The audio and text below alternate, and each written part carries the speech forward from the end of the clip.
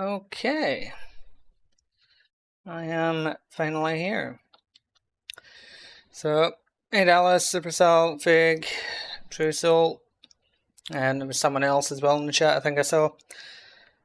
So for shotgun, Striker is best for inventory space and capacity and has a wider spread, close range. Riot Gun, however, is better for like concentrated headshots because Leon's firing it from the shoulder, not from the hip, basically. So it depends what you want from your shotgun, really, because the Striker does nothing at any kind of distance. Yeah, as for RE3 Remake, I mean, I wouldn't say that it's trash. The thing is, it was very disappointing because RE2 Remake kind of set quite a high bar, and I think a lot of people were expecting Nemesis to be a lot like Mr. X, but on crack, basically. And he wasn't. He was entirely scripted, an absolute pushover. And they took a game that's already pretty short. I mean, RE3 OG is quite a short game in comparison to the rest of the series. And they shortened it even more. And then cut out things like the Mercenaries. So it just felt like RE3 Remake was like a DLC campaign for Resident Evil Resistance. And that's what I felt was my problem with it. You know, like if I can speedrun a game, I'm not a speedrunner, so if I can speedrun a game in under an hour, that's short. That's a very short game. So, yeah, that's my thoughts on it. And yeah, I kind of wish RE4 Remake had the PRL 412. I would have liked them to bring it back, but have, instead of Assignment Ada, because Assignment Ada is redundant and silly, they should have instead done maybe a similar mode for Luis. So a mini campaign mode where he has to get the medicine, when he has to get the sample and all that, and if you complete that, then you would get the PRL 412. That's what I would have done if I was in charge of the remake, but alas, I was not. Resident Evil 4.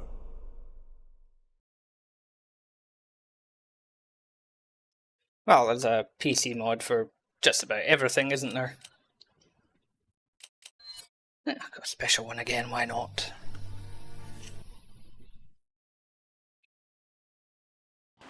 That was actually going to stream... Is that a fish? Huh? Why is there a flying fish?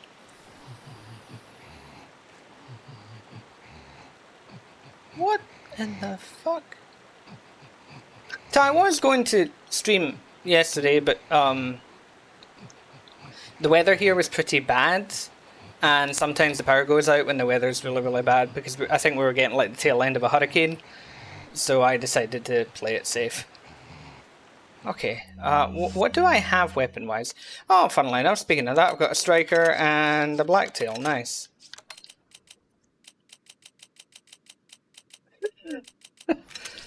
That was definitely not something that I was expecting, I must confess. A phrase that my Catholic father would often say.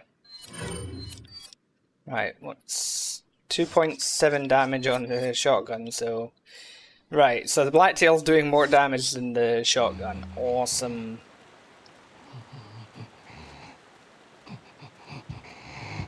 Right.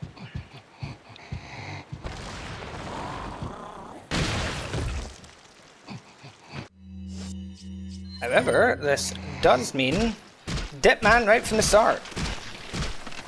Which is handy for knifing regenerators. Oh, okay, he was quite weak.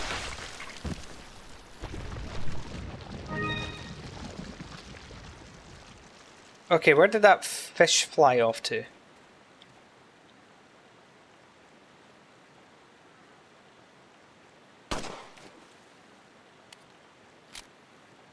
Huh?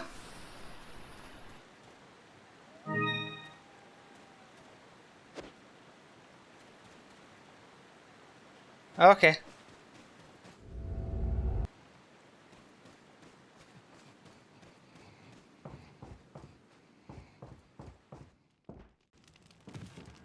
Oh, hello, sir. Oh, hey, JKF.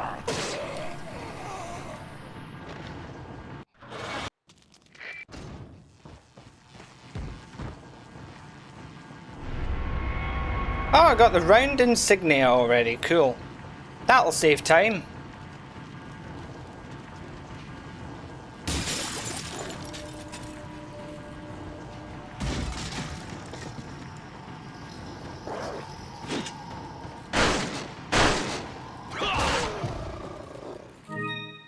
Oh, he dropped a crown. Does he think I can't see him? He is being defeated by a tree. I'm going to be honest, I don't think Sadler has sent his best today. Oh no, Vladimir.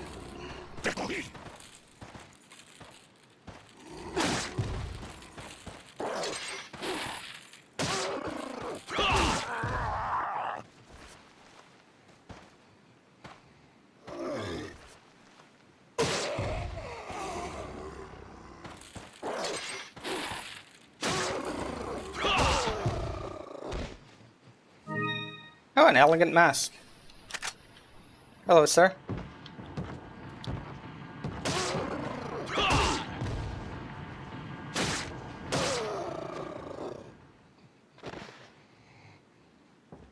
Right.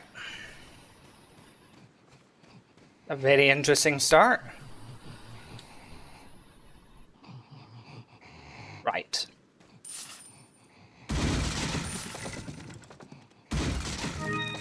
Oh, another elegant mask. Lovely.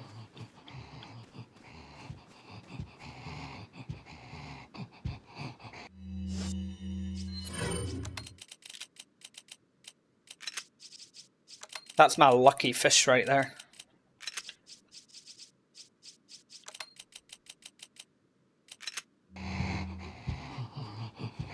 There's a dog and another flying fish. Oh balls. This might kill me. Yeah, it did. Oh god, okay.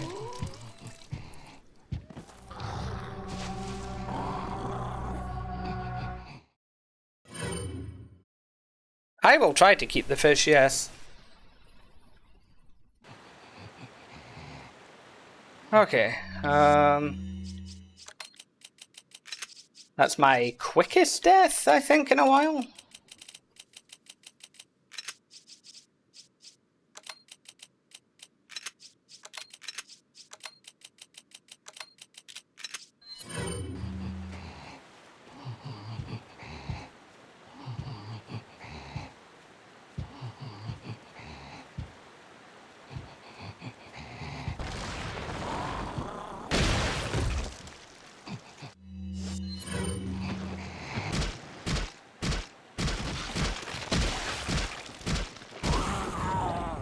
Yeah, maybe Sadler did send his best. I mean, he sent me fish.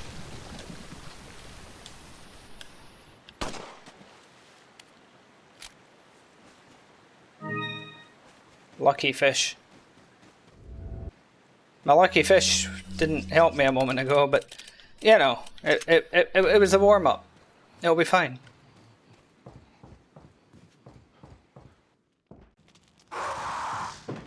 Woof! Calm down, sir.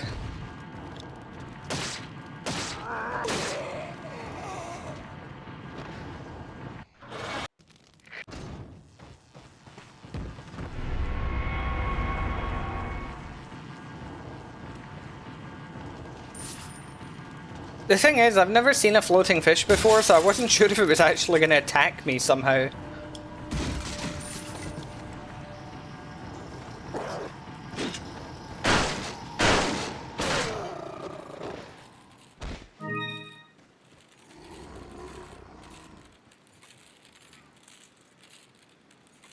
What does Salazar do? He will one-shot me by punching me in the dick.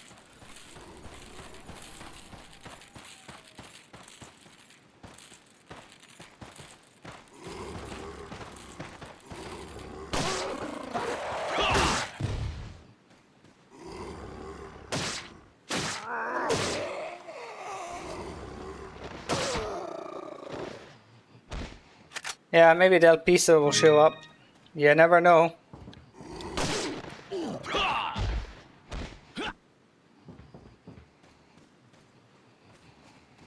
He should be able to, Sadler should be able to spawn in the randomizer, yes. It hasn't happened yet, but it probably will.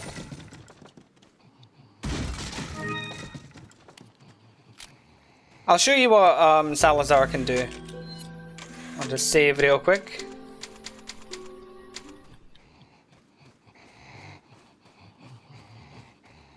Ready to see what Salazar can do? Creepy little midget.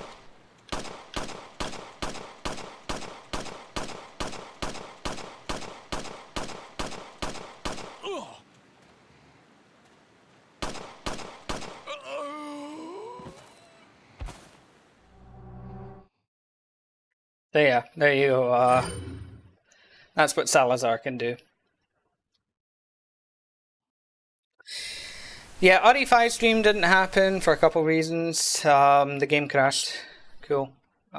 Good thing I saved. For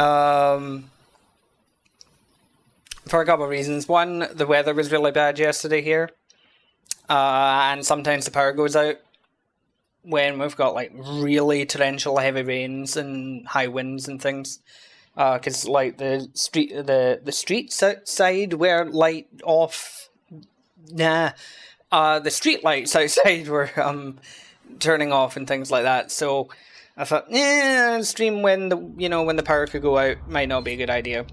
And besides the he who I was going to play with never messaged me anyway, so... Ho-hum. So that might be next week. I think someone just made that, to be honest.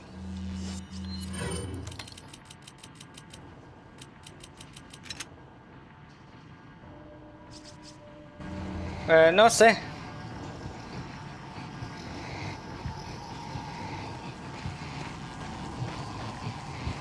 Who the hell is this guy, and why is he here?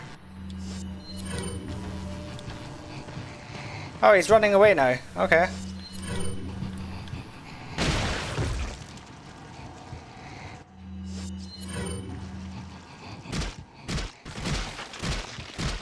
True, I could call you for an emergency stream, but since you're kind of booked for the RE6 one...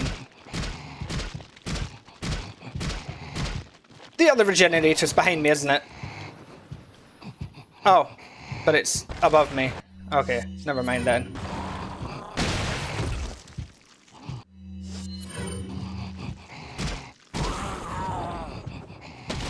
Does this mean...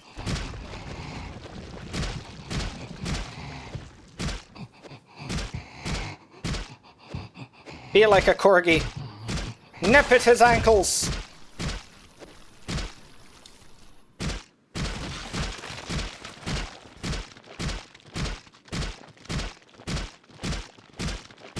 Yeah, door randomizer, Eric. So that means that every door, as in every green door, takes me somewhere completely different. Oh, the insignia key. Nice. Right then.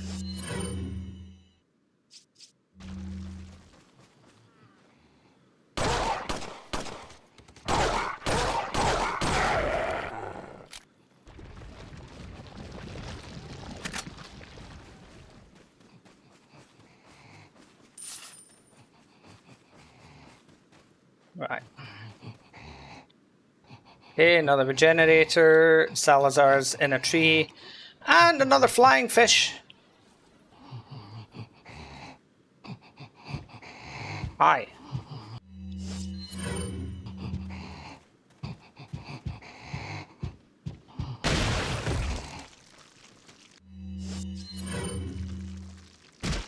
I think we're going to have a lot of fish in this stream.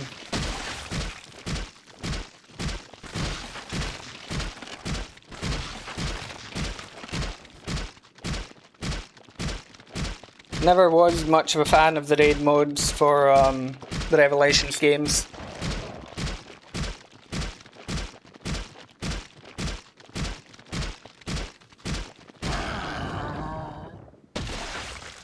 A very fishy stream.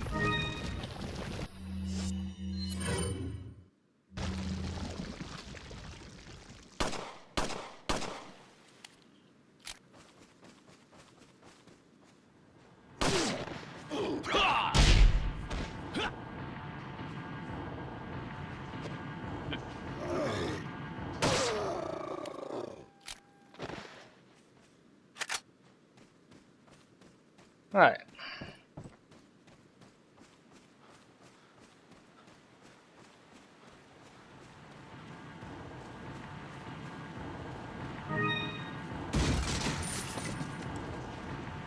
Yeah, I could say I'm going fly fishing.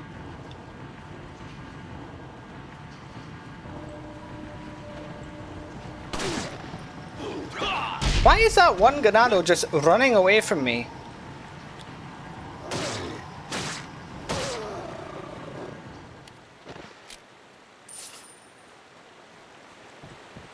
Like, dude, where you go?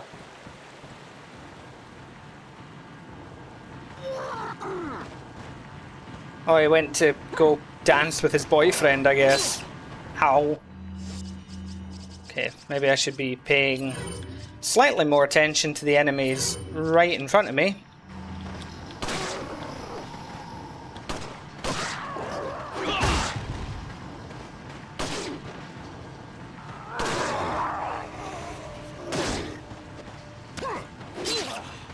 Ow.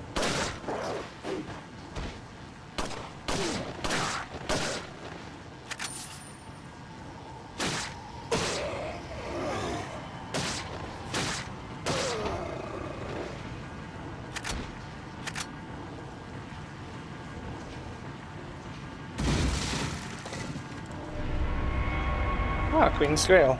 Lovely.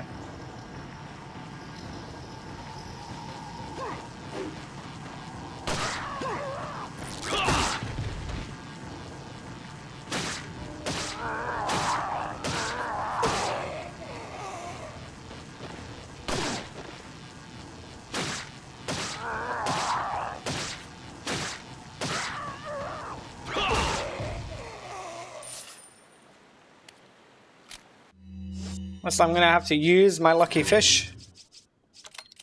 Okay.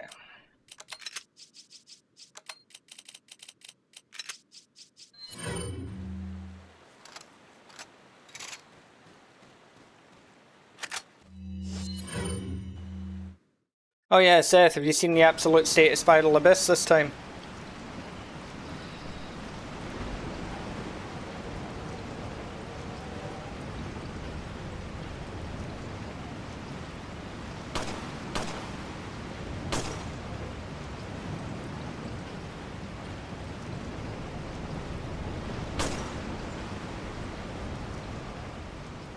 Yeah, there'll be more fish.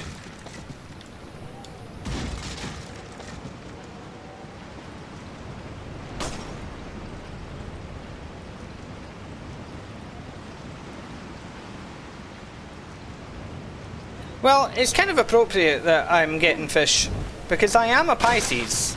So, you know, the fish are my people.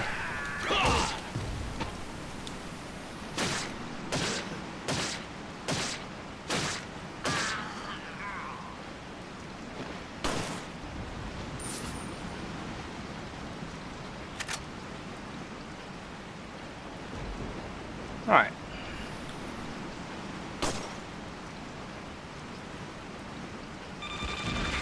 Oh, God, that shit me up. Hello.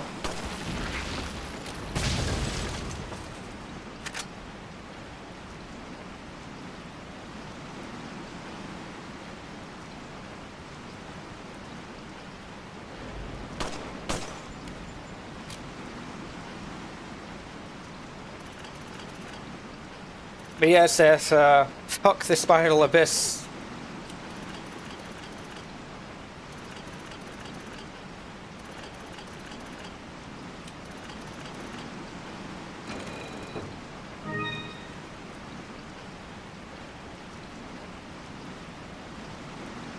Video in Madrid? No, I've not been doing any traveling as of recent. My next planned travels are in May, so I'm kind of just saving up for that at the moment.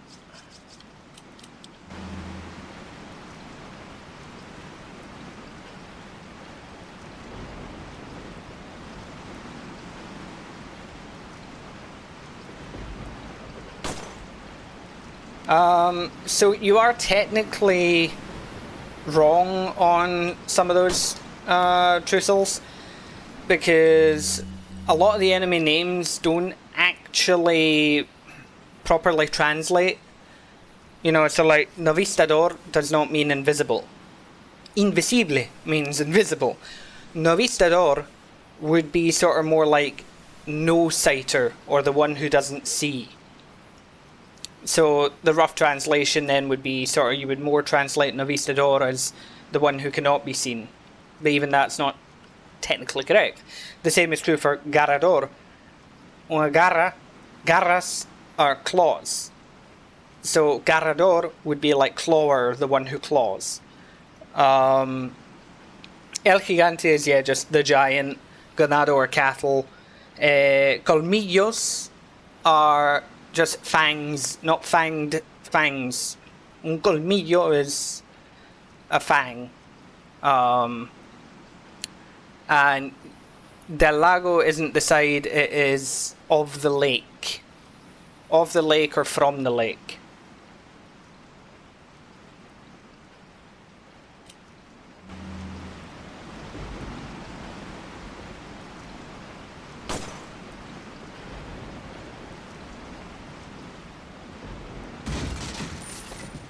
Yeah, well, like, I was able to 36 star the last Spiral Abyss, and this one I just, nah, couldn't be done.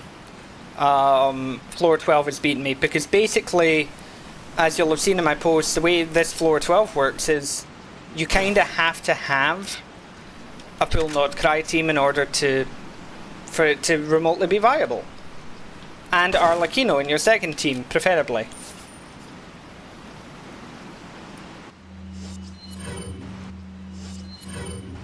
Like, I'm fine with certain characters making it easier, but the idea that you literally basically cannot clear it unless you have these specific characters is, or like a whole team of them, is utterly ridiculous.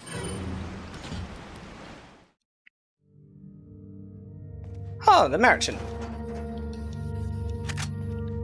Welcome. They had him locked away. Got some rare things on sale, stranger.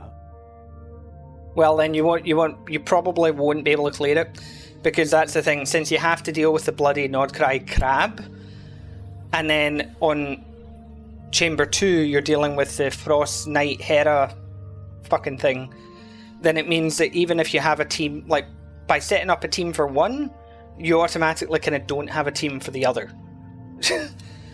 At least that was the issue I was having. Thank you. And this discussion is going to make absolutely no sense to anybody who doesn't play Genshin.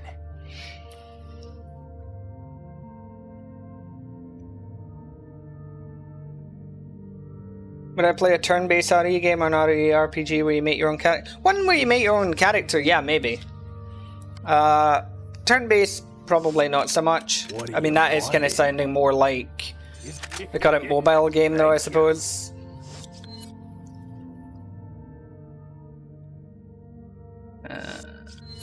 Blacktail's probably going to be my go-to this round, so yeah. Come back anytime. Yeah, you can give it a try. I gave up. Well, I was trying it last night and I couldn't. I mean, even if I can clear the floors, which technically at a push I can, I'm not getting any stars. You know, because the HP is so inflated that it's just absurd. Like, you just can't do anything.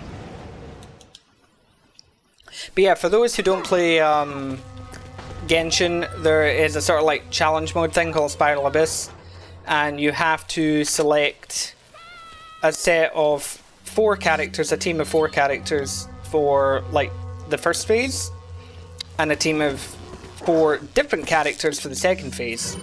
And what they've been doing recently is the new characters that are being released have, you know, special gameplay mechanics to them. And they've now basically made it so that the Spiral Abyss for this month, that challenge mode, you won't be able to clear it unless you've got those specific characters, a full team of them, basically. So for a gacha game, it's making it so that it's very unfriendly to those who do not want to spend hundreds of dollars, you know, to pull for these characters.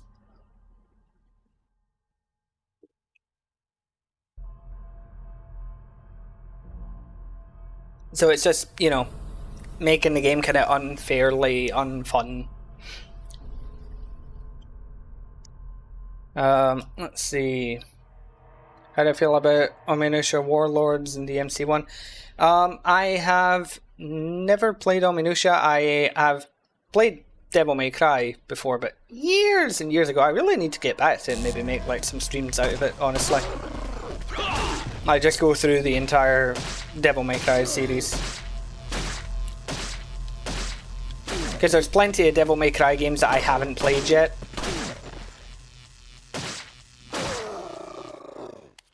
Which is blasphemy, I know, but it's the reality of things.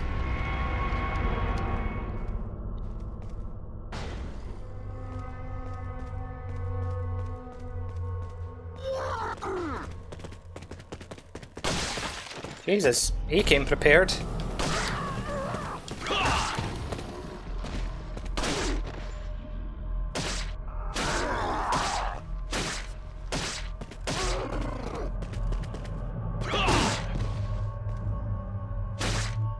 Y sí, Vlad, mira, algunos de los nombres son un poco raros, pero bueno, claro, son japoneses intentando crear algo en español, así que bueno.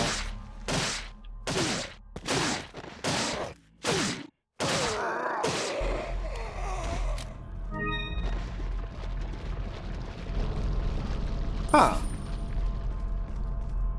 I wish it might be worth giving a go then.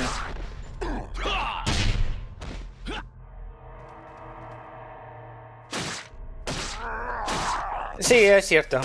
Aprendieron. Aunque algunos de los nombres todavía son lo mismo, pero bueno. Claro, como es un remake.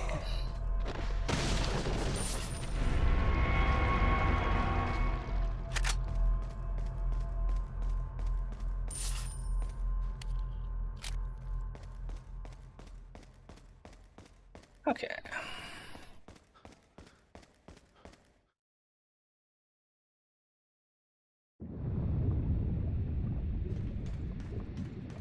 This mod really does give you whiplash.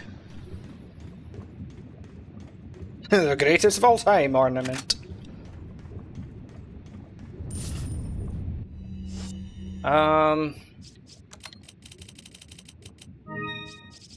Right. I'm not really ready for a gigante, but okay, whatever. Can knife it, I suppose. Oh, and it's Chrysler.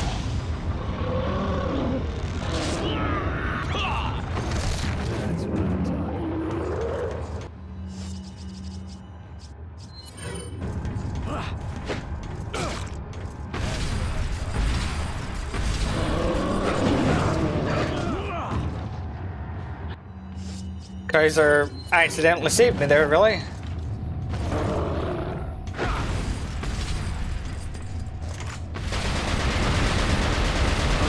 No, Chrysler.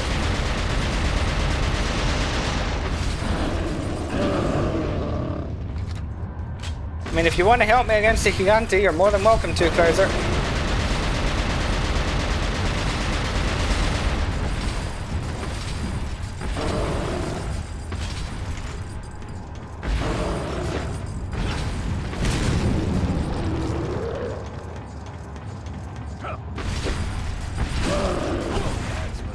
Oh dear.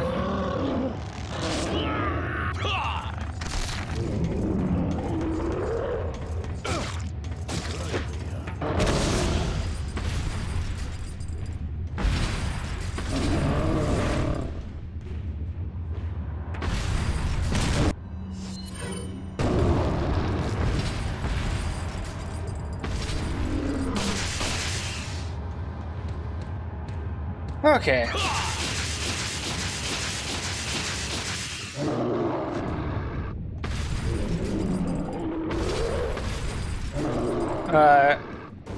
Must be the way the game's coded, I guess. Shame. RE2 remake randomizer could have been cool. Yeah, I mean, that could have gone worse, I suppose. Considering it was Krauser and a Gigante. Oh, Matilda. Chat, I will let you decide whether I stick with the Matilda or the Blacktail.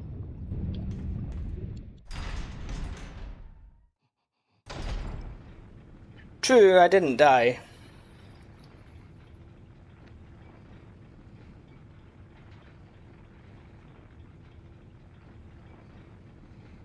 Oh yeah, RE0 could definitely be salvaged with a remake.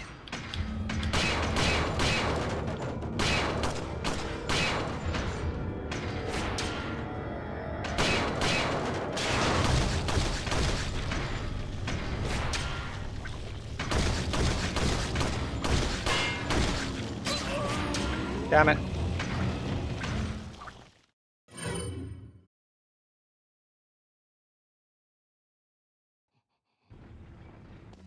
Sí, el daño está comenzando con 2 con 3. There's stats for those that missed them the first time.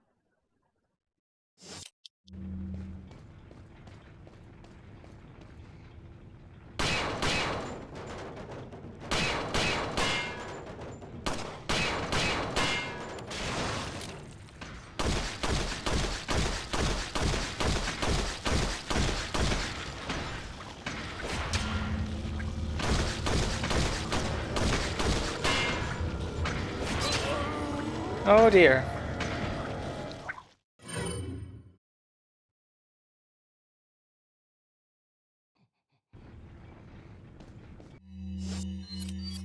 Bueno, la Blacktail está a 5 de momento. Con una mejora. The Blacktail's at 5 at the moment with, you know. Okay,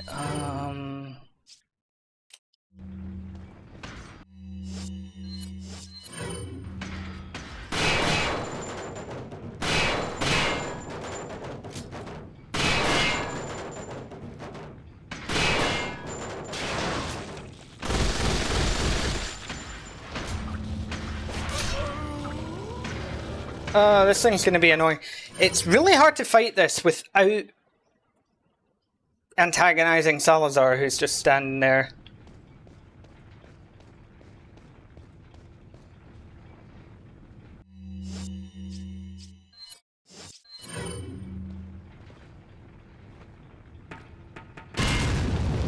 Oh shit.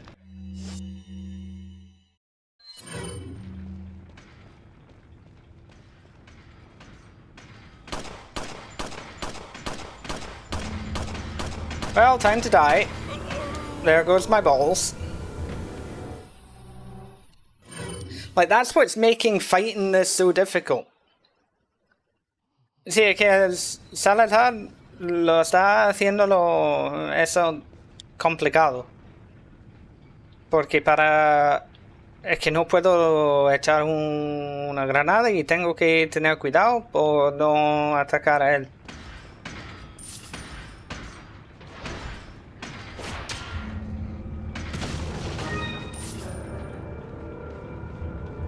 Okay.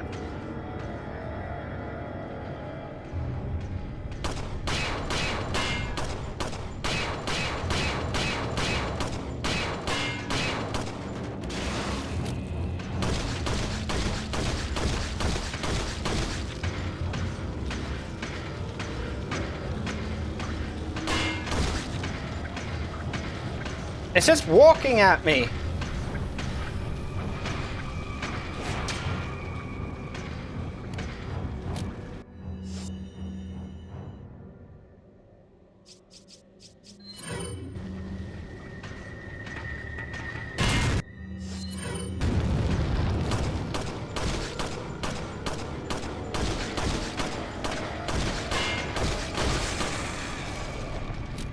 God, I hate tanky armaduras.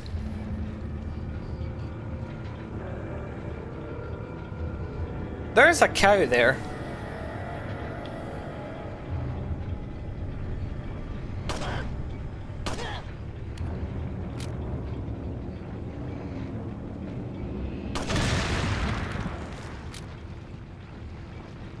Right.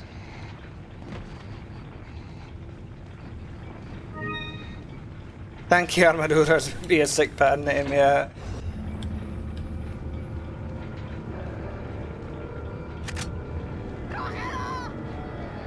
Good God, Randomizer. Healing items would be nice.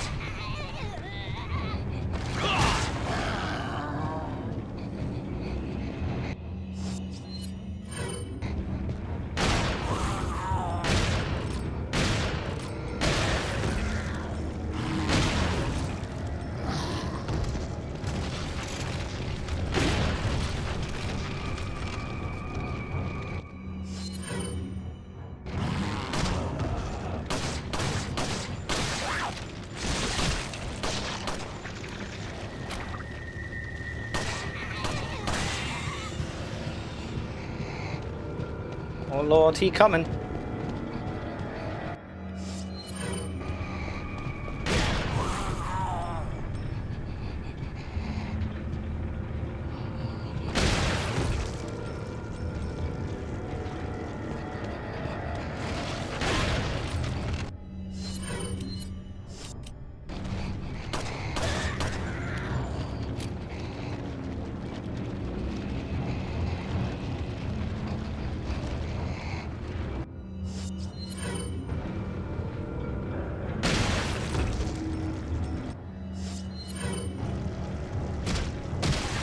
Okay.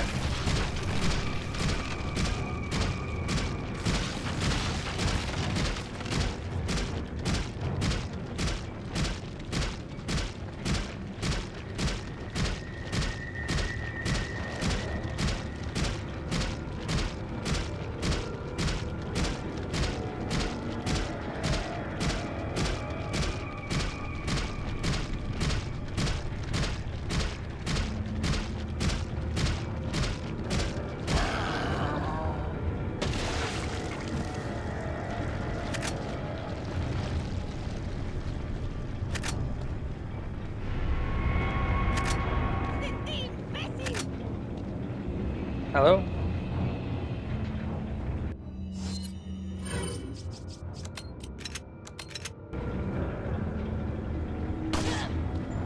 You jumping down? No.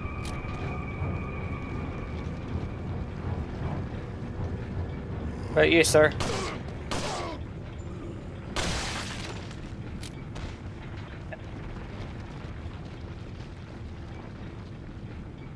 Oh, so that's what the cow was defending. You don't mind if I take that, do you? Thank you.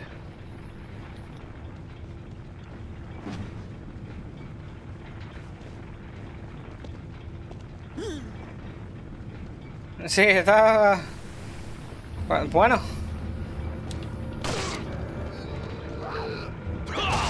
Obviamente era un trabajo importante.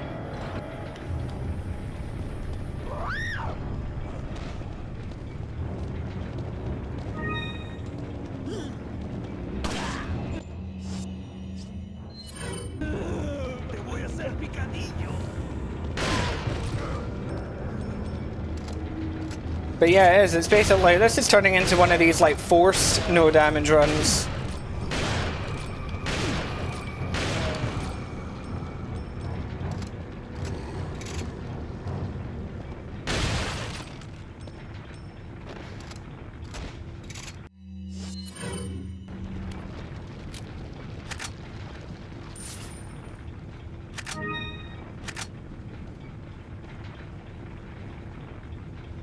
The nerve of the game!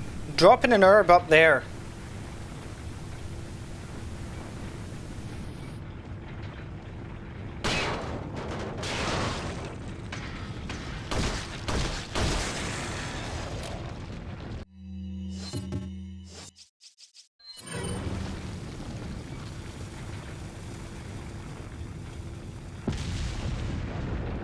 I'm glad that didn't kill the cow.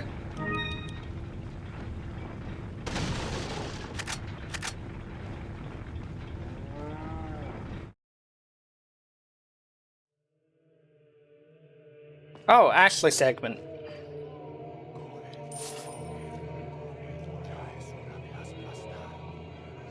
Sí, para los randomizers sí, parece que encantan poner la armadura.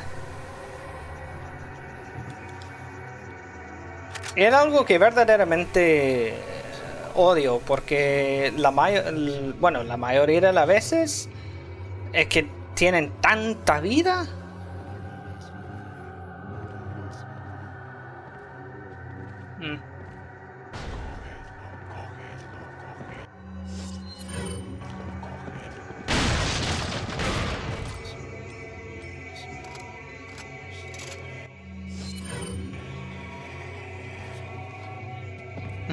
Hey Jack, yeah, the big moo.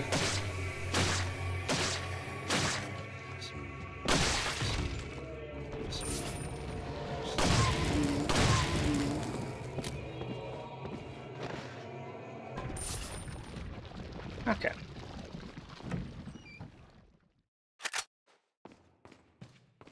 Let's loot the place.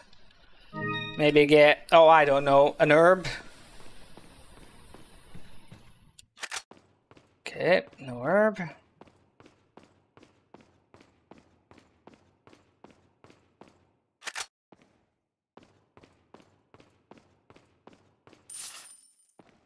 Wow. Oh, this randomizer's really being unkind right now.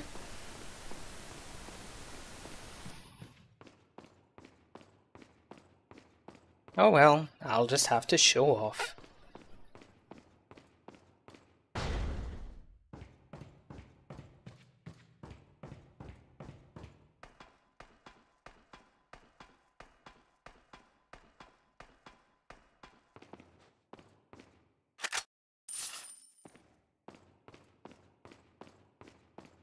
You sometimes hear a nerve.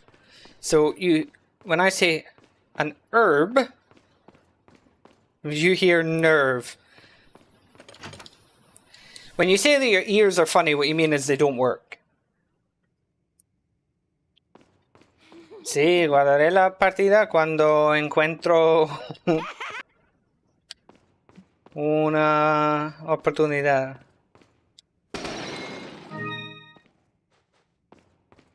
Why does the sniper cause frame drops when reloading? They don't cause frame drops when reloading. What happens is that their animation is only like 20 frames.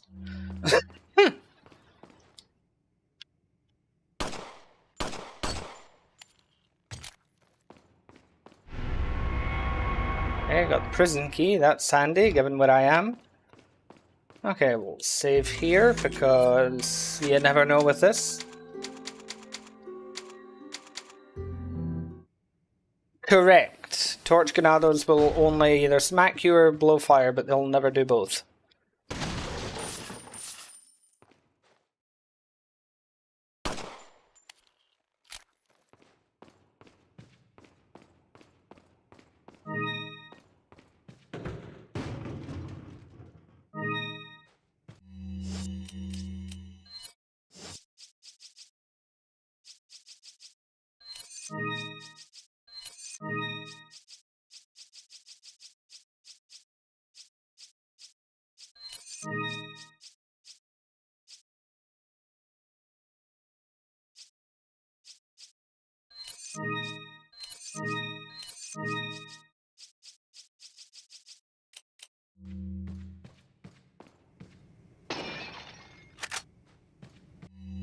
Sí, muy escasa la vida, pero bueno.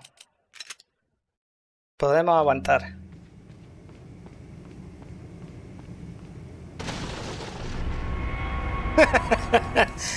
Yeah. That line pretty much exists in the English dub as well, Alessandro.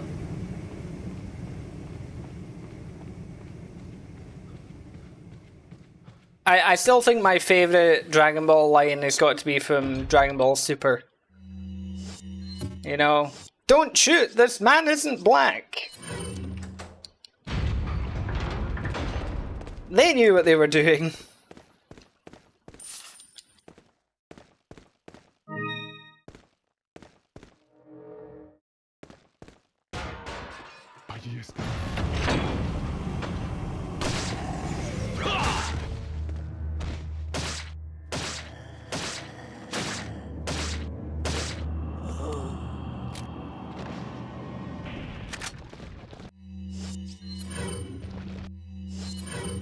Can I have some healing items, please?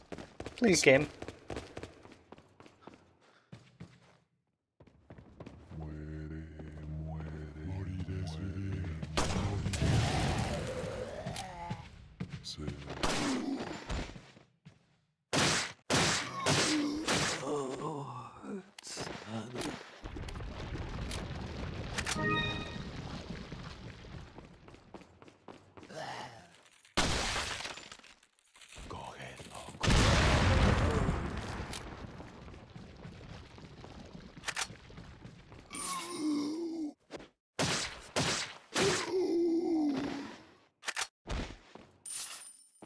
Oh my god.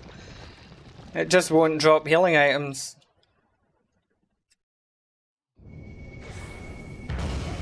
Oh, not Verdugo.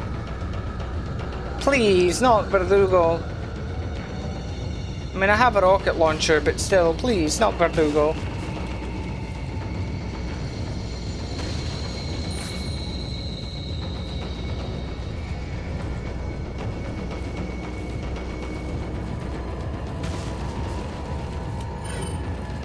Okay, back to full health.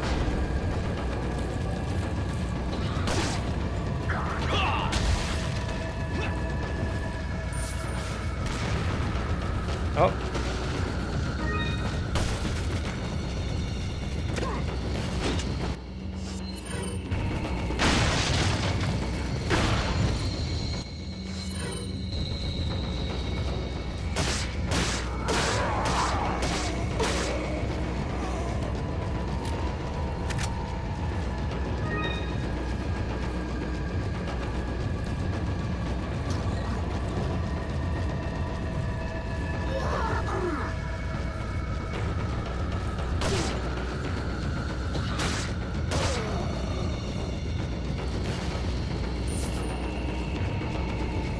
Okay.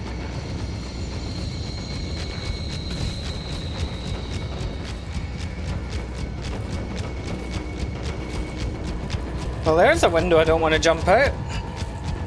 Ugh.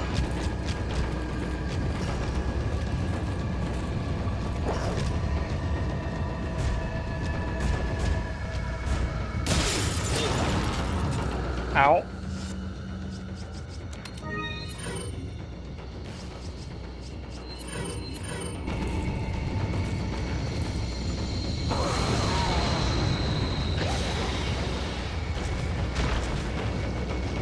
Did Verdugo just die?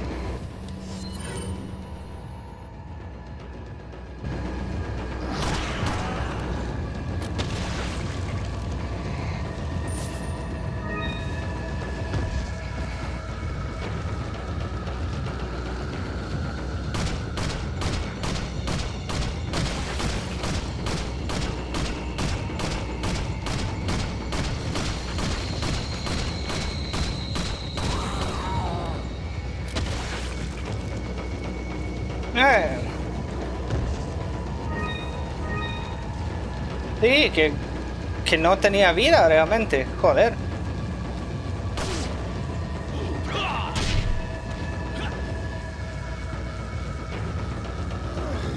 Also, if you want a tip, Lissandro, if you do at any time need your fan to be a bit cooler, put a bottle of water in the freezer so it's frozen, and then set it in front of the fan, and it'll blow colder air on you. No, this is a new one.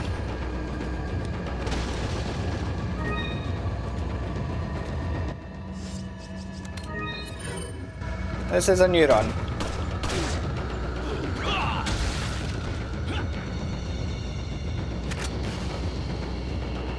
Compensating for the lack of a stream yesterday.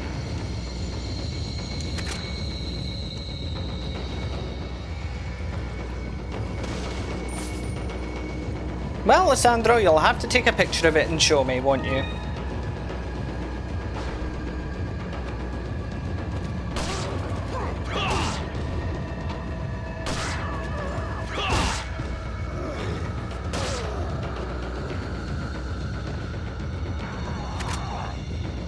Sí, subió la vida. Lo que pasa es que no lo suba mucho y es normal.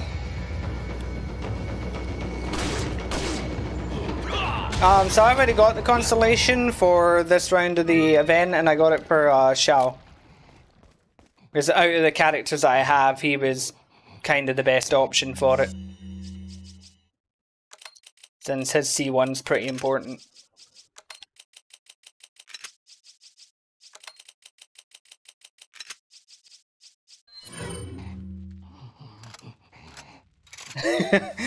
Yeah, exactly.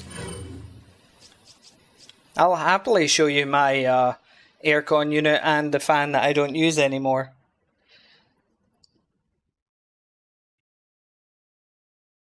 Oh, fair enough. I think my Tainari is like C4 or something at the moment. And that's just from like random pools. Alright.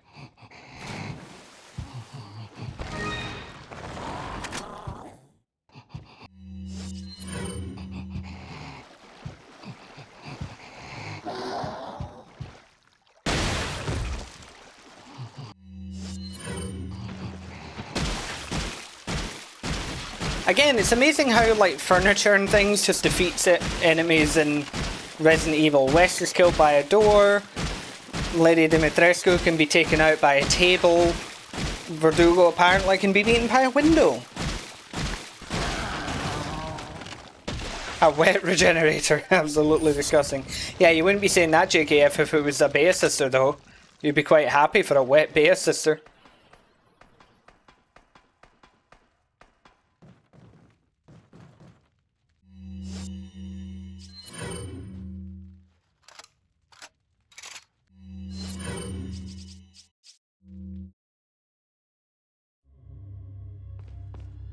Okay, we're back in the castle. Pero imagínese un regenerador, pero mojado. Ugh.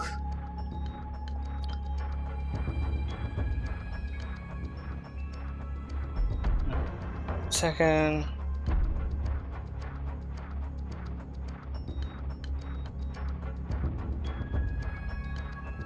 Just answering his floofiness, and then I'll check the picture. Oh, okay, so you've got one of those fans. Kind of looks like you pulled it off of the wing of an airplane there, Lissandro.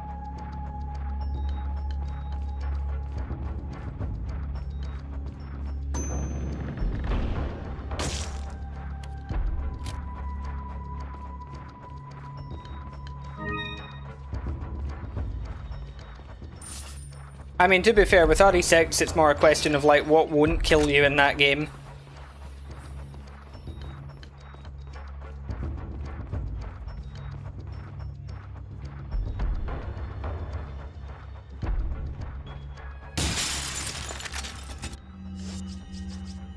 Alright.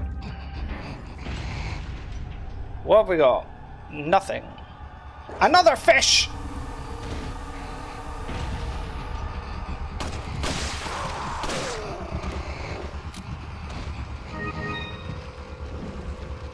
Bueno, ya beberé algo en un ratito. Okay, so we have a regenerator, an armadura, and a fish.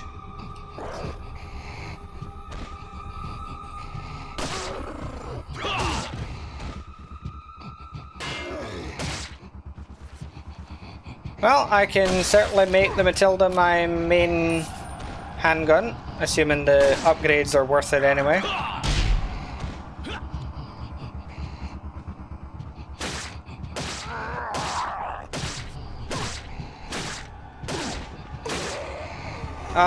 I wouldn't say I'm excited for the Steam Machine, but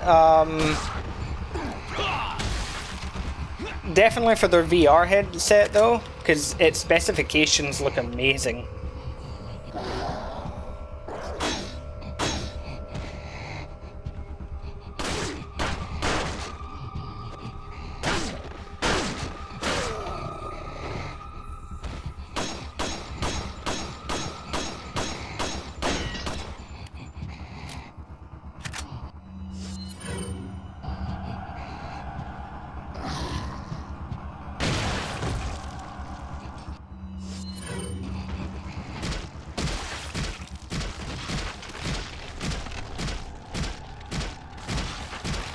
Probably a mix of both, Lissandro.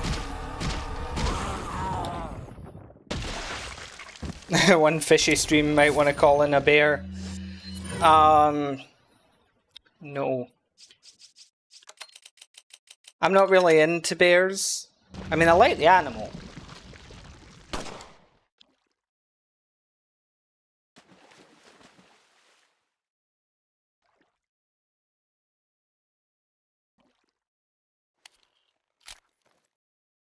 Just not gonna talk about that.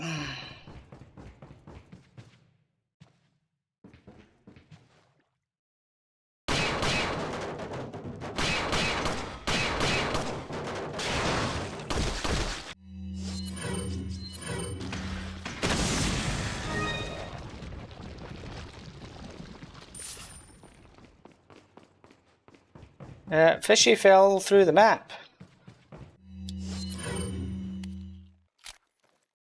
Okay, where to go first? this door or the other?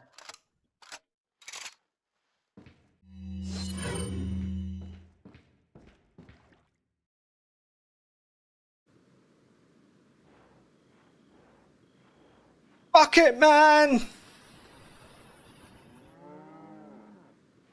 The cows sing for Bucket Man.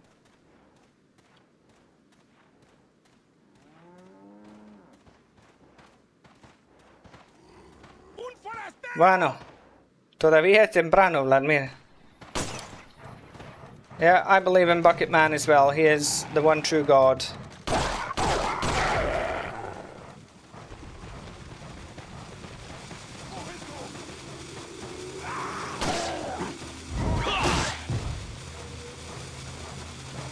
Oh, a doggy had a sniper rifle.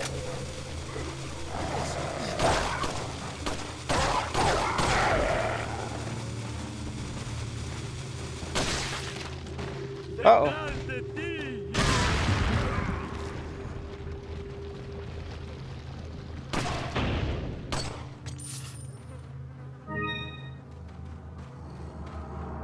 Oh, and the mine thrower. Te voy a hacer picadillo.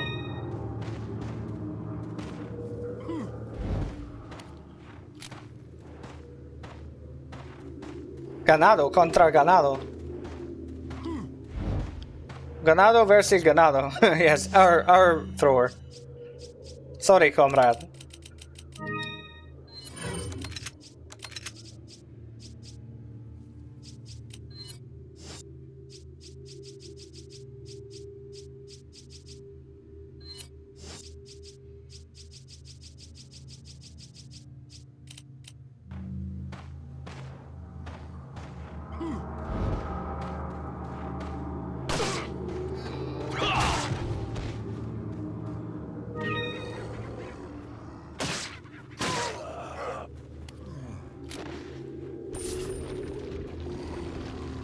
Yep, cow playing defense. It knows what it's doing.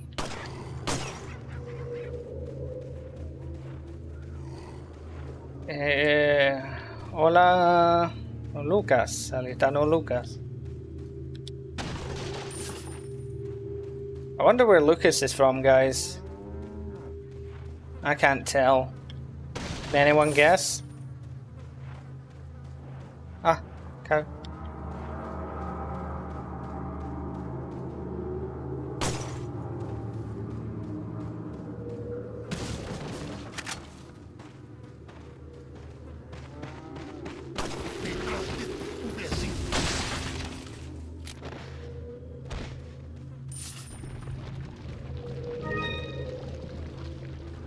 Another fish! Flying fish!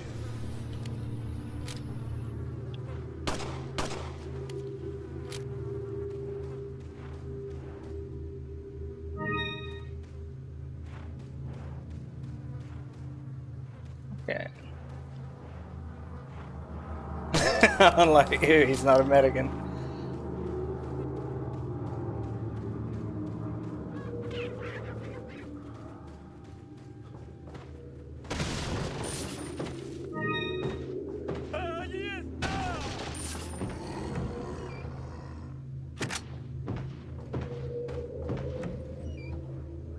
Sí, es una de las cosas más raras que he visto en mi vida jugando este juego. Un pez volando.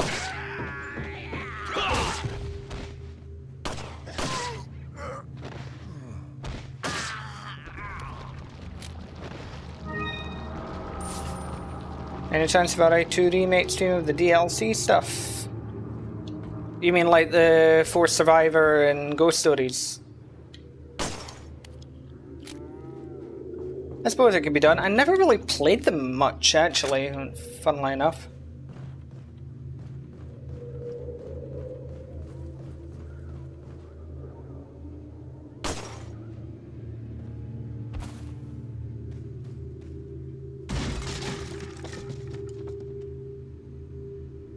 I mean, my plan is to upload all the Resident Evil games to the channel anyway. You know, full playthroughs, even if they're not like super impressive playthroughs, because Obviously, I'm not a master at every single Resident Evil game to the same level that I am for RE4, but yeah. Because it feels right to play through the whole series before RE9. And there's a couple videos I want to make that kind of require it. So yeah.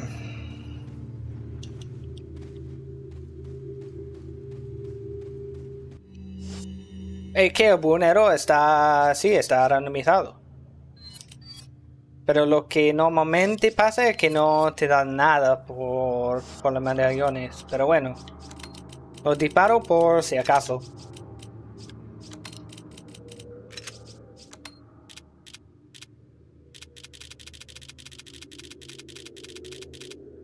Dancing fish. Okay. I'm gonna save real quick actually, just in case it crashes.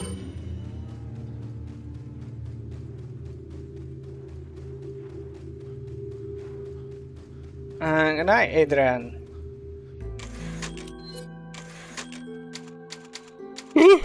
Yawning now.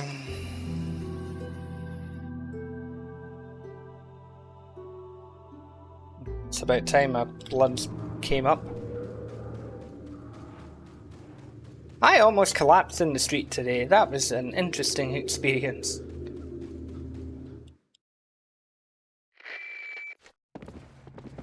Oh. Now we're here.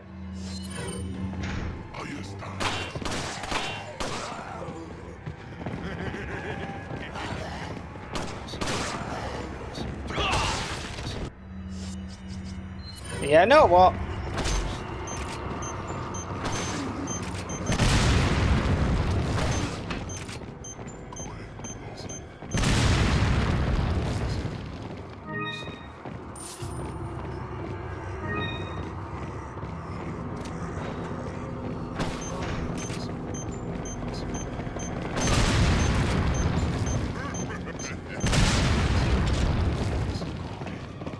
Sí, el buhonero sí se puede randomizar. Es que en este mod todo está randomizado. Todo. Bueno, salvo los jefes importantes, pero bueno.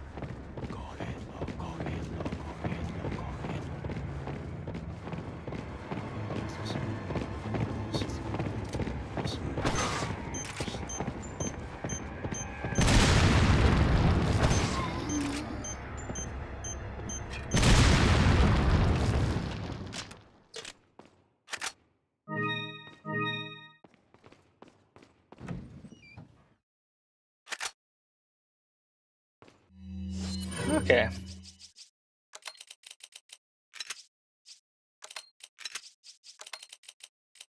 God, this is a messy inventory.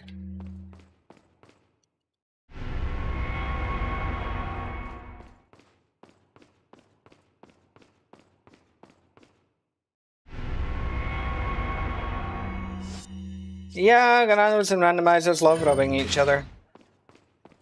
Like to get a bit of grinding going on for whatever reason.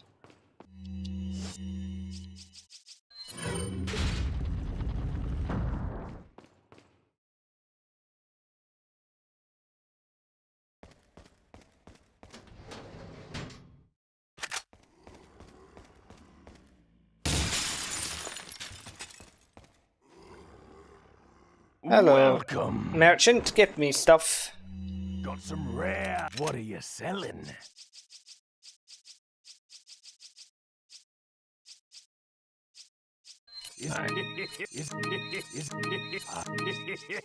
Thank you.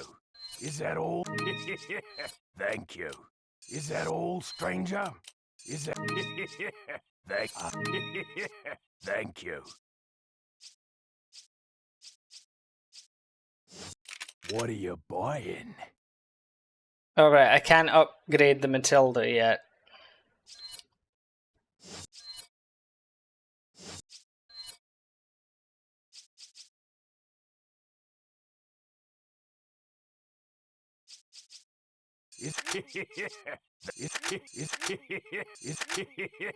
Thank you.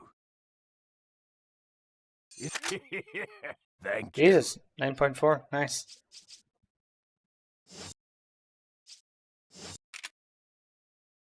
Come back anytime. Okay.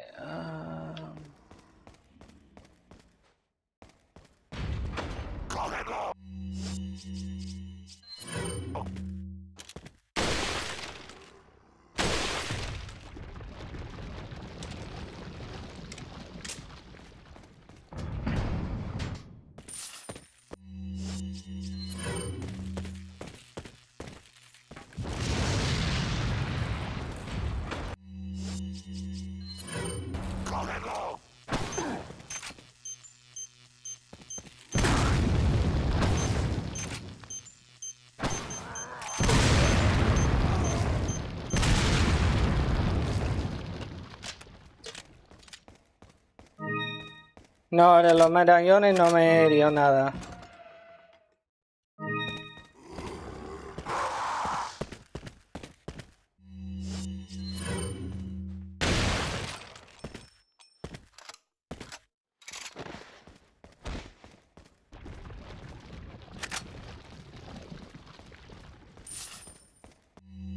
Okay.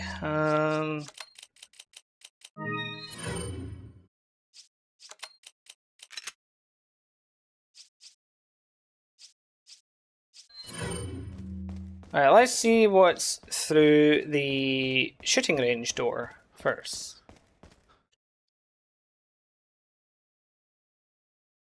Oh, we're here. No one's here though, but we're here.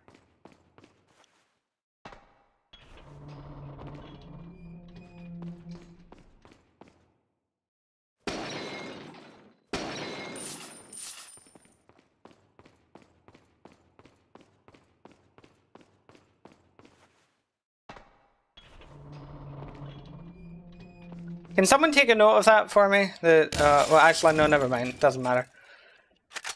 Or maybe it does. Maybe it does. If I can do this, it might matter. Right, yeah. Just make note that this takes me back to the the second island merchant, you know, with the gate. You know, the shutter. Because later on it can get difficult for me to remember where I have and haven't been.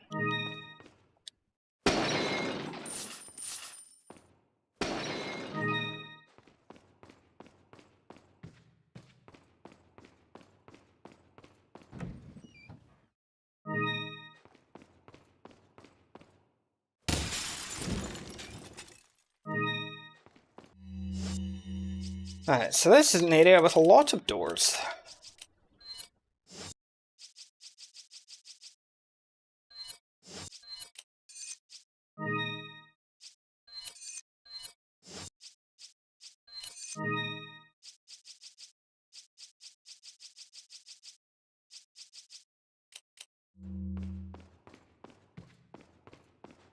Welcome. Got a selection of what are you selling? Is that all? Thank you.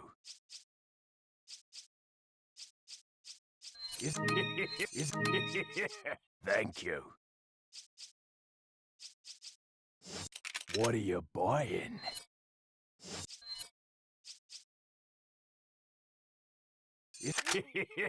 Thank you. Thank you. Come back anytime.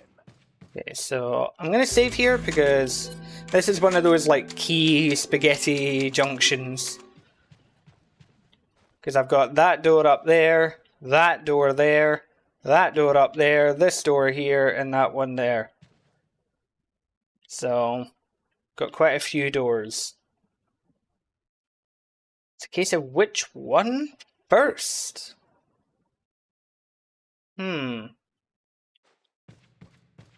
What are we thinking?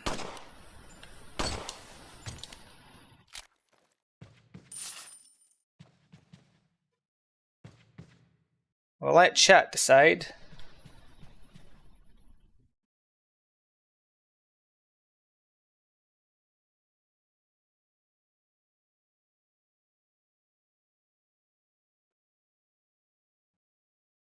I should do the merchant. Not go through his door. Or maybe you are saying that I should enter his door.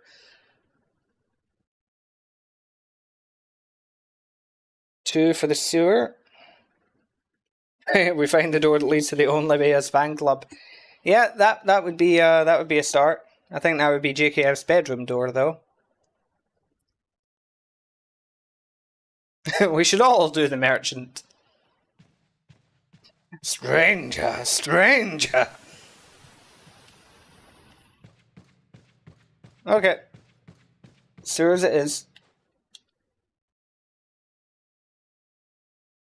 Oh, sewers takes me back up here. Okay. Okay, time for the merchant store. Not enough cash. The merchant, if he was a man of the night.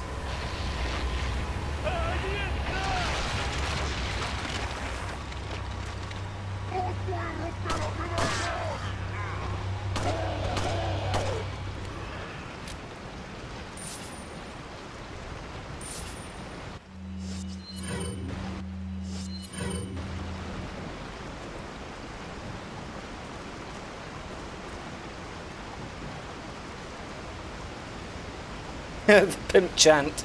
Yeah.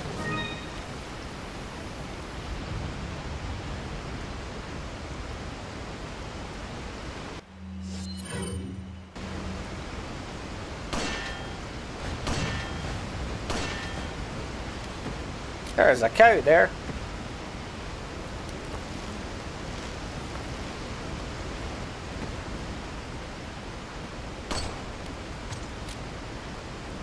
The merchant having to disavow that he has ever sold or provided any services to the aristocrat formerly known as Prince Andrew. Legend foretold of the waterfall cow.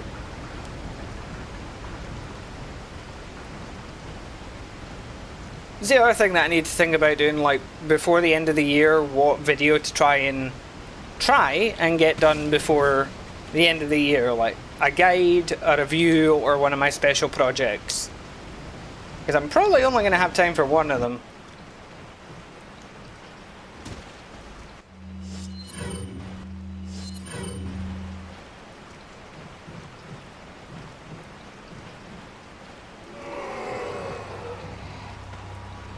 More fish.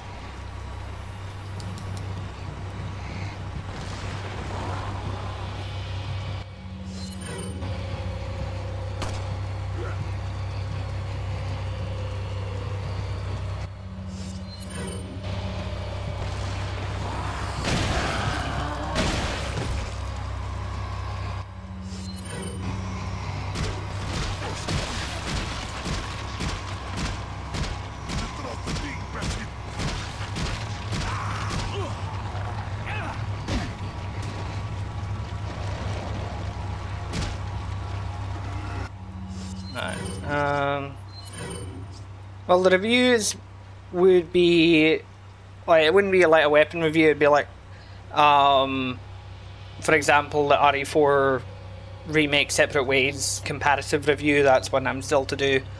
Because then I've got a bunch of special projects to do as well, guides wise. Yeah, I just feel like the RE5 guide. It's like, which one do we do? Like, again, like, do I do mercs? Do I do pro mode? Which pro mode is basically just a general guide, because my guide for pro mode is ultimately going to be, you know, how to clear veteran so that you can then use the infinite launcher on pro mode. Because if you want to clear pro mode easily, which is the point of a guide, is to show you how to do that, why would you, you know, do it raw, as it were?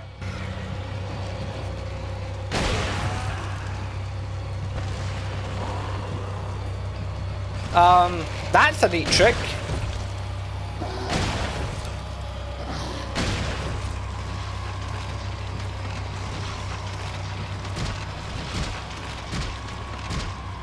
Yeah, Mercs is the most requested. Although that will also take a while because you've got Vanilla Mercs, all the stages, all the characters. Mercs Reunion, all the stages, all the characters. Mercs United, all the stages, all the characters. And No Mercy, all the stages, all the characters.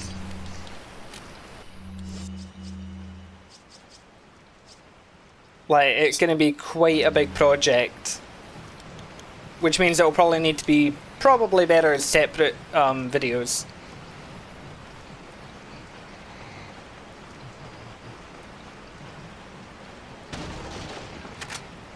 Yeah, they can mostly overlap because they are the same thing. No. Oh, cheeky, there's a Salazar hidden behind the cow.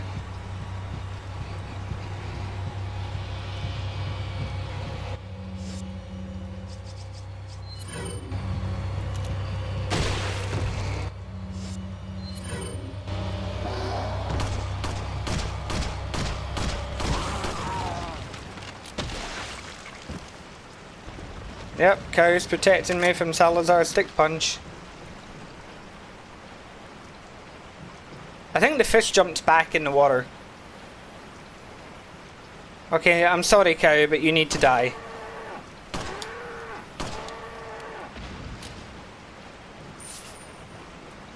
Okay.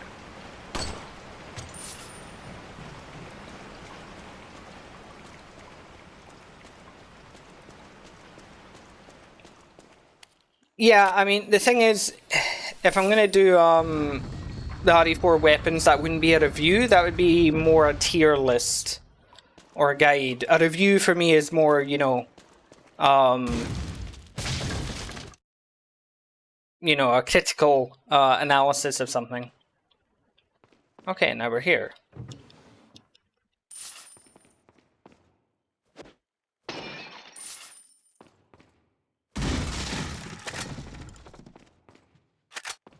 I also need to ask the devs, if I can, of the Attack on Titan VR chicken!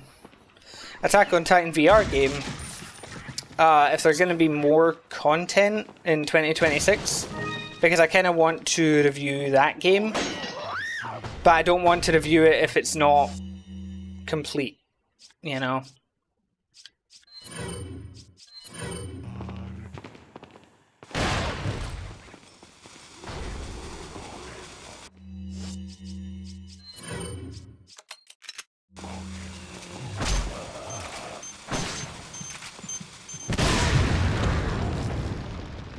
Yeah, we found the only Bears fan club.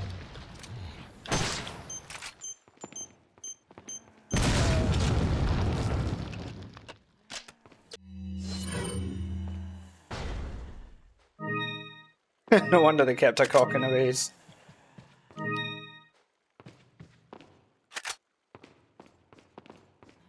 Blast, I've been found out.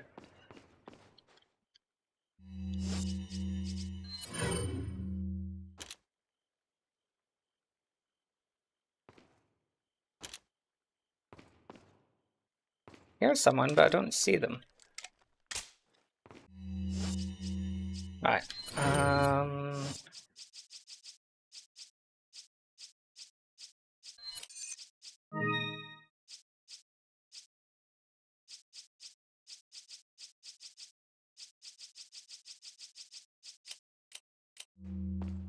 I'm gonna save here.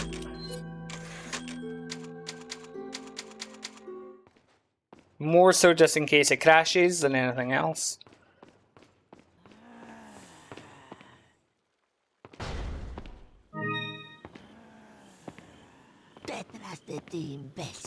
Hello?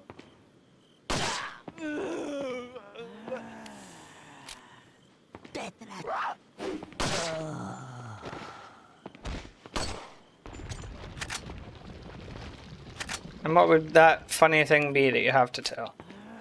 And yeah, as I say, I've got lots of ideas. What I should probably do is I will put a post up, maybe a community post later, for channel members, and I will actually explain what all the ideas are for channel members. Wearing Air Jordans. Yeah, maybe.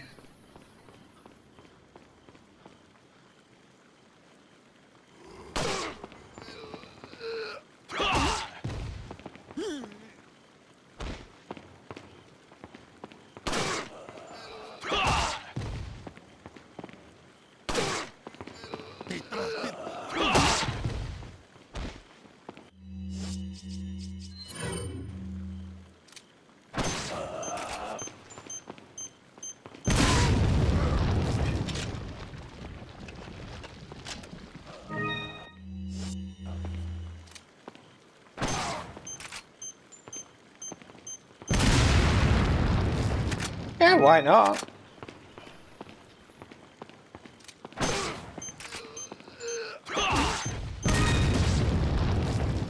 Learning guitar sounds like a nice idea, actually. And like you said, I mean, unfortunately he's never going to play it again, so might as well make use of it, you know?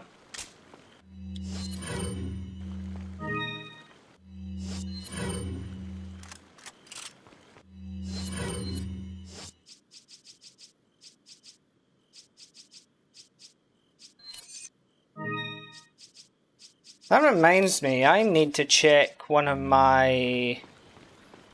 Well, not one of my old laptop to see if I've got a particular music track still on it. Because I lost it when my main hard drives for this computer died.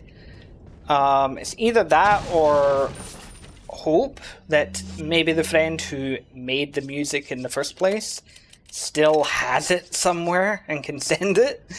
Because I kind of need it. Right. Well, might as well deal with El Gigante, which isn't going to be El Gigante.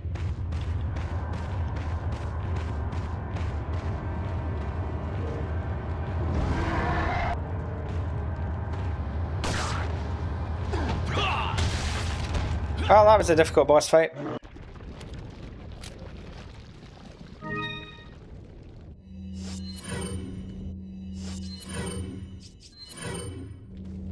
I mean, I would love to hear an acoustic of that, because I like that song, and I can understand why you would choose that song.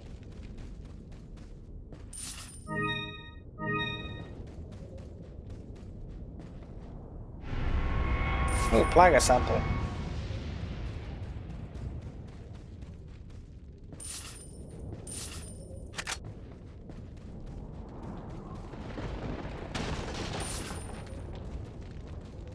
Okay.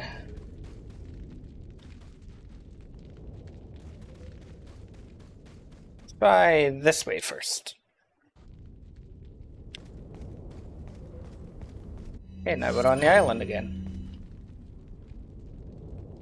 Funny, actually, I was listening to I Hate Everything About You earlier when I was out on my walk. It wasn't what was playing when I nearly collapsed, but, you know.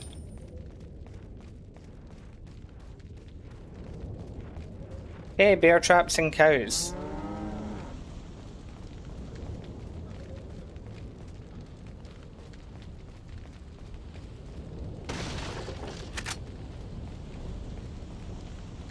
Alright.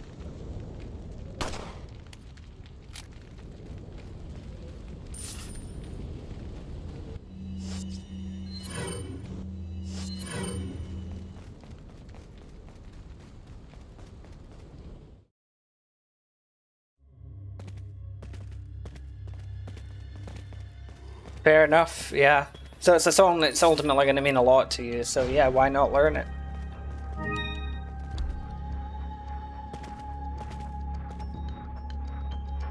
Actually, you know what? I'm just going to fight them straight.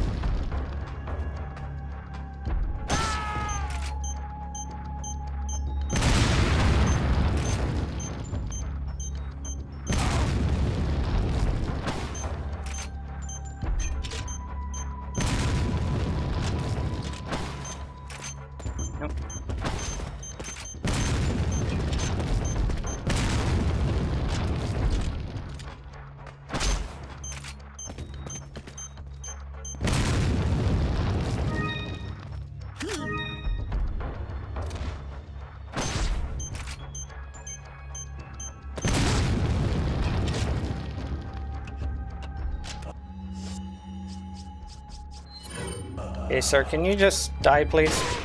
Thank you.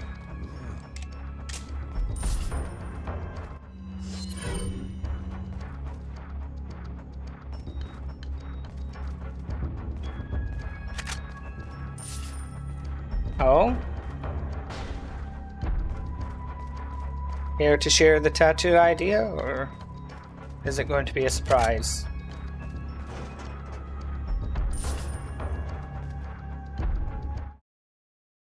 And yeah, 3 Days Grace is one of my favourite bands as well. Not the favourite, but one of them. Let me just answer his floofiness.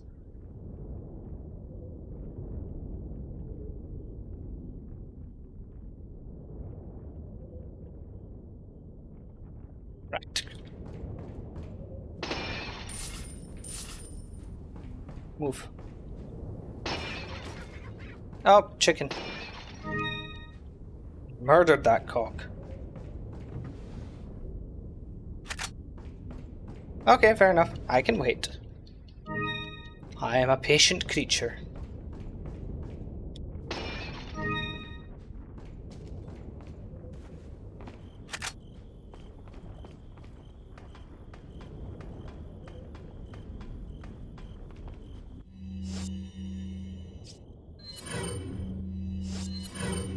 Dismowdown are trapped. Also good choices. I think one of my ultimate favourite bands, this will be no secret to those who know me, is Shinedown. A lot of their songs mean a lot to me for different reasons.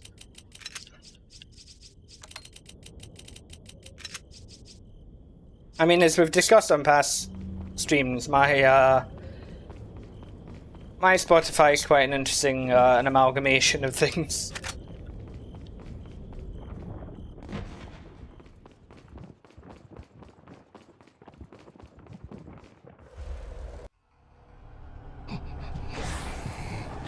Oh my god, that's a Verdugo. Woo! Hello, Verdugo. So I'm just gonna go here.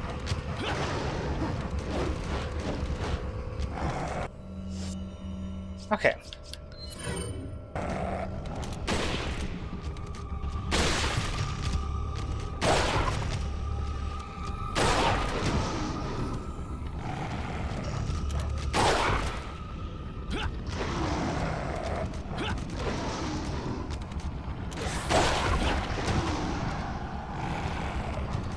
Look at that doggy jumping. Okay.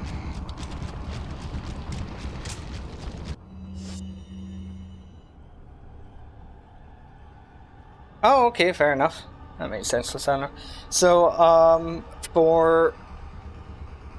Is it more like, you know, for... Do you want me to extrapolate on the reason Shinedown, like, which songs mean a lot to me, or what other bands I'm into? Because I could be here a while if I go over some of the bands that I'm into.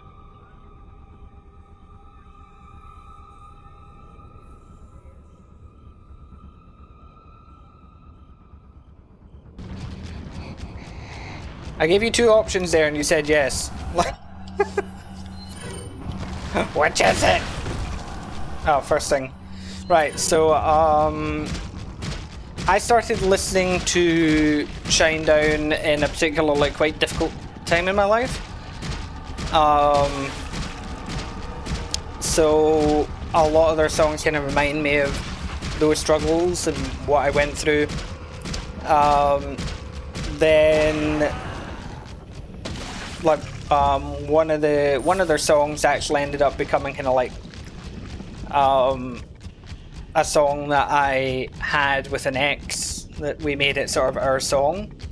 And what's interesting is that one of Shinedown's other songs, Burning Bright, is actually the one that I, you know, when I hear it, I think of that ex, because of the lyrics. What a shame. That song makes me think of my granduncle, who I was very close to. Shed Some Light, I think, might be the one sort of that I think I identify with the most. That's a bit of a deeper song. I think the first song that I heard from them though was 45, which was obviously written about a suicide attempt. That's why I loved when when Shinedown did the acoustic tour and they recorded the acoustic tour, the acoustic concert in Kansas City, and they were giving some of the background behind a lot of the songs. And 45, yeah, that resonated with me because I can relate. I've been on both sides of that story.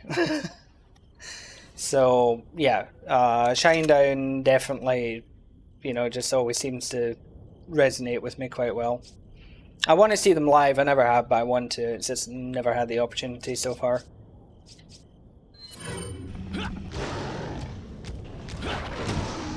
Yeah, I won't take that.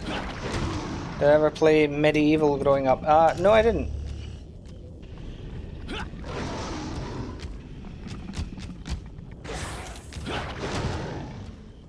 Okay, Verdugo, can you stop? Verdugo!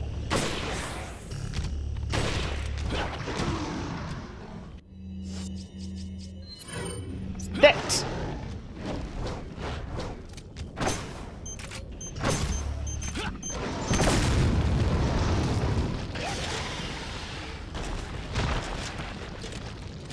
D.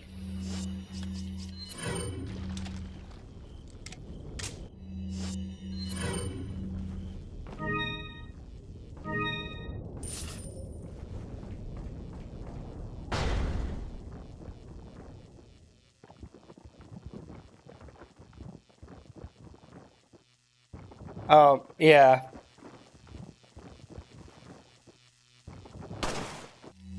Let's see what I want to use for this. Rifle, fuck it. Oh, Salazar. Yeah, I can sort of relate to that. I mean, I can at least still listen to the songs, but yeah, that was a particularly toxic ex of mine, so it is rough that I kind of like have a song that was sort of our song, as it were.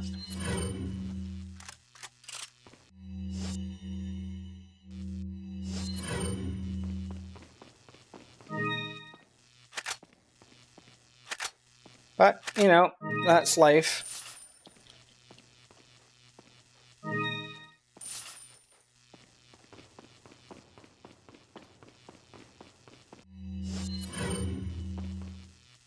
Yeah, that's fair.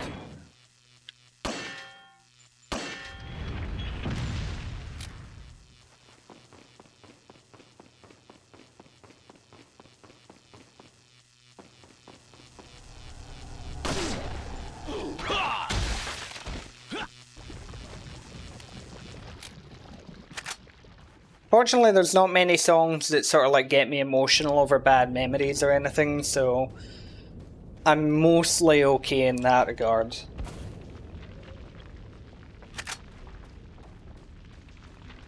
Don't get me wrong, there are obviously some, but...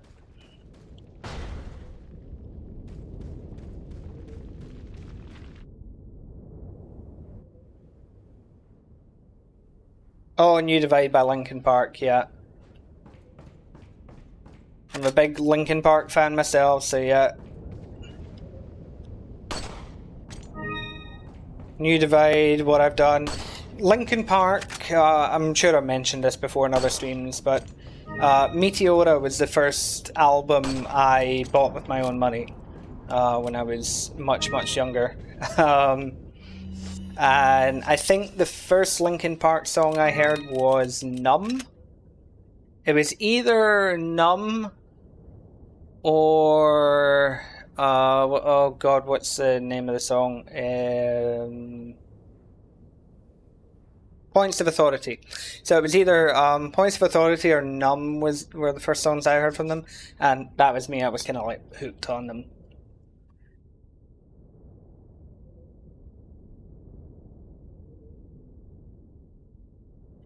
Yeah, I know how to exploit this AI. I'm just being lazy.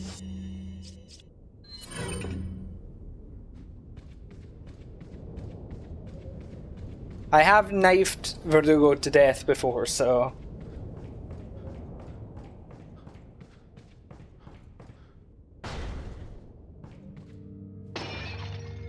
Oh yeah, I would see another one of the greats. Because Hybrid Theory has ones like Crawling, Forgotten, Paper Cut, pretty sure, if I'm right. If I'm wrong, shame on me, but it's been many years, so leave me alone.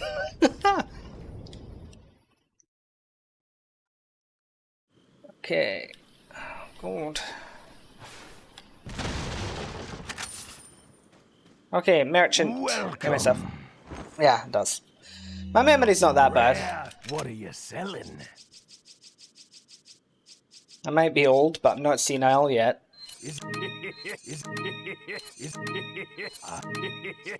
Thank you. Let's see, other random music facts about me. First band that I saw live was... Thank you. Technically, and Lissandro's going to hate me for this, but the first band I ever saw live was Black Tide. Followed by Lacuna Coil, Lamb of God, and Bullet for My Valentine. I've also seen Children of Bodom live. Unfortunately, I saw Cannibal Corpse live because they were a support act. That was a rough like 20 minutes, 20 minutes, half an hour or something like that. Was oof. I can't remember who the other support act for Children of Bodom was that time. I'll need to Google that. I genuinely forgotten. I've also seen Metallica live. So there's that.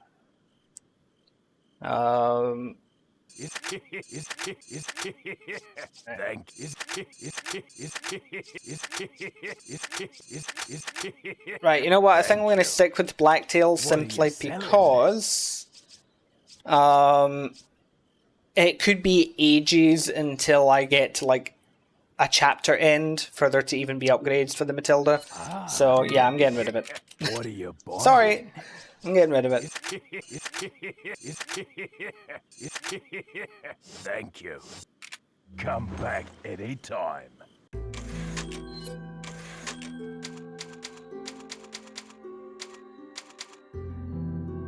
Morning Jacket, geez. Don't think I've ever heard them. I've also seen a Spanish band live. I don't even know their name, unfortunately, but I happened to like it was an outside concert, so I sort of got to see some of it. They were quite good though. Pain was the first song you listened to. Dallas, you've unlocked a core memory for me because I remember many years ago playing RE5 Mercs at a friend's house at like 4 in the morning, listening to the song Pain by 3 Days Grace on repeat. So that's like locked in there. And look who it is. Well, thank you. I'll say Shadowed One, even though, you know your name, but I'll say Shadowed One so everybody understands. So, yeah. Many thanks for the gifting the memberships. Muchísimas gracias. Y vi tu mensaje en WhatsApp, no... Es que lo tengo ahí pendiente para que no olvido contestar. Que he estado liado con muchas cosas. Hola, Taco. Pues bien, en general. Aparte de que hoy, bueno, tuve un momento un poco chungo en la calle, pero bueno, estoy bien, estoy bien. Ok. Oh, doggy.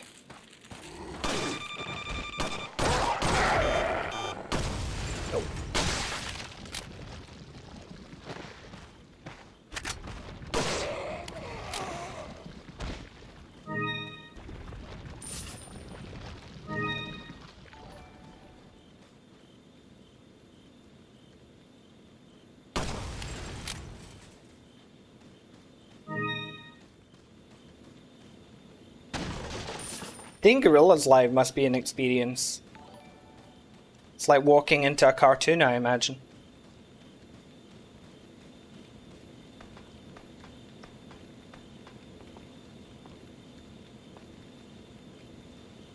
Yeah, there's lots of great music out there.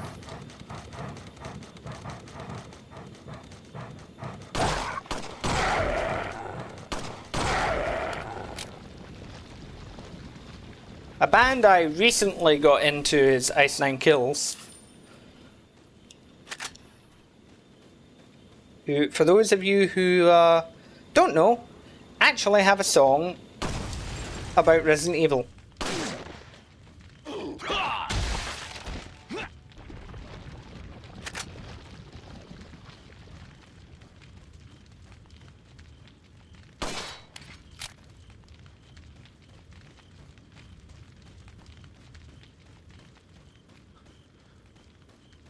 I should really go to another concert at some point. It's just most of the concerts tend to be in Madrid, and I can't be bothered going all the way to Madrid to see them half the time.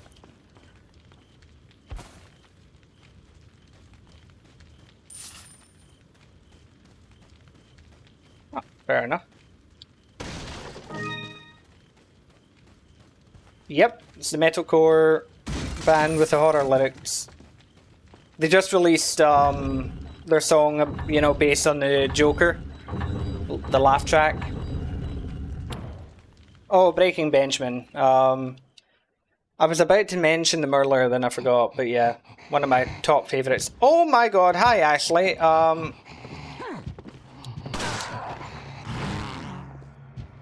Okay, wait, you can stay there. Oh dear. Oh yeah, Disturbed as well. Avenged Sevenfold. Yeah, it's Pantera. God, you're going into my history there. Ow. Okay. I think I first heard Pantera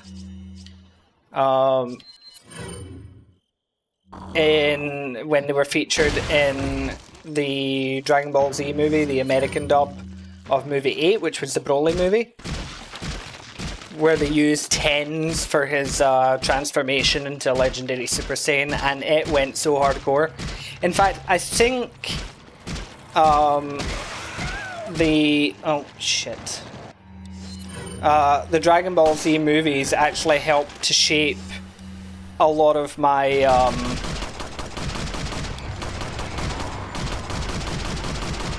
music taste. Well, can this regenerator fucking die?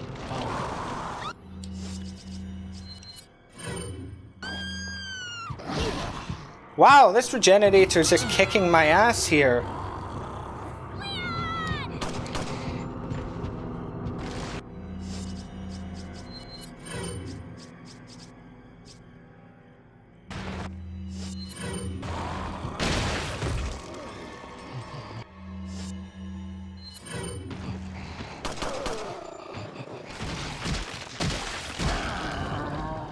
God, Ashley, you pick your fucking places, don't you? Alright.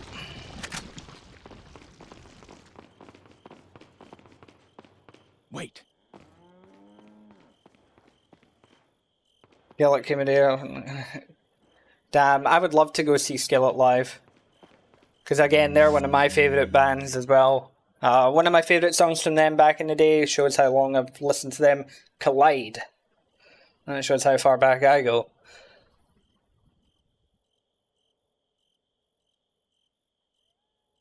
Yeah. Oh, fair enough. Yeah, skateboarding is great. But yeah, but yeah, like the Dragon Ball Z movies probably influenced a lot of my music. Yeah, Kill Switch Engage, End of Heartache in the Resident Evil Apocalypse soundtrack. Because a lot of these bands appeared in the Dragon Ball Z movies for the American dub. They got rid of the Japanese soundtrack and threw in a bunch of rock songs. So like Disturbed, Finger 11, Pantera, Slow Roosevelt, Haji's Kitchen, Who else was included? Let me check my Spotify real quick, it'll annoy me.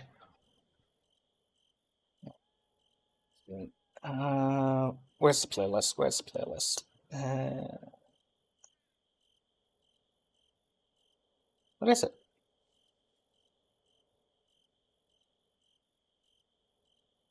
There it is. Oh yeah, so Finger Eleven, Dust for Life, American Pearl, Disturbed, Deftones, Breaking Point, Boy Hits Card, Drowning Pool, El Gato, The Aleph, Slow Roosevelt, Spoonfed Tribe, Pantera, Typo Negative, Brave Combo, Dream Theater, Saliva, Sum 41, you know, just, Slahaji's Kitchen, you know, just all of these bands that, you know, appeared in these movies. Oh yeah, Evanescence as well. God, bringing me back to the days of AMVs, anime AMVs. Every single anime AMV was either In the End by Linkin Park or Bring Me to Life by Evanescence.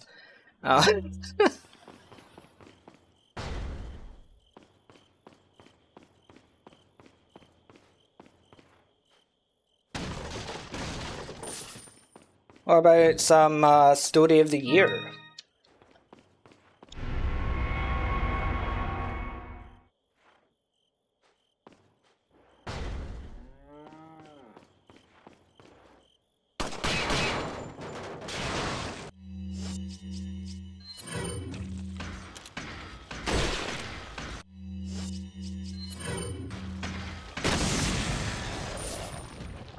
There.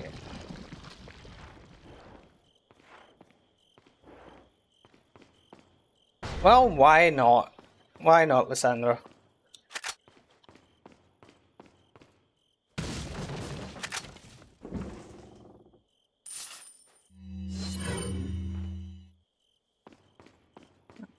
Yeah, there's lots of cows in this randomizer tonight.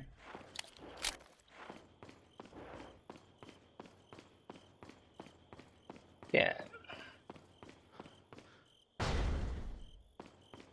Follow me.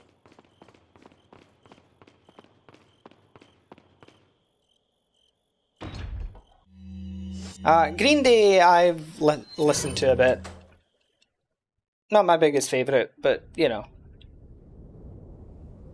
Wait.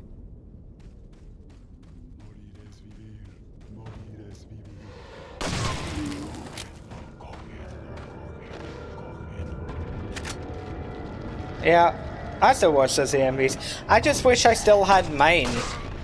Because I made some pretty damn good Dragon Ball Z AMVs. And they all got taken down, and I don't have them anymore. I didn't keep the files, because it was fucking years ago.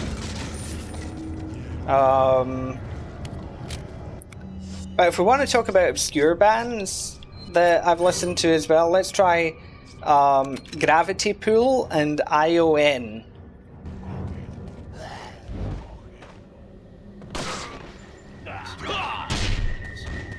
Oh, the Dragon Ball live action was dreadful, yeah. But the animated movies are great. And as I say, it's great how they use so many rock songs and, you know, and bands for the movies, which, if I remember right, was something they weren't technically allowed to do.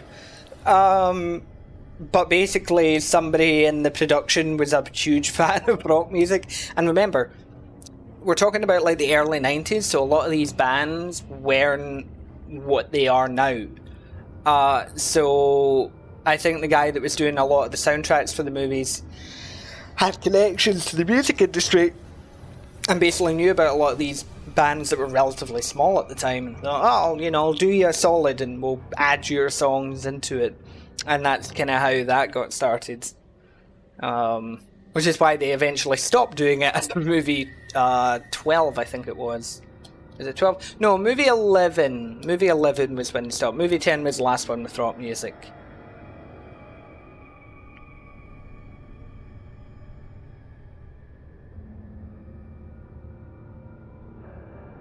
Yeah, I remember, Lissandro.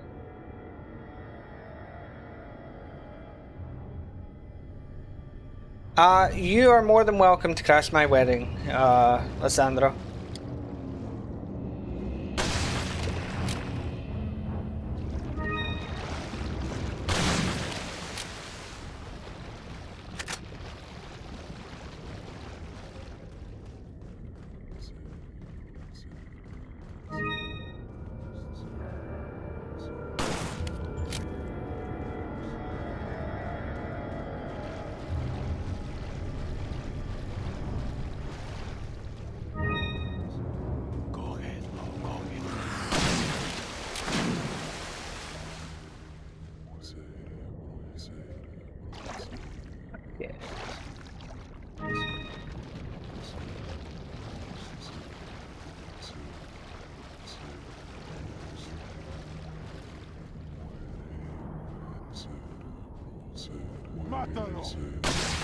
Oh god, year 3000. Oh god.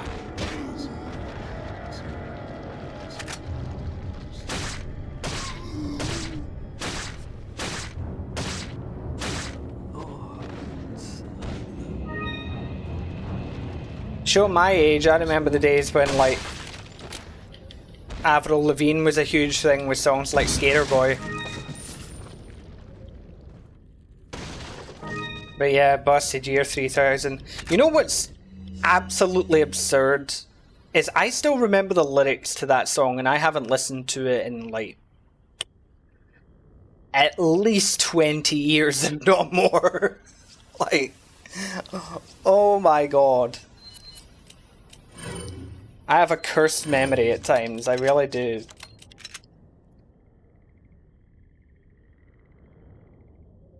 Oh, and what idea would that be, Alessandro? Oh god, SingStar Pop World. You know what, something else that I remember as well, is there's a lot of songs that I remember from the late 90s, early 2000s, because my cousin, who was the same one who got me into Resident Evil and Doom and things, he used to work for something called Radio Lollipop in Glasgow, and so they would be playing a lot of music. I remember hearing all of the like top tracks at the time.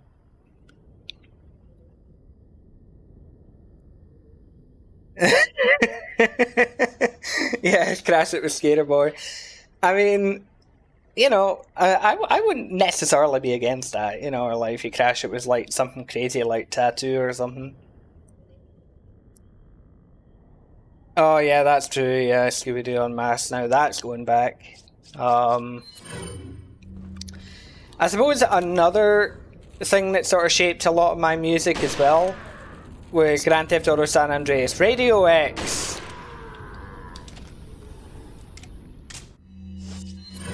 That had bands like Danzig and Ozzy Osbourne and God, you know. Radio X was my jam.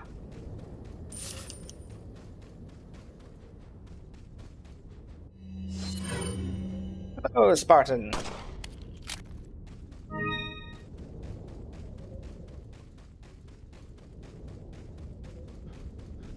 Yeah, R.I.P. Ozzy Osbourne.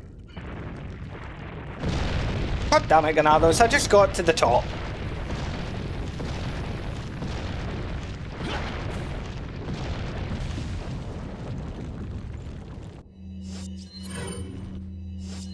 I mean, I was always going to be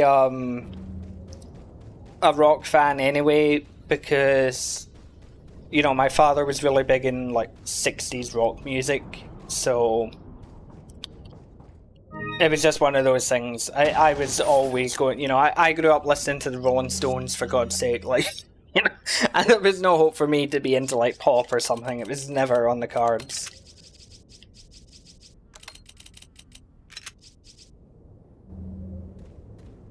Crash the Wedding with Misery Business. Wait. didn't even know who Ozzy Osbourne was. Oof. What kind of rock were you living under? RE4 Remake Guide. When I have the time on top of all of my other guides. It says I want the guide to be good. That's the thing.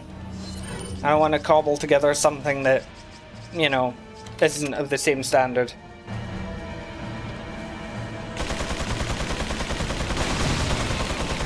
Bueno, en Resident Evil 5 hacen uno entre 80 a 90% de vida. Porque en el modo versus tienes como 3000 puntos de vida. Así el lanza cohete, por ejemplo, un cohete da 3000. Y el huevo podrido a un jugador te da como puntos 2980 puntos. Así que casi matar.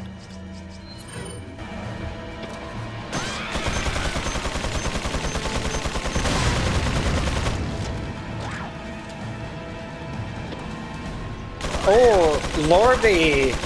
Oh, I remember Lordy. And yes, they were in Eurovision.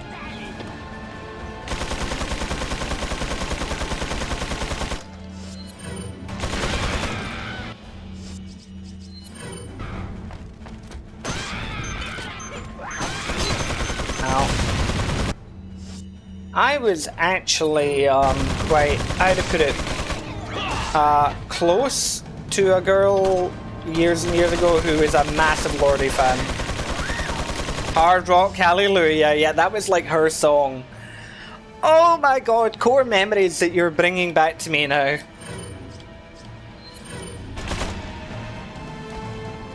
Like, she's married and everything now, it's, you know.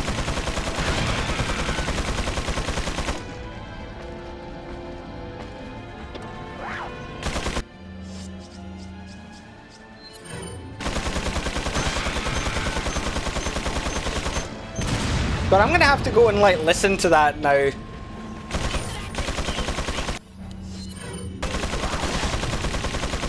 But I'm not gonna be able to get to sleep until I listen to Hard Rock Hallelujah again. Jesus, okay.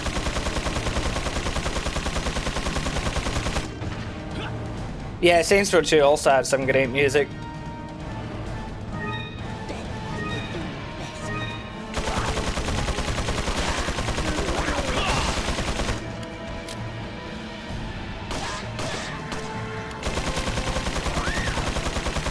I mean, who didn't have a crush on the lead singer, Paramore?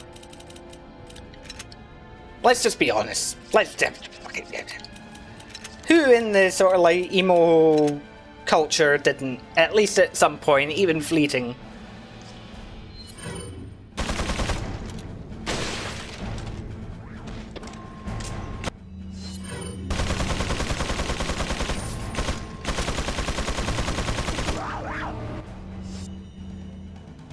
Oh, I remember Complicated, say like, I remember the days of Avril Lavigne and Busted and all of that.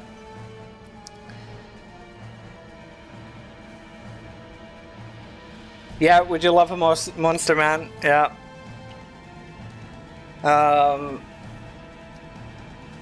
Here's how old I am, right?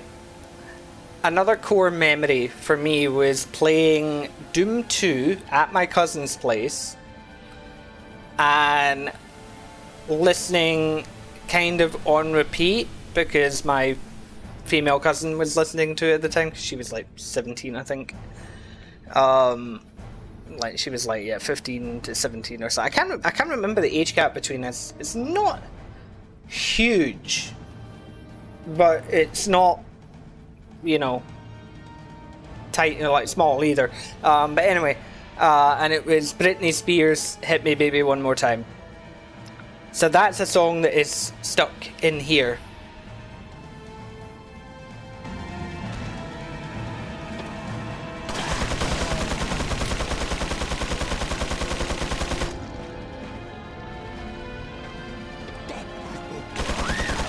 I don't remember them as much, but I'm sure they'll, Dude, why are you firing a minigun at me? You've got a rocket launcher.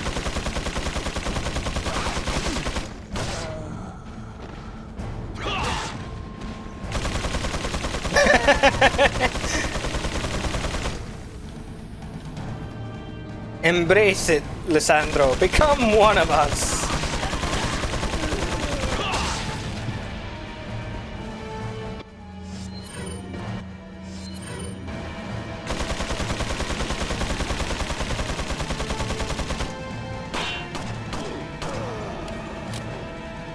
Okay, there we go.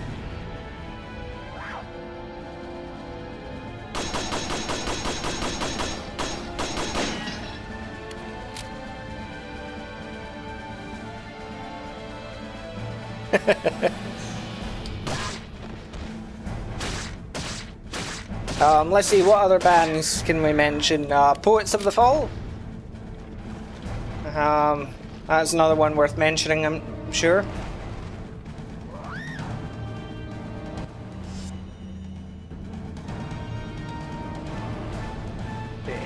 Who's over there? Okay.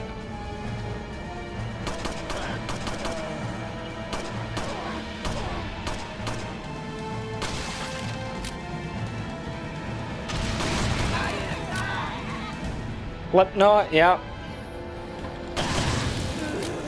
I was listening to Slipknot earlier.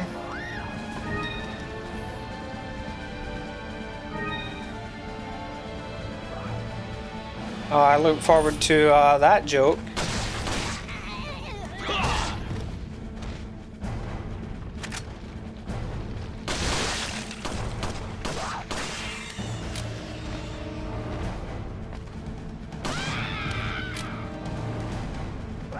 No, actually, the song I was listening to earlier, because my Spotify was on random, was Before I Forget.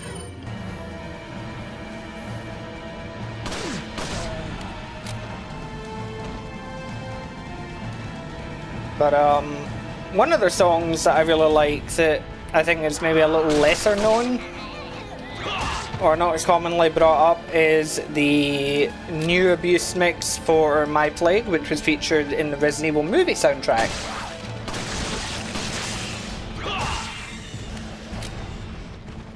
Hey Scarlet, no worries. I've only been streaming for 2 hours, so by my standards that's not so bad.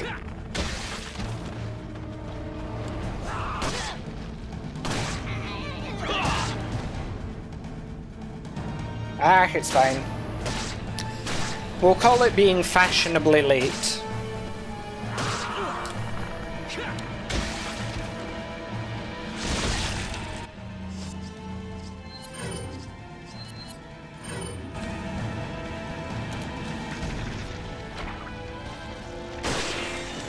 And can we talk about, when we're talking about games that influence like music taste and everything, we can't not mention Dead Rising and Dead Rising 2 with the likes of Cell Dweller. Oh, the Marlon Manson song in the movie. Yeah, I actually, I like that Marlon Manson did a lot of the soundtrack for the movie. I don't mind Marlon Manson, actually. I have a friend who's obsessed with him. Like, to an unhealthy fucking degree, I think.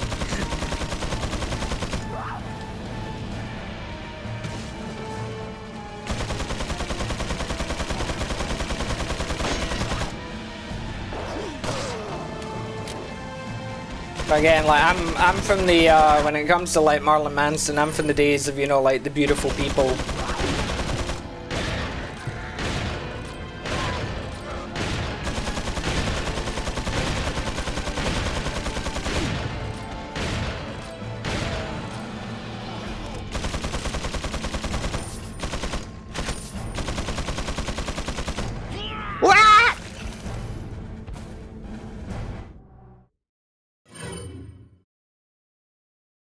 Didn't have time to react to that one. Wait. Okay. Personal Jesus, yeah.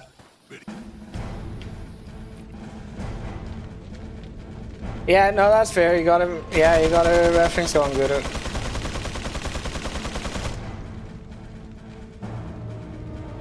Yep, Marlon Manson composed half of the music for the first Resident Evil movie.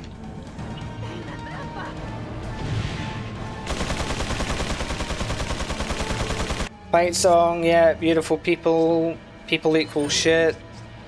That's something, no, but this is the new shit is Marlon Manson. That's what I meant.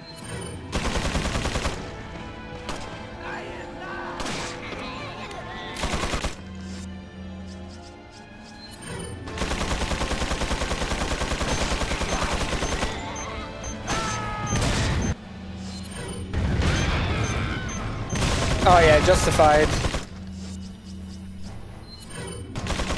Yeah, I know, Fig, I did correct myself. Oh yeah, Firewater.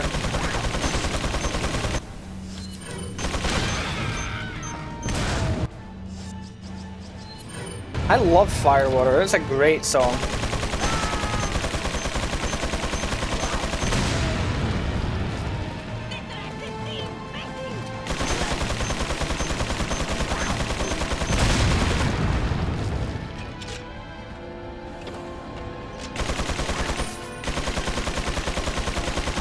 The helicopter pilot, Mike, I don't think is even here right now.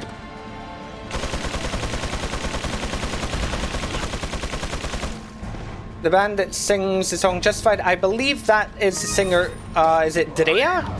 I'm pretty sure it's Drea that sings Justified. Am I right? Somebody Google that for me real quick, I think I'm right.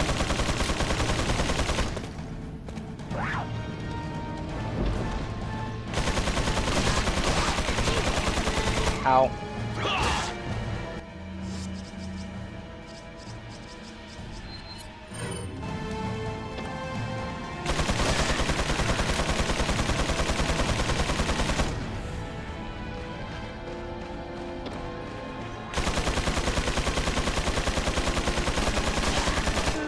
Yeah, so I've explained all of this to Valor in one of my videos, but so the knife in RE4 outside of the GameCube version does 1.7 damage per slash. Leon never gets Krauser's knife.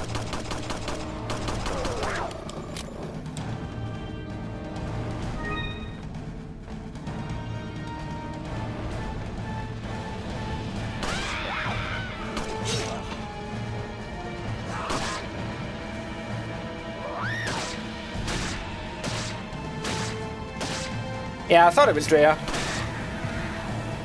I say I have a crazy good memory for this stuff.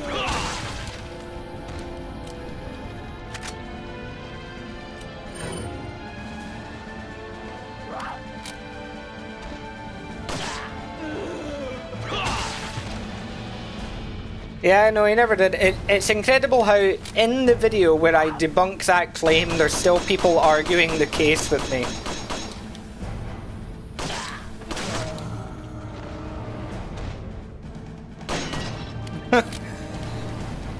Pues el beso grupal no sería en el Discord, eso tiene que ser VR chat.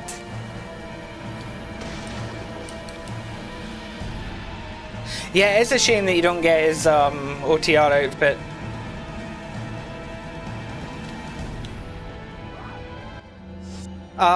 GameCube... No, I don't think it's 1. I think it's like 1.2 or something. All I know is that in GameCube the knife does not do enough damage for you to knife regenerators. They heal faster than you can inflict damage with a knife, whereas with 1.7 damage you are doing more damage than they regenerate per second.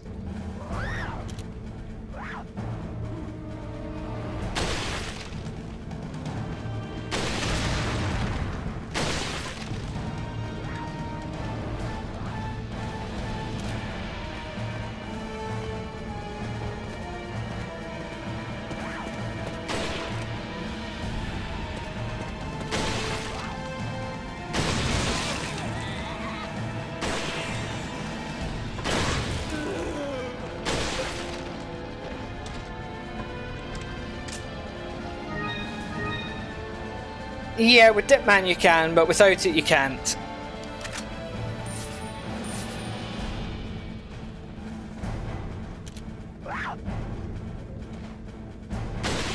And it'll take a lot longer on GameCube with Dipman than it would on other versions again, obviously. Yeah, in the remaster or remake of DR2 they absolutely should do that.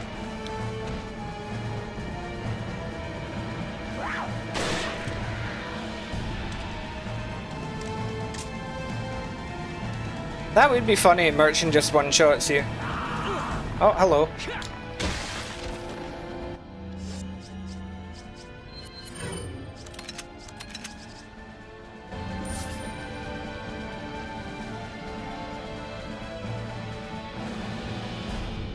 Who would voice Chuck Green? Ah, fuck it, I'll voice him.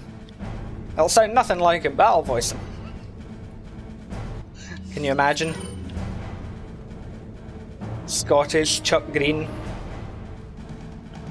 Like, yeah, you're on fire.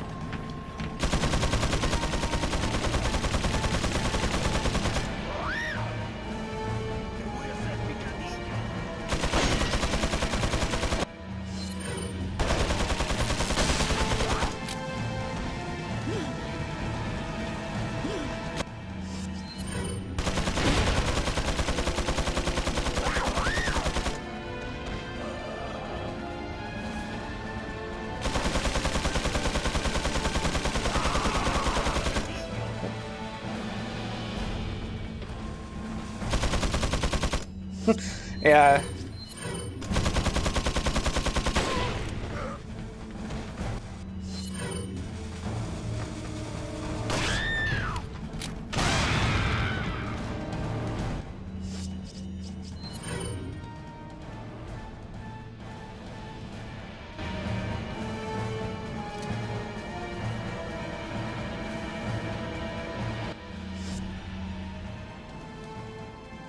I mean, the thing is though, like, when you say based on the cutscenes, but again, the only time Leon ever uses Krauser's knife in a cutscene is in the fight with Sadler. That's the only time he uses it, and he pulls it out just to throw it to save it, Ada.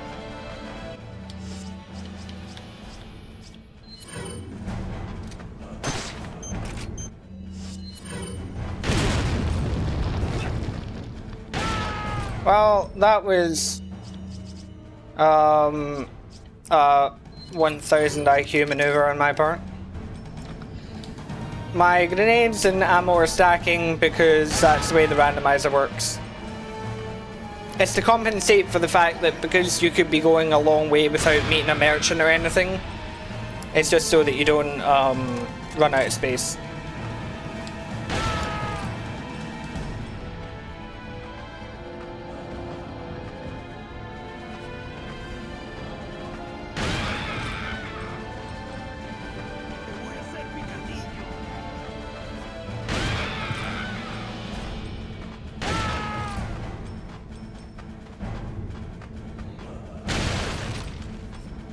I mean, I think it'd still be a bit redundant. That's why I think it's fine what they did in the remake by allowing you to actually use his knife as a separate one.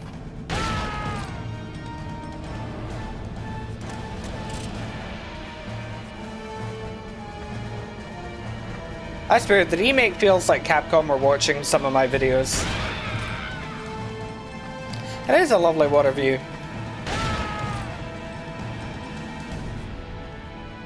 Hey, Parlo.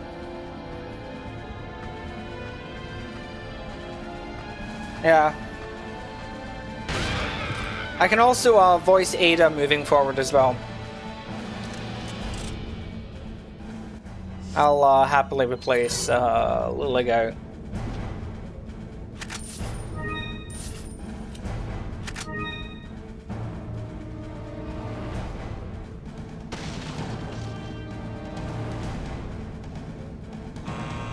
I'm okay, Paolo. Apart from nearly collapsing in the street earlier, but, you know, apart from that, I'm doing okay. How are you?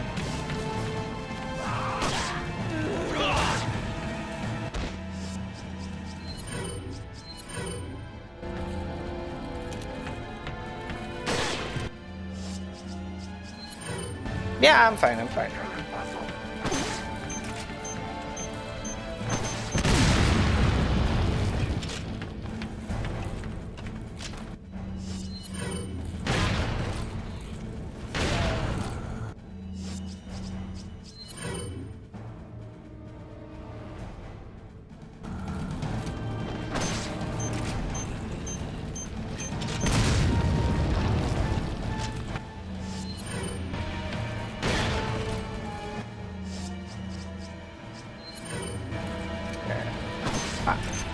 Wah. Wah. Wah. There we go.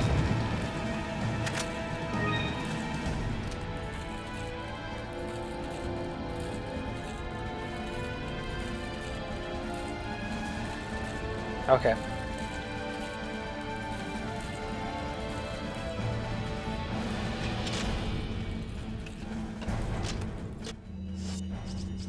Yeah, Lily just can't emote.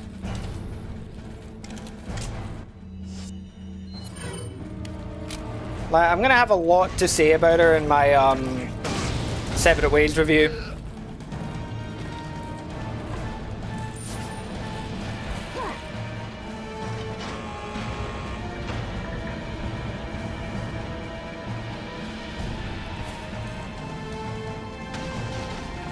And how's winter fucked up for you, Paolo?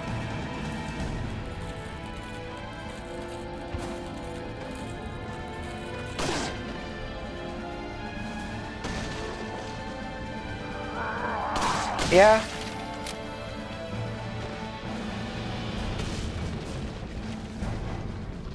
I mean, you know, Lissandro, I'm not... I am many things, but ignorant isn't one of them.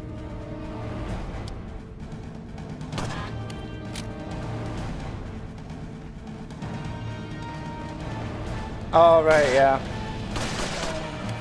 What just shocks me is how it's the middle of November already, you know, it's coming into the 17th. My bedroom window is wide open, and I'm still in short sleeves, basically. Ah, now that is the question, isn't it? Do the respawns happen in 60 FPS? They don't.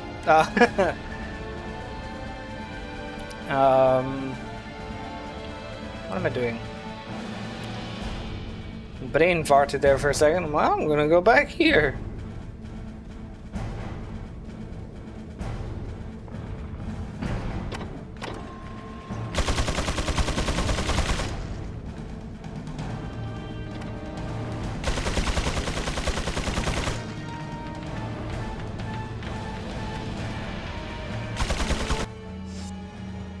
So the respawns work for Randomizer the same way as they do in the regular game. Because all the Randomizer is doing is just changing which enemies are where. Yeah, it's still warm here. At the moment it is 23 degrees in my room. Celsius. And that's not normal.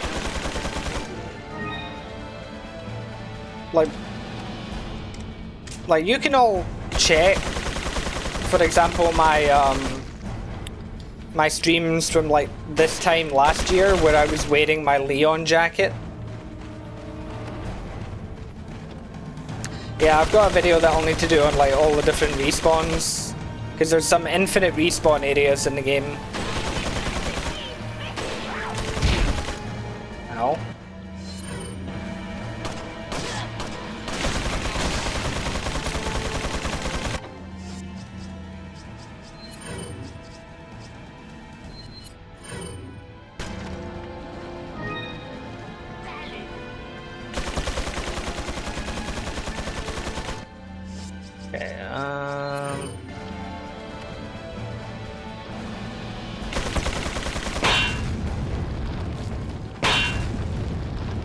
You dead?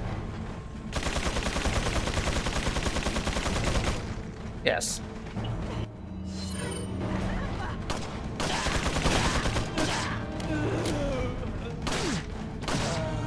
So grenade stacking, you trigger that with either using this randomizer or using the trainer. But it has to be the door randomizer you're using, not the regular randomizer.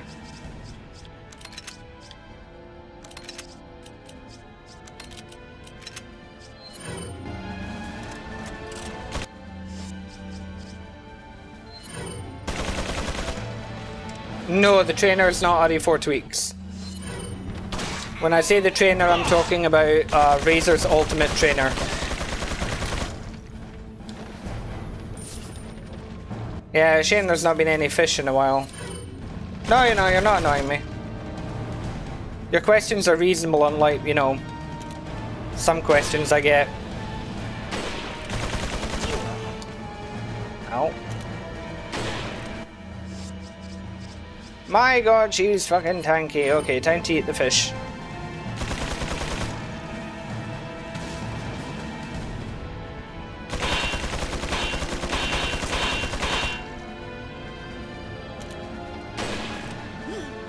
There we go. Okay. Yeah, base is on a turret. Especially that turret, which is like the hardest to deal with.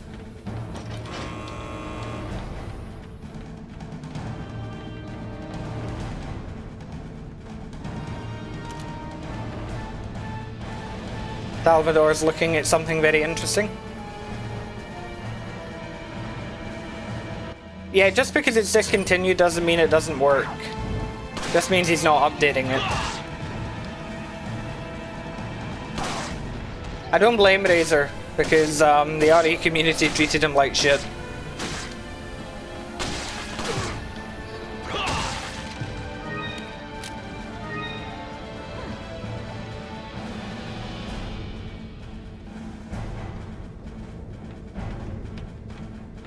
What do you call the limbo of wanting to be in a relationship with someone, but you don't want to do anything with anyone?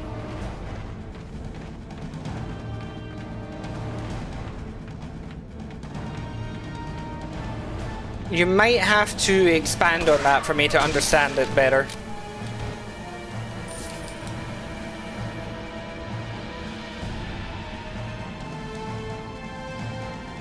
No, Razor's Ultimate Trainer doesn't conflict with HD Project or RE4 Tweaks.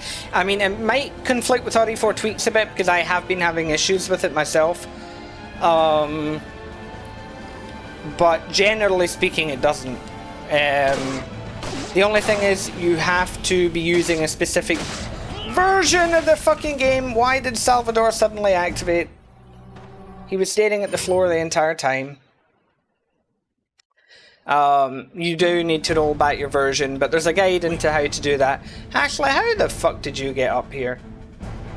Well, you know what? This is a perfect place for you to hide.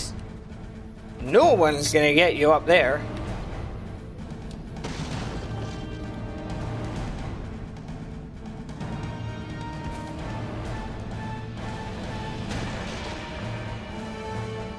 Yeah, sleeping lion strategy. I'm glad he's doing okay. But yeah, so with Razor Nexus mods, what basically happened was, because he was making, I mean, Zomas there will be able to explain a bit more about it than I will, but the general gist of it is that because he was making trainers for like RE4, RE5, RE6, basically people just, it became one of these things, but it was just expected that he would make the trainers and he would do this and he would do these mods and everything, and so people just started like rudely demanding shit of him, and complaining all the time because, you know, how dare he have a life and things. But yeah, so it's not really a surprise that, to me anyway, that after that he just sort of does what he wants to and then buggers off.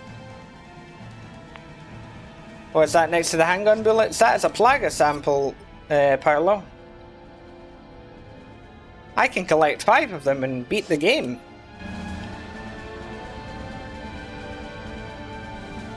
Okay, let's go. Ashley was there during the mic section. I just had her waiting by the door.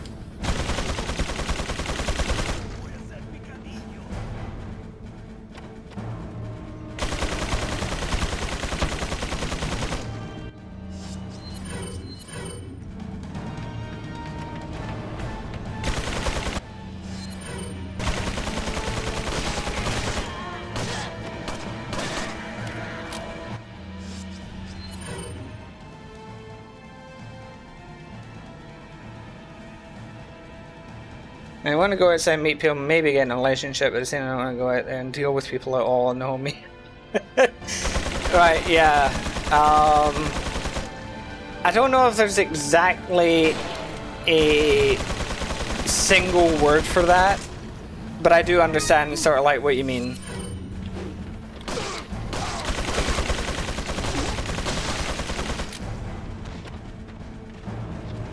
Like, kind of just wishing that you could just, you know, get a partner just sort of like delivered to you like an Amazon package.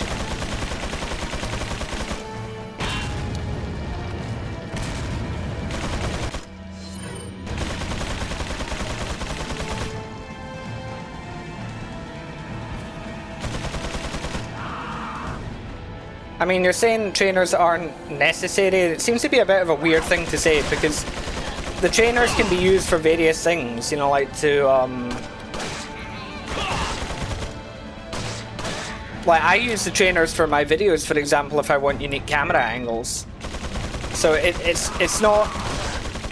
Trainer isn't the same as cheat engine, it's not just for advantages.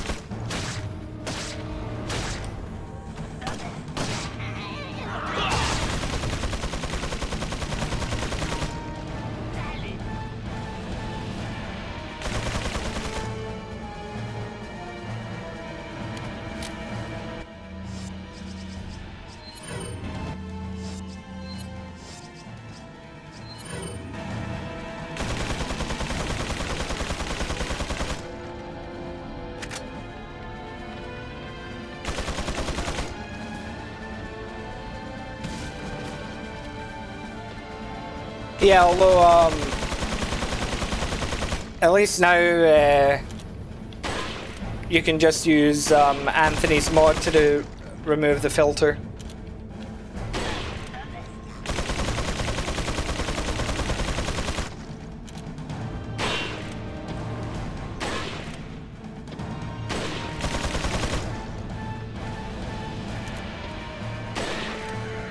Okay. Sal, why is your chainsaw on fire? You're not Super Sal.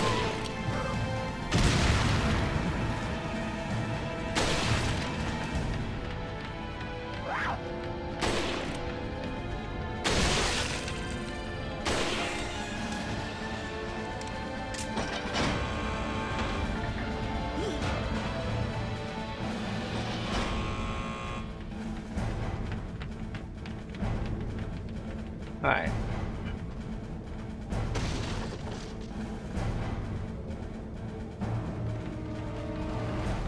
To be honest, I'm surprised Supercell hasn't appeared yet either. Because he can appear.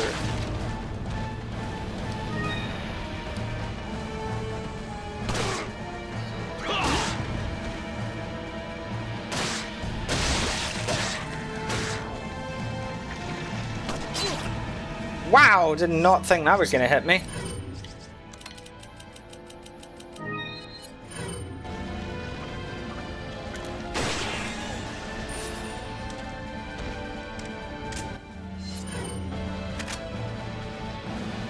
Yeah, he's just keeping us waiting, because he can appear.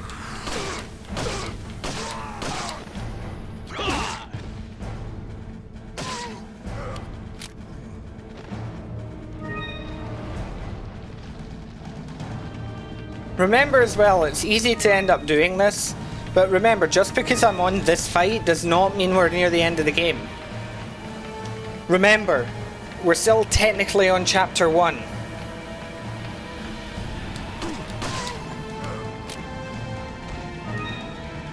Yeah, maybe JB took Supercell for some overtime.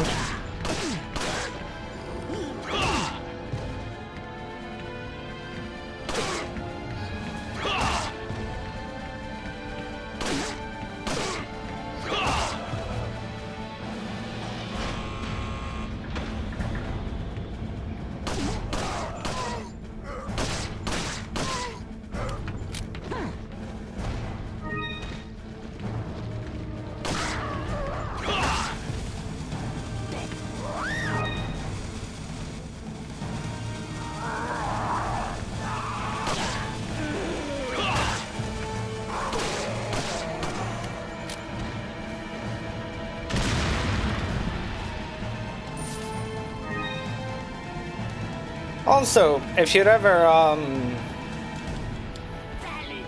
you know, feeling useless or feeling like you won't, you know, accomplish much, just remember this little fact that I've learned from, you know, recent world events. Prince Andrew, or formerly known as Prince Andrew anyway, his job was basically just being Prince Andrew, and he just got sacked. Like, imagine having a job where you do nothing and still get sacked.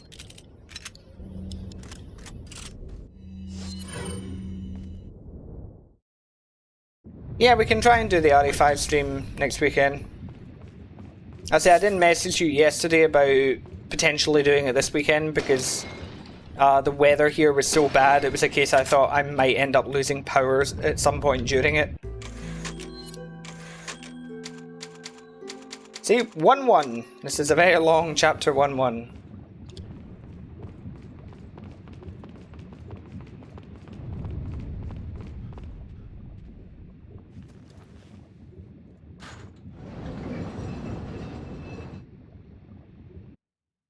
Yeah, I think the difference with RE4 and RE5 is that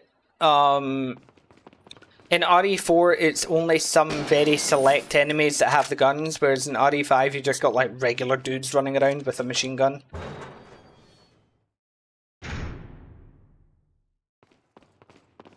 Yeah, why not, Dallas? Would be a good idea. Okay, we're back here. That's handy. And we can progress.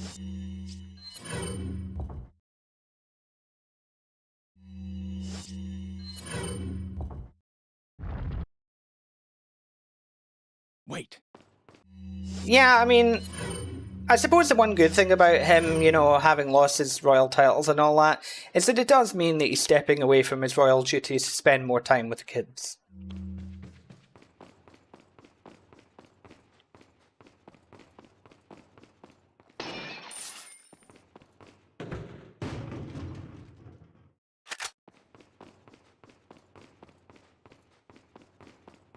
There's an RE5 enemy randomizer. The problem with RE5 is it's a very, very difficult game to randomize.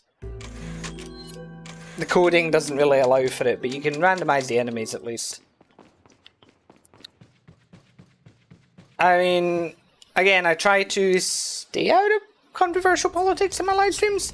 But my personal opinion on the whole thing is simply that it is Putin basically just trying to bring back like the Soviet Union. So he wants to retake former Soviet territories one at a time. That's what I think it's actually all about. Because, you know, Russia as a nation is very insular and self-absorbed that way. You know, they've got a great pride and they always want to prove how amazing they are, and usually that ends in disaster, like the Kursk submarine. But, you know, I think it's more about that it is, yeah, it's an excuse to stay in power longer, but the thing is, it's about legacy. He wants to be remembered as the guy who brought the Soviet Union back. That's ultimately what I think it's about. And that's why those who think that even if the war in Ukraine was somehow stopped, that it would mean that he would just stop in general, it doesn't. He wouldn't. He would move on to the next country.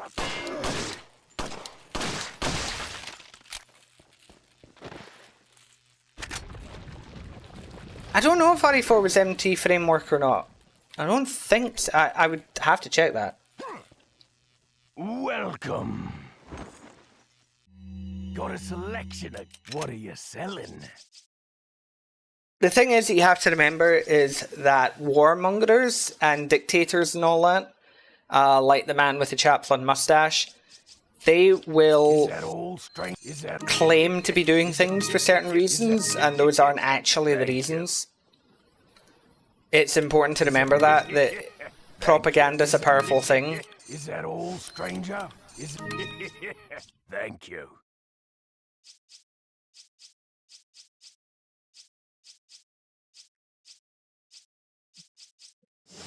Come.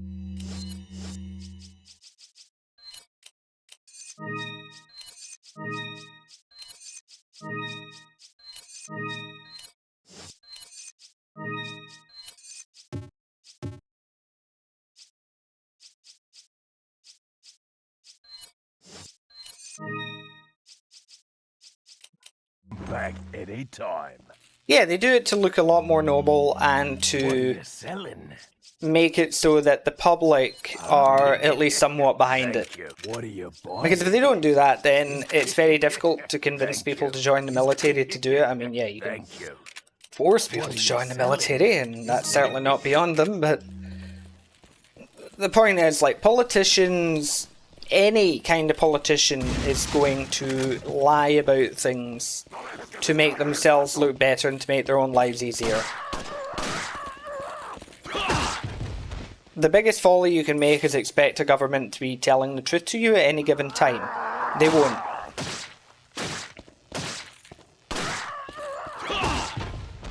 Like, even right now, with the UK's Online Safety Act and the EU's chat control, are like, oh, it's about protecting children.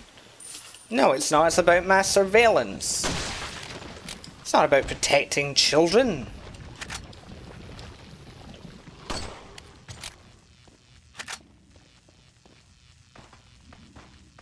Because let's be honest, if governments really wanted to protect children, then they'd be turning themselves in, surely. Because the biggest threat to children seems to be people in positions of great power.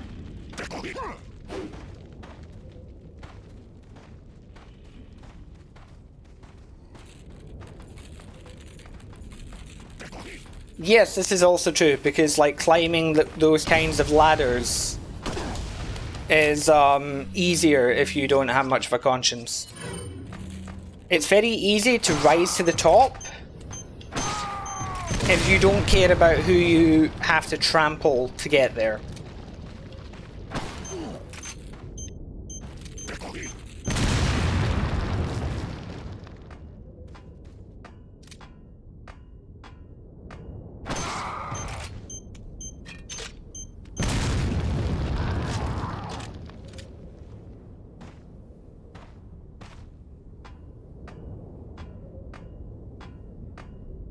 It's not about both. Because here's the thing, right? For example, with the EU chat control, which would be the idea of the EU being obviously it doesn't apply to the UK because of Brexit, but the EU have tried to put through a thing called chat control, which would be ending end-to-end encryption and would allow them to be able to read all of your messages, including the ones that you haven't sent, and view all of your galleries, so on your phone, like all your photos and videos, and scan it all with AI in order to supposedly protect the children. But the devices of politicians will be exempt from this for security concerns. And the problem with using an AI system is it means that it will give false positives. So somebody taking a picture of their own child in the swimming pool to send to, you know, the husband or the wife, you know, the father or the mother, like, oh, look, you know, we're having fun at the pool on holiday, you know, that kind of thing. It could scan that and go, oh, that's, you know, child, you know, abuse material, and then they can get arrested for it. Plus, the main problem is, even if we say, if we're generous and say it is only about protecting children, okay? First off, it's a case of, do you trust the governments to have that power? Because if they can scan every single message and read absolutely everything that you say, what's to stop them using that to influence elections? Or to stop journalists reporting on corruption scandals? Or to, if a tyrannical government wanted to decide they were going to arrest political dissidents and people that they don't agree with, they could use that to immediately identify these people. It doesn't make sense. And the other thing is, if you want to catch child predators, you go to where they are. Okay? So the way to find them, generally, is you go to where the children are. Looking at you, Roblox. Looking at you. And also, outside of online, and the other thing is the counter to protecting children online is a lot of that's parenting, because there's a lot of parents who either don't know how to protect their children online or just can't be bothered. Because they see the tablet or the phone or the computer as another parent that shuts the child up. And so they don't monitor what they're doing, or they don't know how to, and they're not paying attention. And then these things can happen.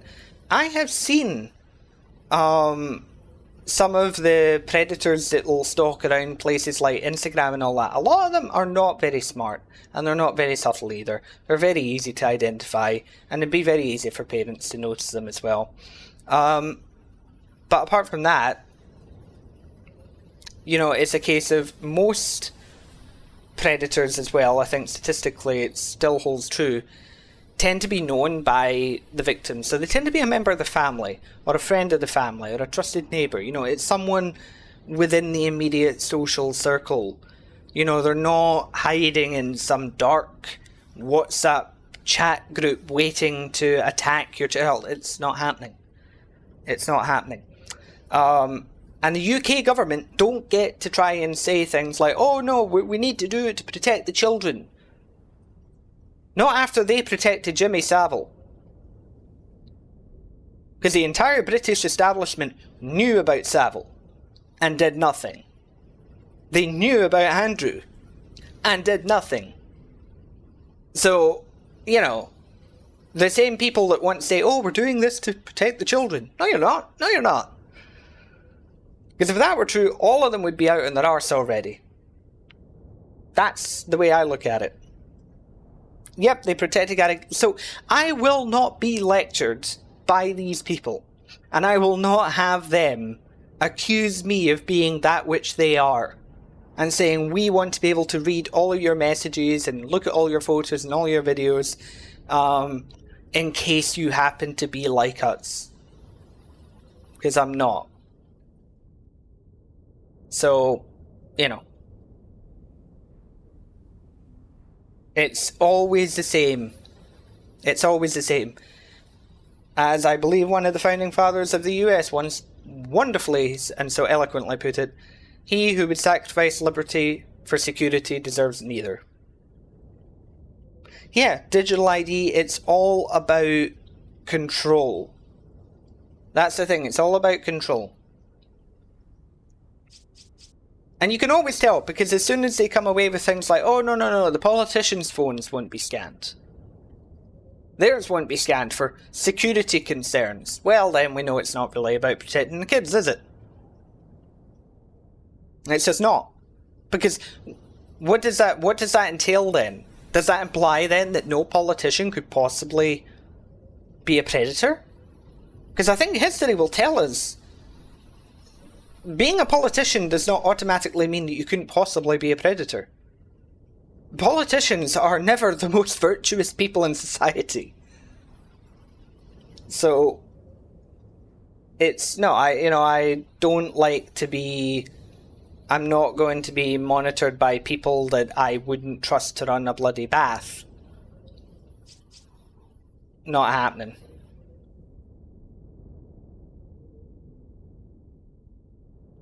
Yeah, they're trying to get the end-to-end encryption. And the thing is, it's not even just that. The end of end-to-end encryption would also mean then that hackers would be able to find the backdoors. You know, so it's not even just the government looking at your stuff. It's anybody could, basically. Well, that doesn't sound very secure.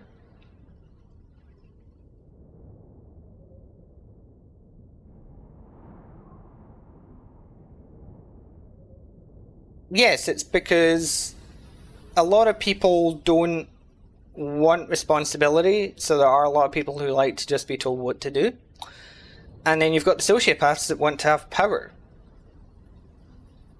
That's the thing. And so they will always try and find a way to consolidate power. And the thing is, once a government grants itself new powers, they never roll it back.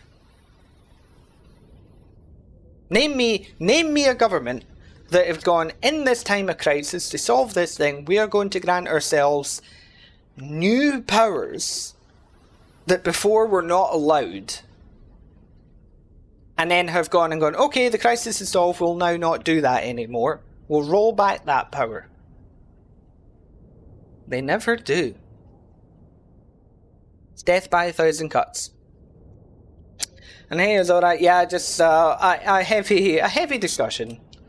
It happens.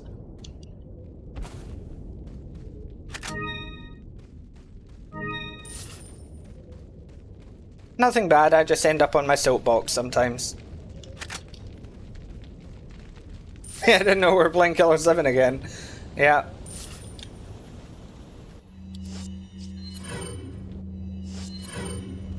I say, as the late and great American comedian George Carlin put it, it's a big club and you're not in it. Well, they shouldn't be allowed to do it, but they do it all the time. And then that's where you get the propaganda comes in.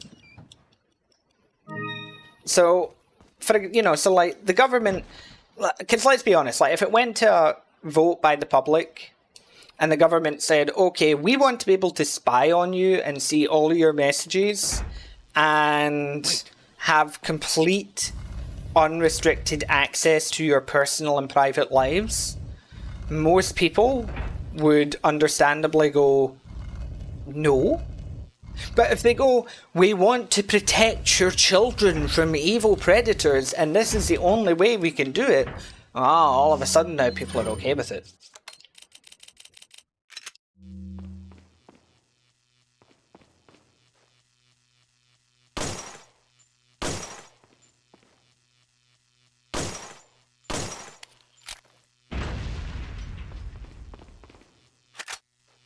At the end of the day, what we have aren't really rights, they're privileges, and they have to be fought for.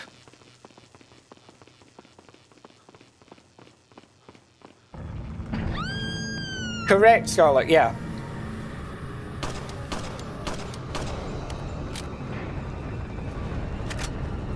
One of my, oh, broken butterfly. One of my history teachers here in Spain did that, where he said, if you don't, like, he asked the class, like, are you proud to be Spanish and all that, and he said, okay, are you proud of this? Are you proud of that? And he started listing off the horrific crimes that Spain has committed through history. And he said, here's the thing, you can't be a patriot, you can't say that you love your country if you don't also recognize these things. And it woke a lot of them up. Because it's like, no, you don't love your country if you just love the good stuff. You have to acknowledge the bad. Wait.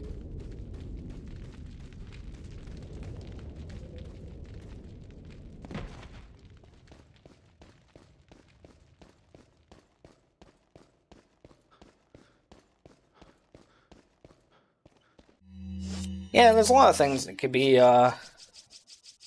solved. I mean, as I've said in previous streams, I have a few ideas as to how I would solve a lot of the world's problems. Welcome. I do think, though, that the desire to be a politician should ban you from ever becoming one. What are you selling?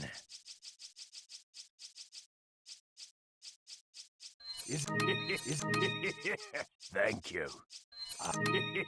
Thank you. Well, that's the thing, yeah, civilian classes that do it all the time. That's absolutely right. And they're never the ones that are on the front line. Wait.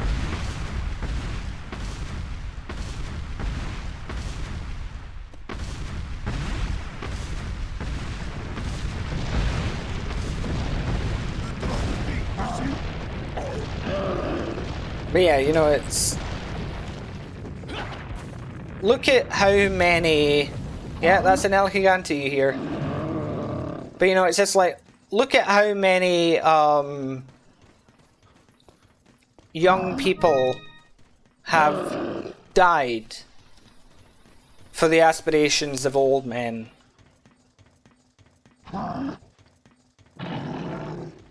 Oh look, another floating fish.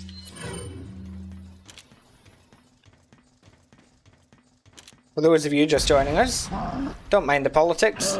Here, have a floating fish.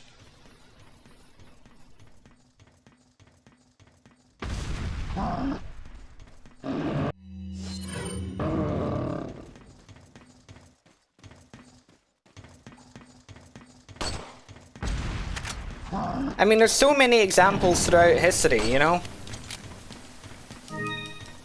I mean, Julius Caesar, anyone?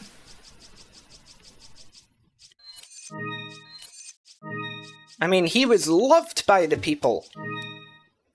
And he became a tyrant. He kept on consolidating more power for himself and turning himself into a king. And look where that got him.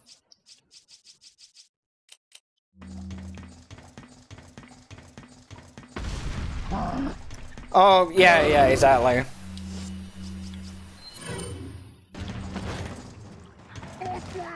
Hi, Chrysler.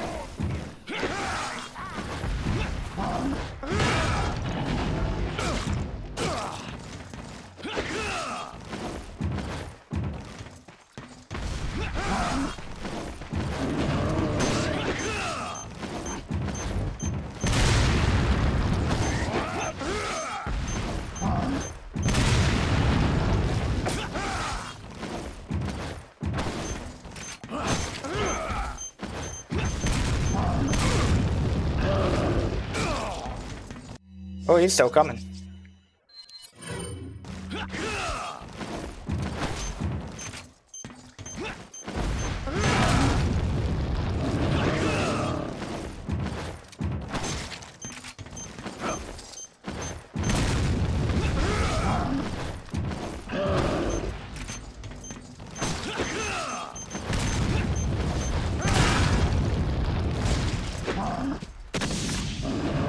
There we go.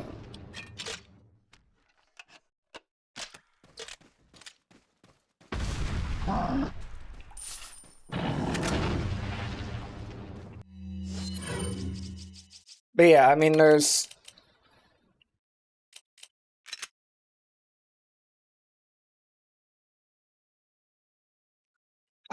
So the way it worked with Caesar was that at first he was, you know, like loved and appreciated and all that, and he did a lot of good things and good reforms and everything, and then he decided to start consolidating power and basically turning himself into a king.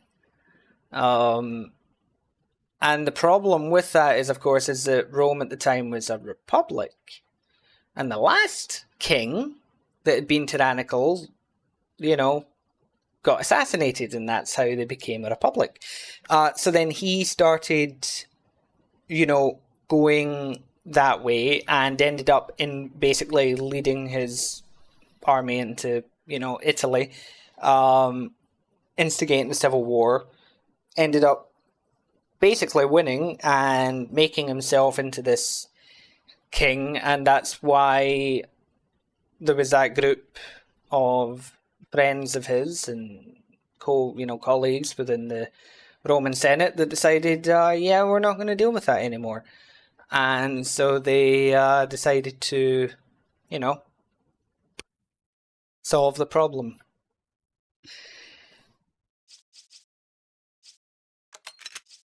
And yeah, there was still bad times for Rome, you know, to come. And yes, Caesar didn't exactly want Rome to expand into an empire. He was against that, and that's ultimately what ended up happening. But yeah.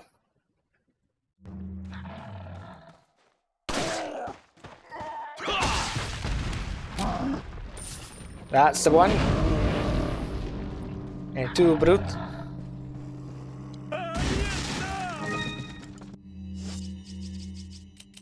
I watch a lot of history documentaries when I'm bored.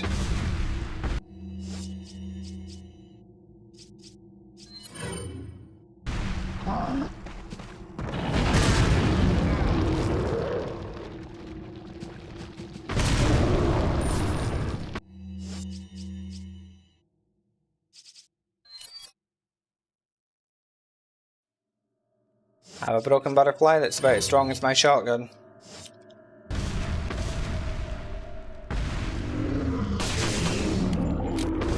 Oh wow, he's dead.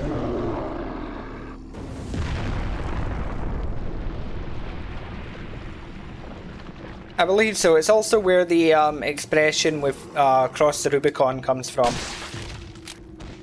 Because it's when he brought his army across the Rubicon is when the war began. Ow.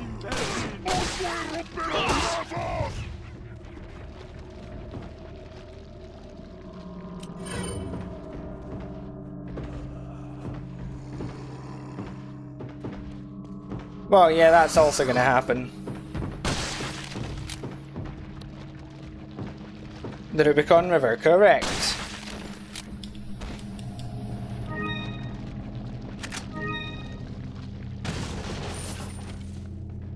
The thing is, evil is pretty objective, you know. Real evil is objective. But good and bad people is a subjective thing. Because really, if we break it, I mean, if you break it down, a lot of the time, somebody will refer to somebody as a good person because they help that person. And treat them well, and they refer to bad people as those who do the opposite.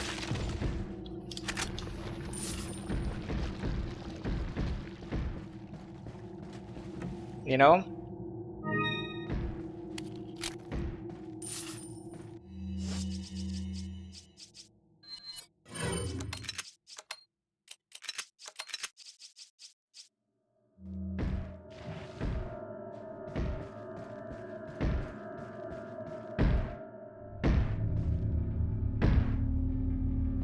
Luis is not ready to come out of the closet.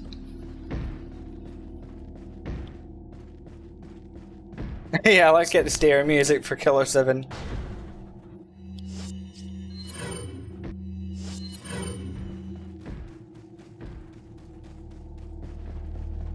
It should, but Luis isn't ready to come out of the closet, so...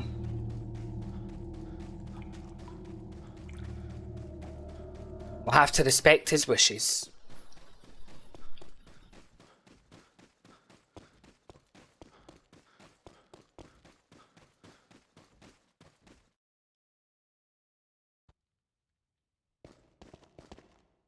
Isn't it interesting how people are very quick to, you know, like, to tell your family that opposing authoritarianism, no matter its form, is evil, when it's the exact opposite. Right.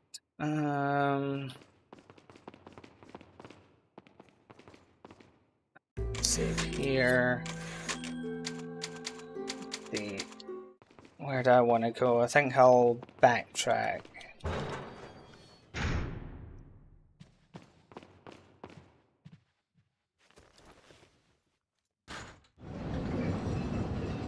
I think again it's because people see things as sort of like team sport.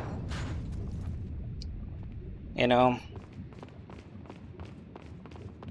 Like, if you're not a conservative, then, oh, you've got, you know, you've got to be communist or whatever. It's as if you can oppose both things.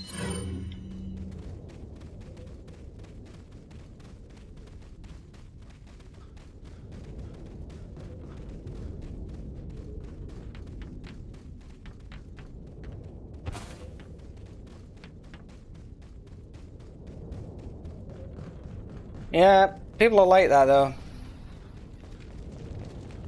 Because again, people don't want to go into the nuances of history. They don't. They don't care for it at all. And never really have, as much as they want to claim that they do. A lot of the time they don't.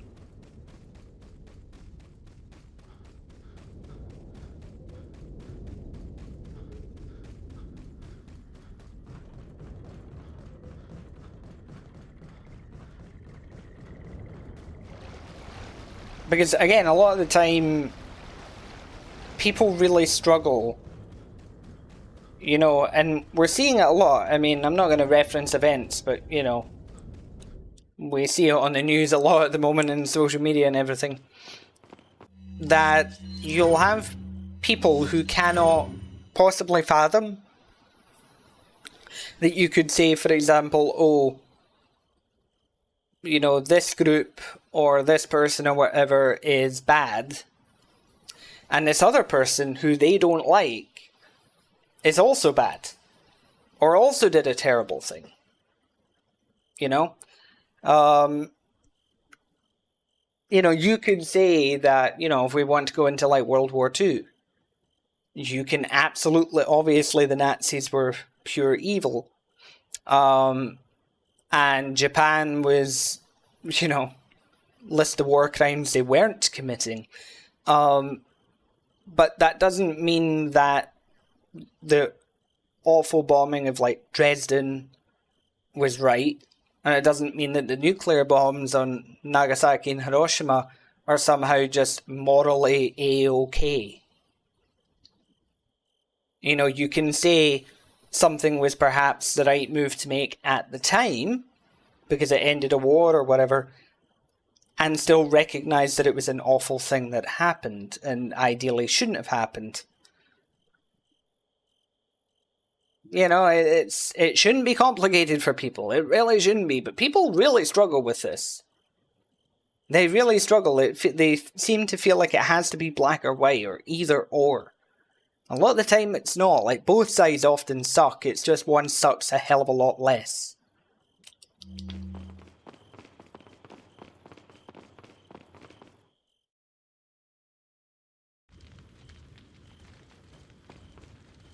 Wait.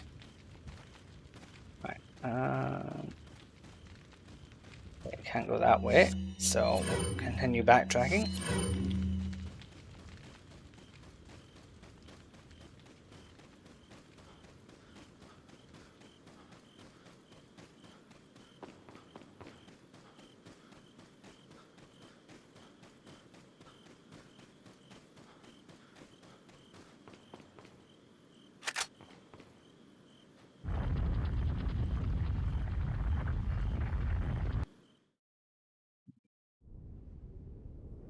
Check messages.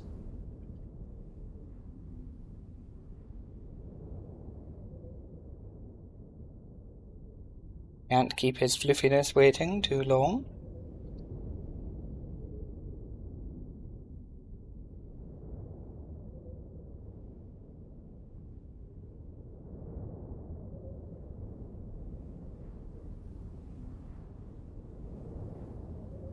Wait. Yeah.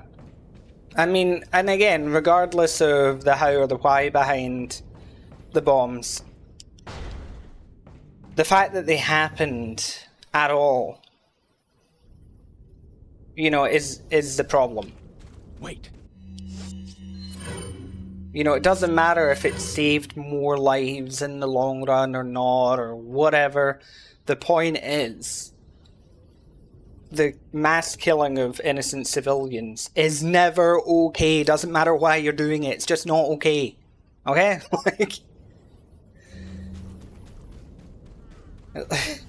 Like, how hard is it to say that, you know, the killing of innocent people is a bad thing? The harming of innocent people is a bad thing? Like, this is not complicated. I mean, we're seeing it with things right now in the news. You know, look at arguments happening over the Epstein files, where you'll see people going, well, you know, what about, you know, so-and-so is probably in the files as well, you know. It's like, who cares who's in the files or who isn't? Like, it's not a team sport. Whoever is in those files and is guilty of abusing children, guillotine. That is the answer to them as far as I'm concerned.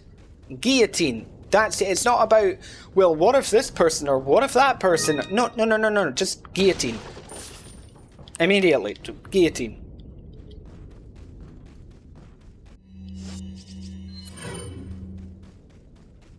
Like, since when did, you know, it become a team sport to defend children from predators?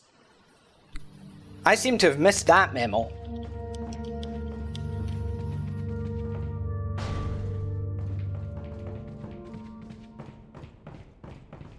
Wait. Do I have the King's Grail? No, I don't. Oh, I guess that's how I know where I'm going then.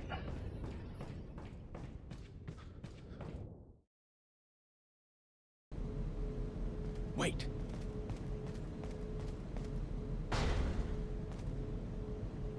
Who's it gonna be? That guy. Go ahead, Lord, go ahead.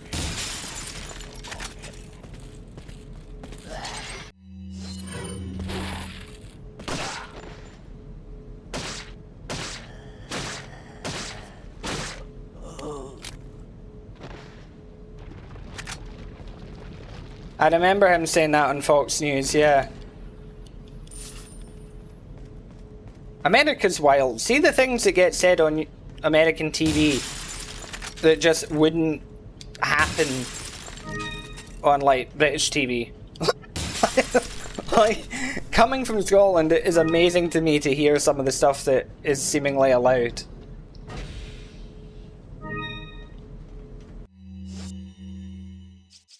Yeah, as I say, like, I'm not taking any sides when it comes to things like the Epstein files, because the way I look at it is just guillotine. Like, it doesn't matter who's in the files, it doesn't matter why people are focusing on them.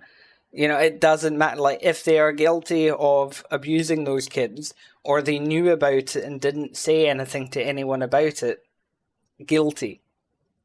And they deserve to face all of the consequences for that.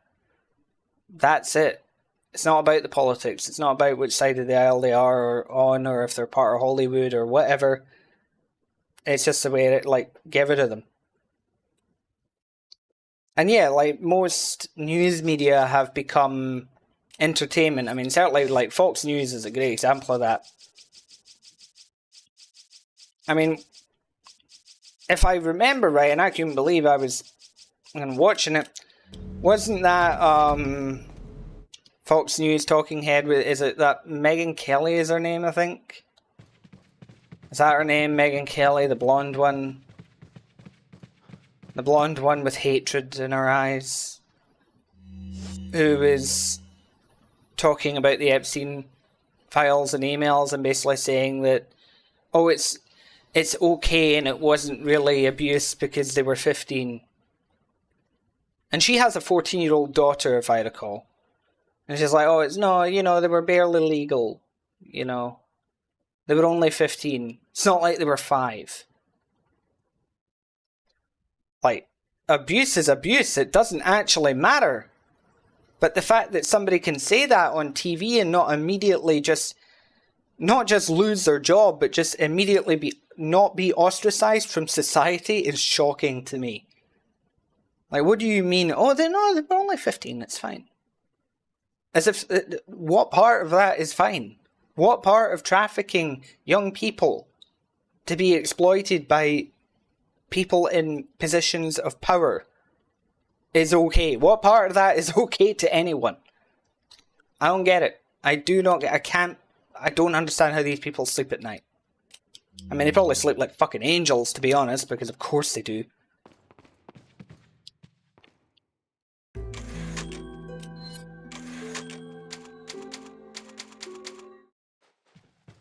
Well, I'm in Spain, and I'm pretty sure the age of consent here is 16. It's definitely 16 in the UK. But here's the thing, Fig. Even if the age of consent, like, even if we said that the age of consent is 15, what happened to those, specifically girls, was still not consensual. And the thing is, the way age of consent laws work, generally, is that when they're like, well, it's the age of consent is like 15, yeah, that means like 2 15-year-olds can do it.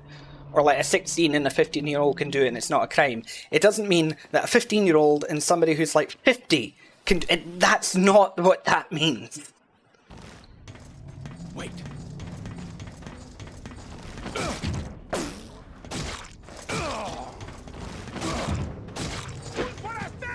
Like, what 15-year-old is willingly going to sleep with old men old lecherous men, because that's what most of them are. Oh, that worked out nicely.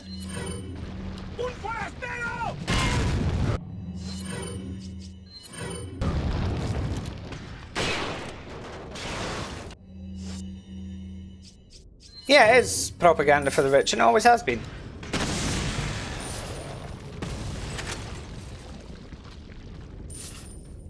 Look at Harmon, worked out for him. Yeah, that's true.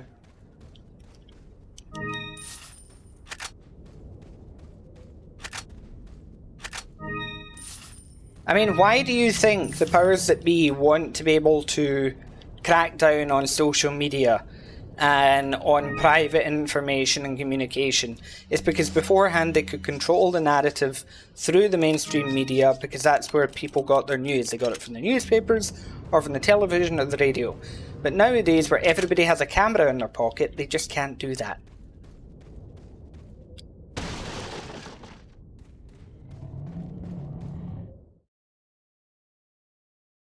Wait.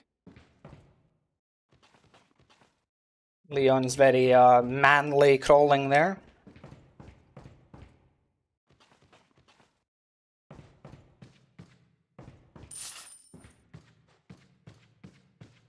Yeah.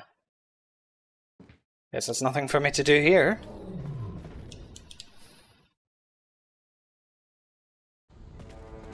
Wait. Leon's always been able to crawl.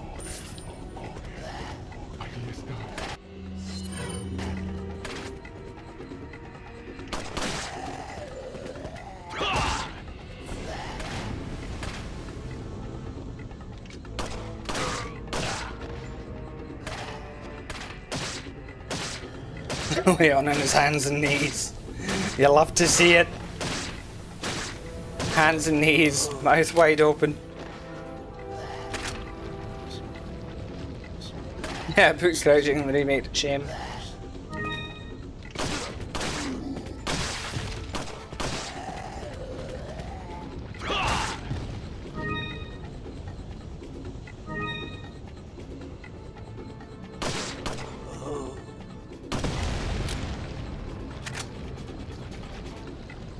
The problem as well is that we have a largely lazy populace that don't care to do any research. Like, people just... And it's also the fact is that people... It's really weird that people do this, but it's like, for example, there'll be people who will, like, open a newspaper and there'll be an article about something, right? So... if I say, for example, since I'm a specialist in crocodiles, okay? So if it was me, and it's an article about a crocodile attack, you know, or something related to crocodiles and people, and I read the news article, with my experience and expertise, I might very well go, well, that's a load of bullshit. None of that's true, or that's sensationalized, or they haven't done their due diligence in this story. This is a load of pish. And then flip the page, and it'll be a story about, you know, you pick whatever it is, you know. And they'll be like, huh, I didn't know that. And it's like you just identified that the same newspaper that you're reading doesn't know what it's talking about on the subject that you do know about, but now you're going to take its words on the subject that you don't know about. People do this all the time.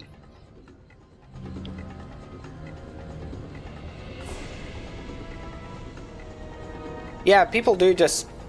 they just don't care anymore. They don't care to research things or... like, all the information's out there.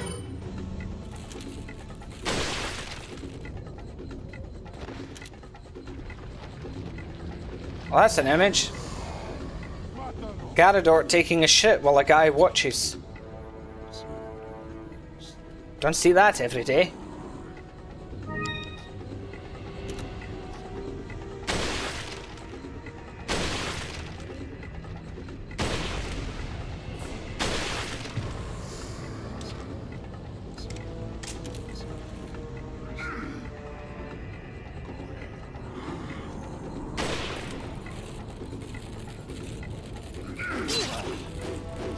Hi, Garador.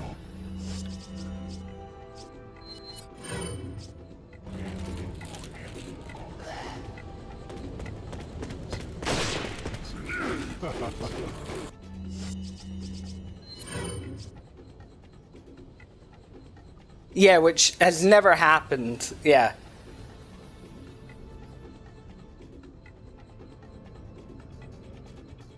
Yeah, that happens. Cognitive dissonance is a thing where it's people just won't change their minds even when presented with information to the contrary.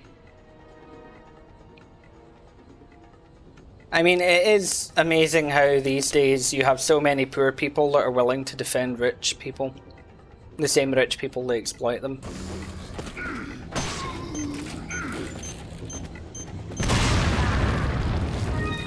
Don't know how I avoided that Garador's claw, but I did.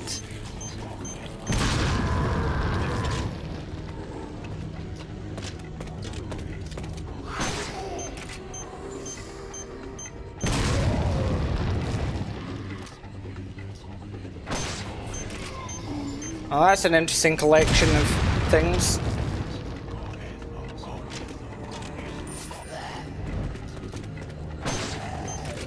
I say always verify, because there's a lot of popular talking heads that talk a lot of nonsense.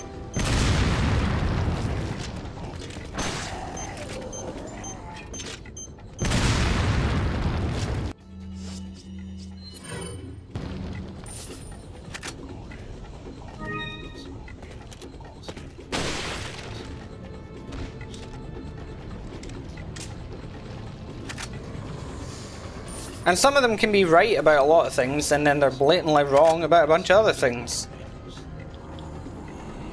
Being an authority on one subject doesn't mean you're always going to be right on that subject, and it certainly doesn't make you an authority on every other subject.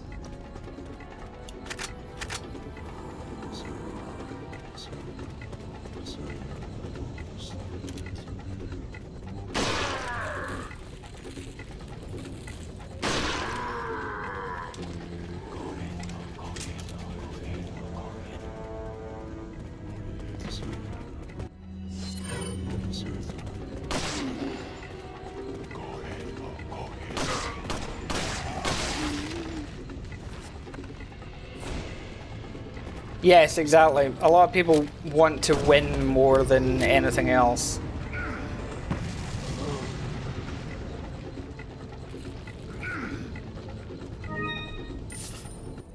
But that's the thing. I mean, there's been people that I've, read or listened to and gone, huh, that's a really interesting point, or that they seem to know what they're talking about.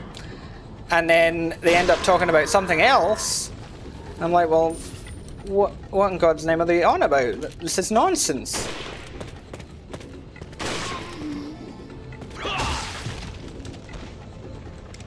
The Daily Bugle. Yeah, that's a reliable source, alright.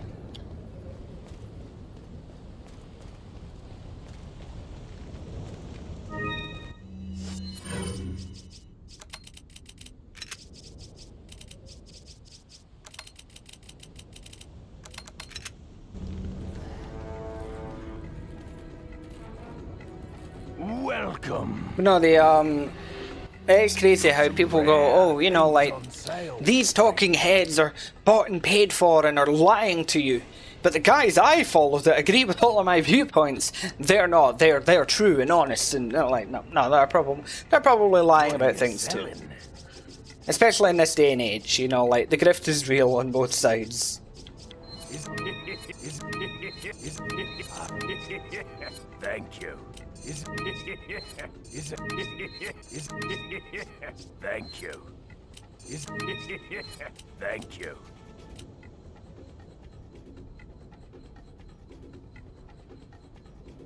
Yeah, exactly. Is that all? You can do the bench Peter thing. Just talk as fast as you can. Gish gallop your way, to victory. Thank you. What are you buying?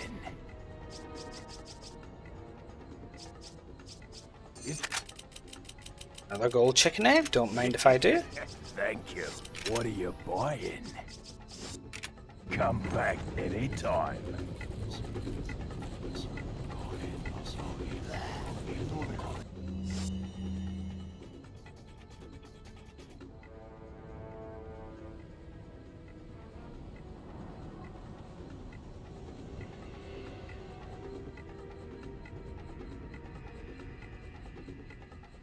Yeah. Yeah, I can imagine. I know you haven't said, you know, your family's background, Scarlet, but I'm starting to piece it together a little bit here. And yeah, it is stupid, and that's what people do, though. And again, like, it's just ridiculous. It really is.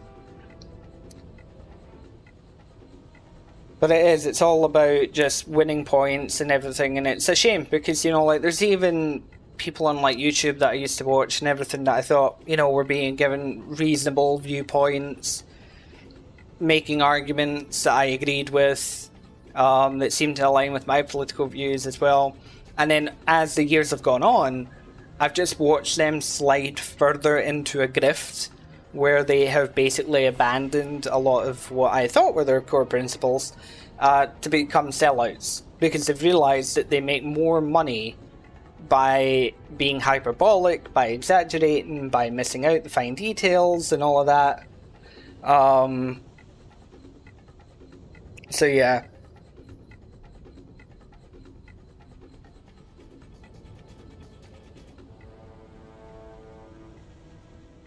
Yeah, I worked it out.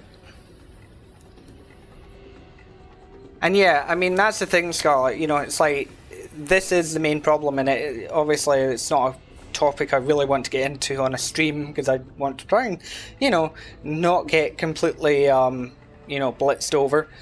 But it is that thing, you know, it's like individuals are not responsible for what governments do, or, you know, for what their leaders do.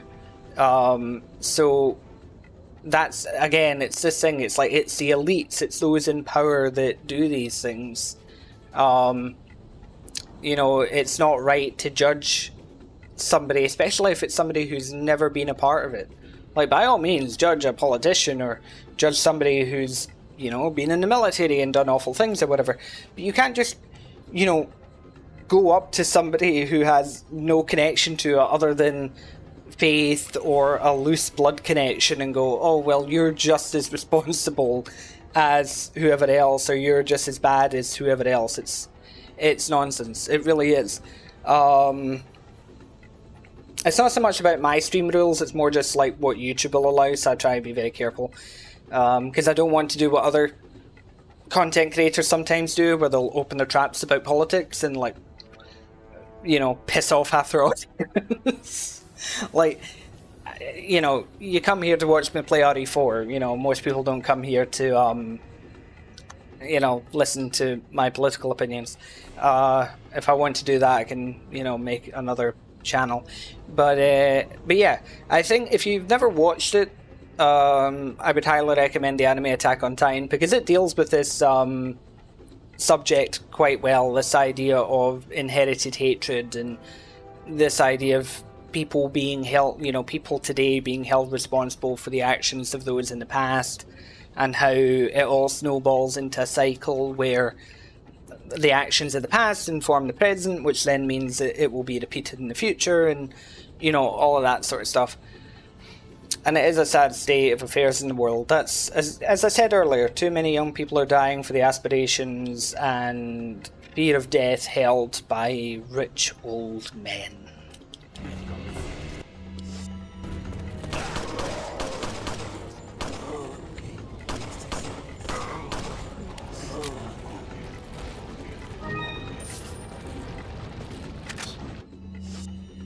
Never watched Naruto, so I wouldn't know.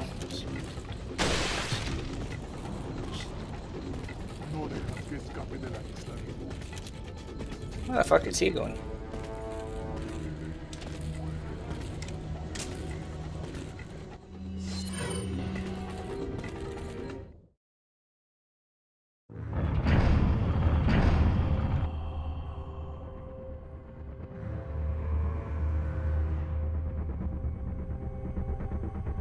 Yeah, exactly. It's very easy to just point fingers and blame rather than, you know, doing it.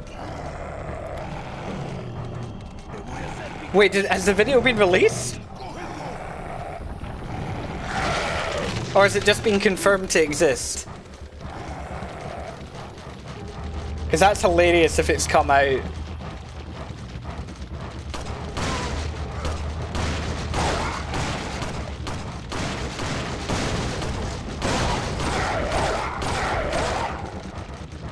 Oh my god.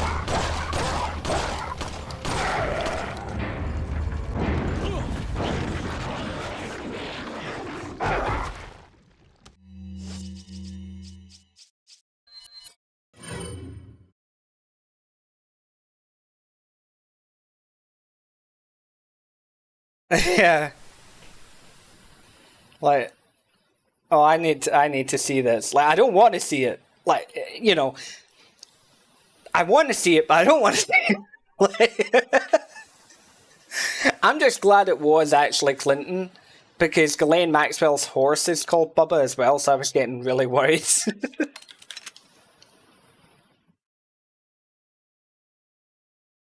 But yeah, I mean, solutions are more important. You know, I have a few solutions of my own. Namely, that involve taking the leaders responsible for these things and making them fight it out. In a cage match, preferably. Pay-per-view. Would Metal Gear Solid fit my... Oh yeah, absolutely, I think it would. It is another franchise I need to go back to.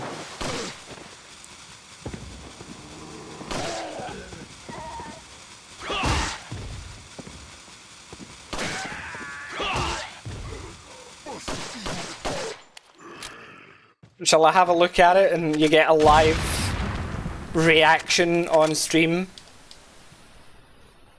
I mean, the one thing we can say about him, you know, giving head to Bill Clinton is at least Clinton was of age. Like, so that's one thing, I suppose.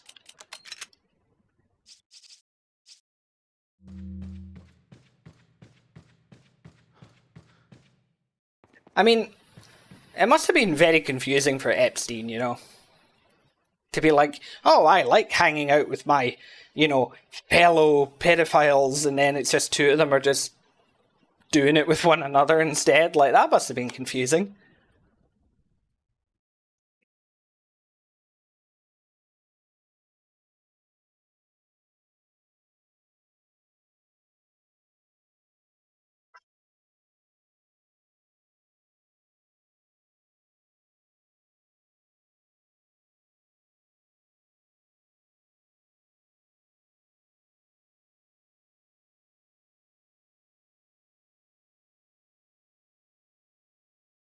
I mean, are we sure that's real and not the, not AI of some kind? Because I know that photos already exist. Yeah, that's just AI.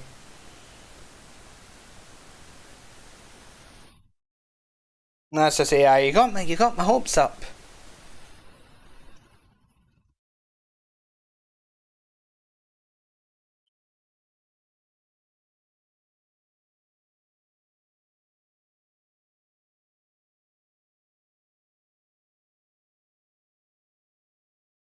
Okay. Yeah, no, because that photos already existed. So no. Need a bit more critical thinking here, I think. Oi!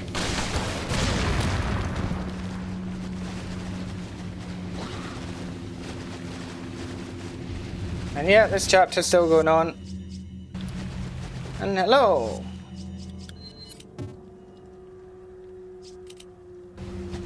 Actually, it is beside me. I think there could be more mods, I'm just not sure what else could be done at this point.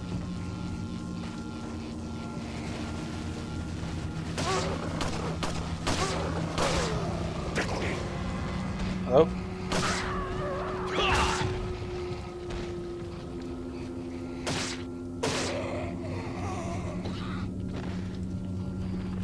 Nah, it's AI, unfortunately.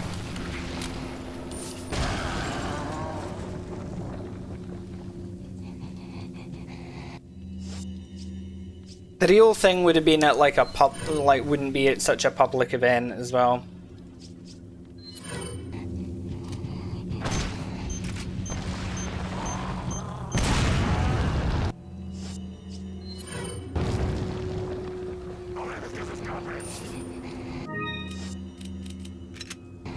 I now have more fish.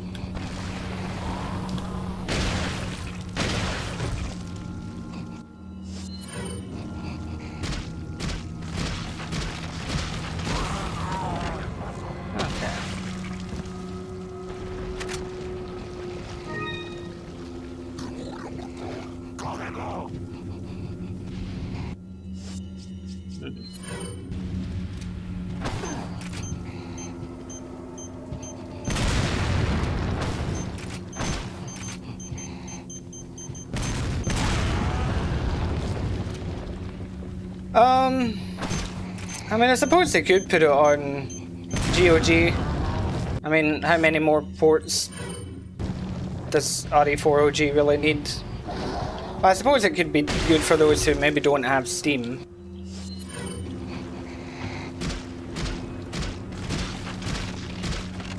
Because I tend to use GOG for like really old games, or ones that aren't as easily available. Yeah, DRM-free version wouldn't hurt.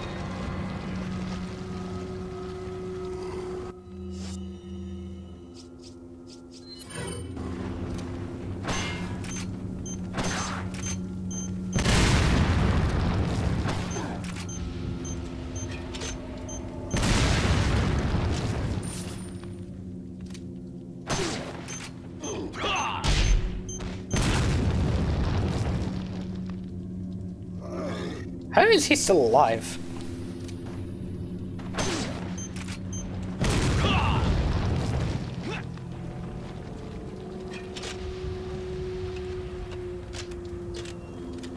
I haven't played Sweet Home, no. My most recent GOG purchases have been Wolfenstein 3D, because I remember playing that when I was much younger. And a very old obscure game that I'll be surprised if any of you even know of. Full Throttle.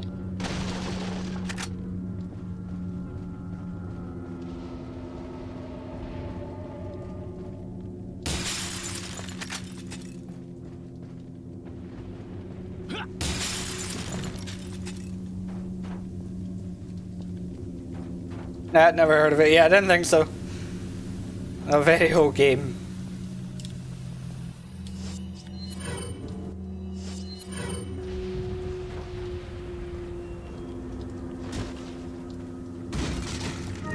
Yep, the one made by Lucas Games.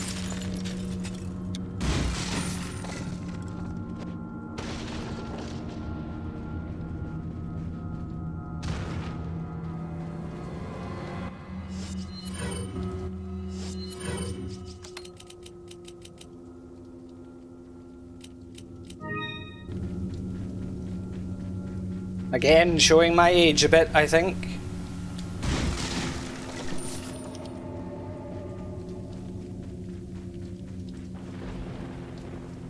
I just remember playing it as a kid and I could never get past a certain point in it, and I think now that I'm older I could probably actually complete the game. Because I was way too young to work out a game like that.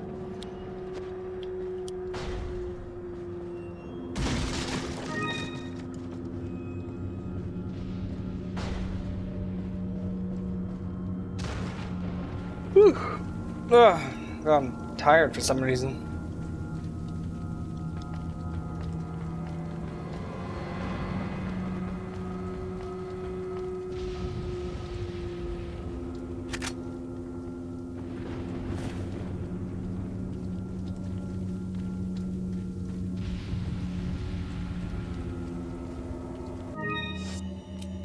Fish.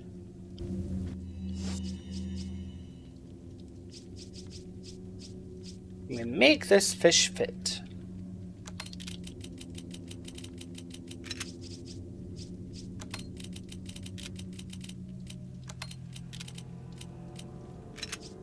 Bet we can find a way.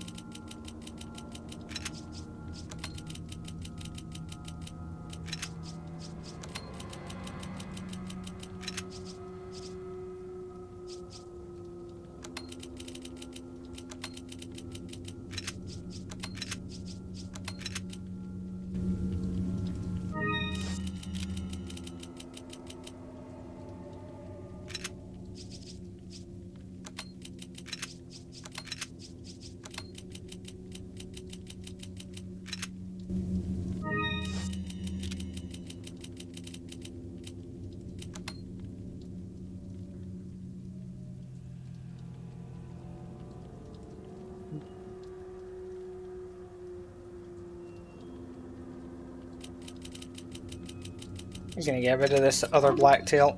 There we go.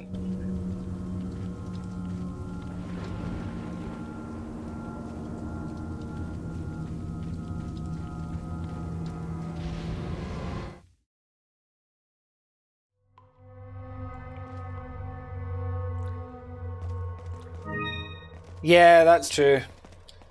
I didn't see about that, how he's... yeah. I say it's gonna happen, it's inevitable now. Hey, congrats, Animus. Well done.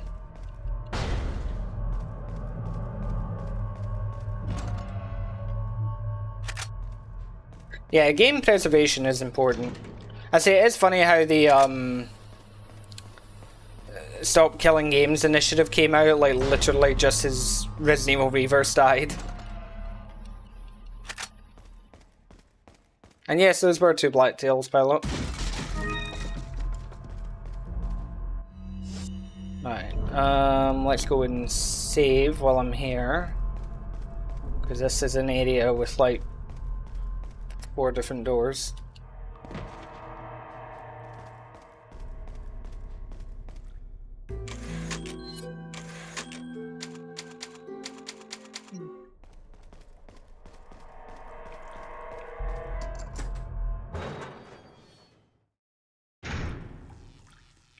Yeah, mostly due to pirate software.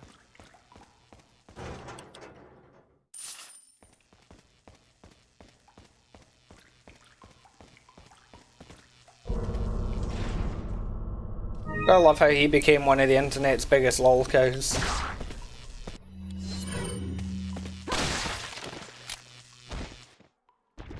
Yeah, you need to play the OG, Paolo. You'll love it. You'll know how it works at Blizzard. Yeah.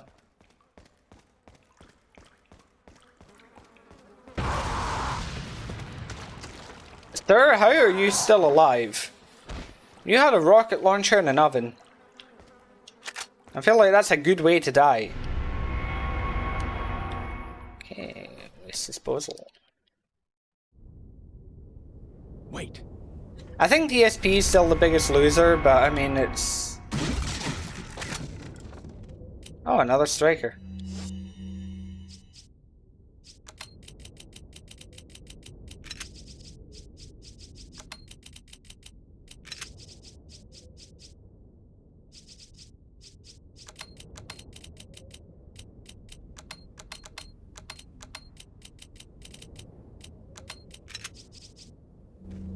Welcome. Got a selection. We're now talking about DSP. That's the fun thing about my live stream chats. You never know what the next topic's going to be. Thank you. Is that? Thank you. Thank you. Thank you. Thank you. What are you? Yeah, no, DSP is still around. Unfortunately. Come back anytime.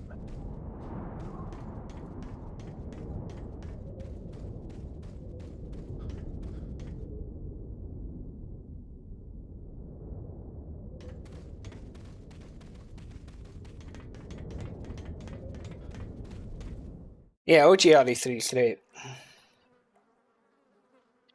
Yeah, I think he's a dumbass that just... He can't handle the fact that he got caught out being a dumbass because he unironically does actually think he's the smartest guy in a room. Right, could go this way. Ooh. Wait. Clock puzzle, yeah.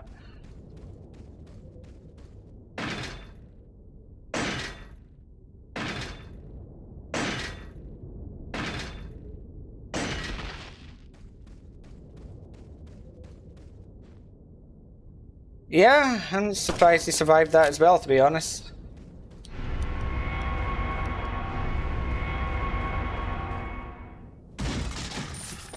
Yeah, yeah, I mean, the world could descend into a nuclear holocaust, and we all get wiped out, and DSP would still somehow be there with like 6 cockroaches and Keith Richards.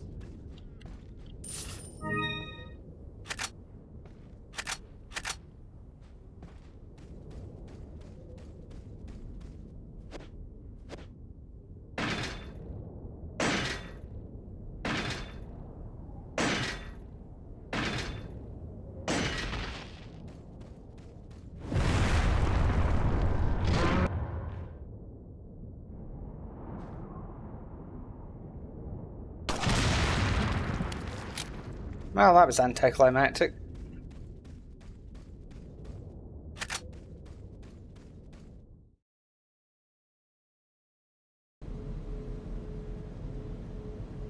Wait. Air chickens?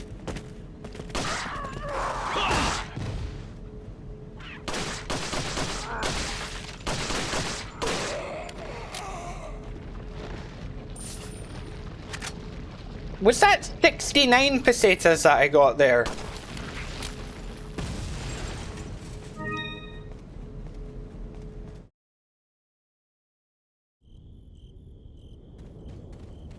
Wait. He went from Hulk to Banner, we just skipped the transformation. Yeah.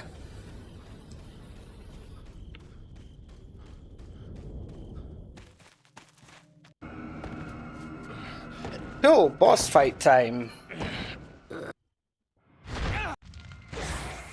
Oh, that's not, Mendez.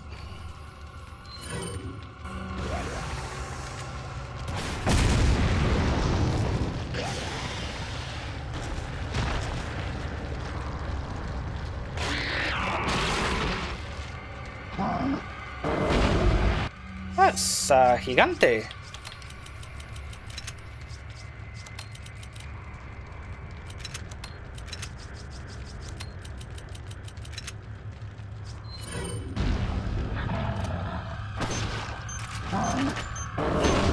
Ow. Oops. Might have killed myself there. Okay, so we'll keep, we'll fight Verdugo fair and square. Then we'll use the rocket launcher on El Gigante and Mendez.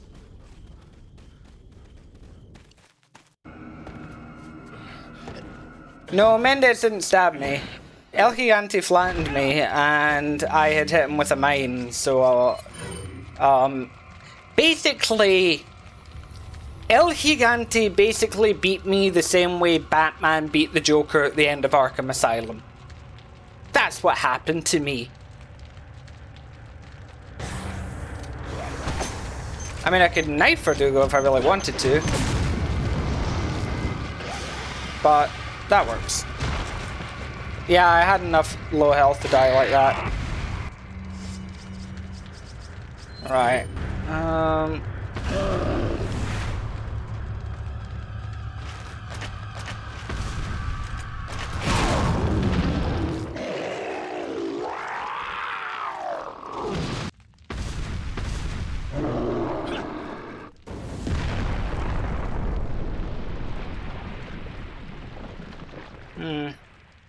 Maybe that wasn't such a good idea.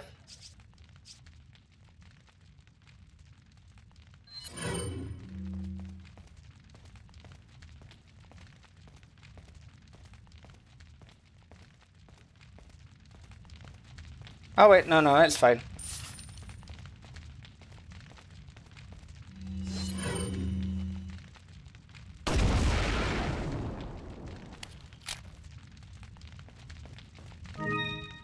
Eat some fish and I'll be fine, yeah.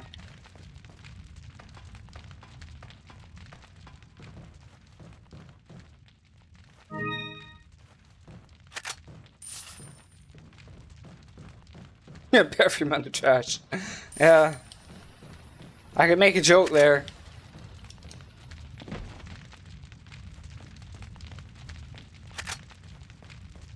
Yeah, the Arkham games aren't that difficult, but, you know, you might just need some pointers. Maybe that's another guide I need to make.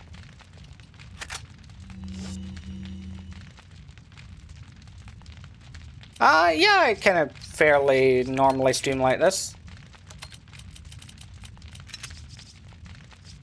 I'm pretty casual about it.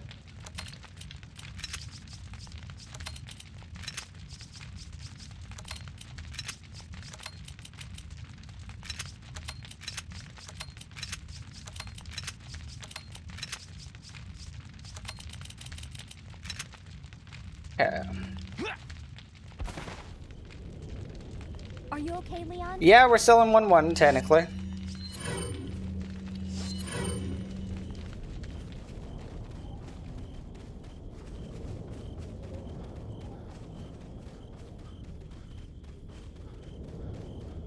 Hey, JB. I'm hoping Supercell will show up, but so far, no such luck. There we go. That was a long chapter 1.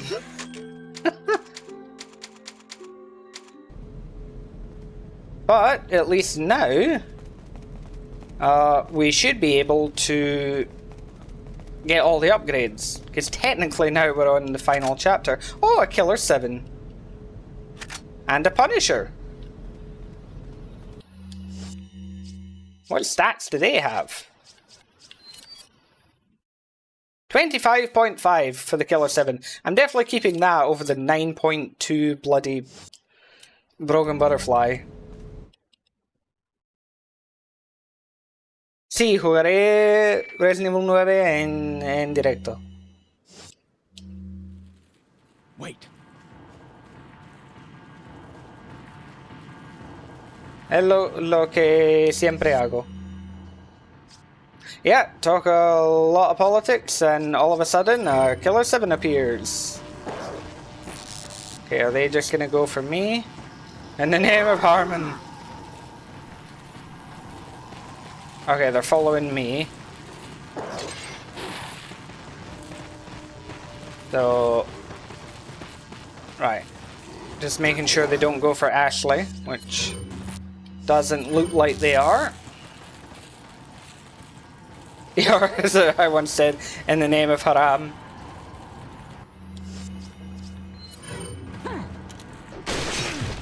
Ow.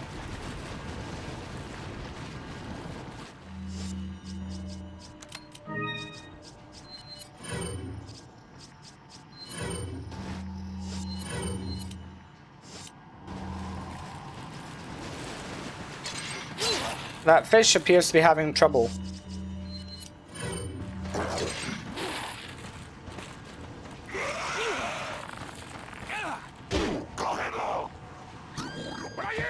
No dejes que se escape.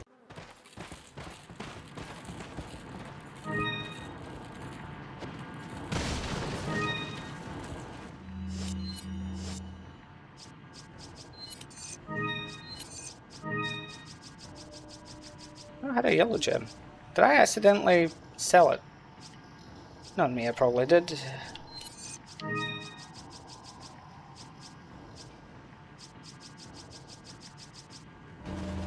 Oh well.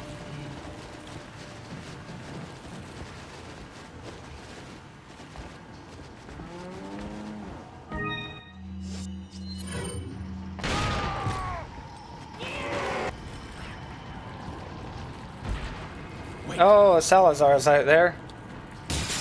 There's a cow outside the window. Don't know how the cow got up here.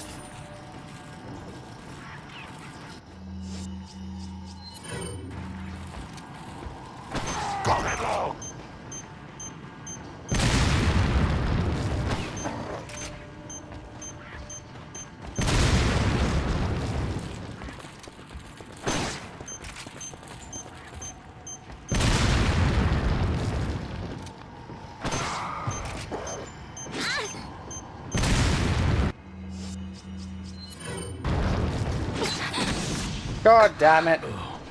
No.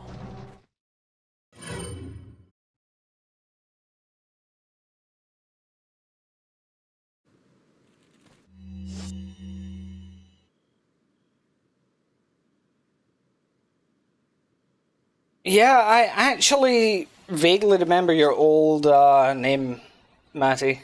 So,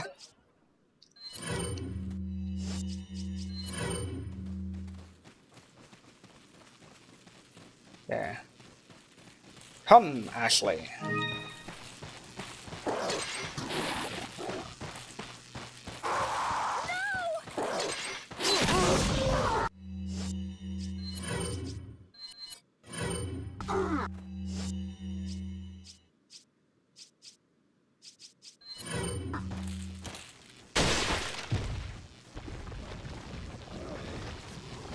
Okay, Paolo, sleep well.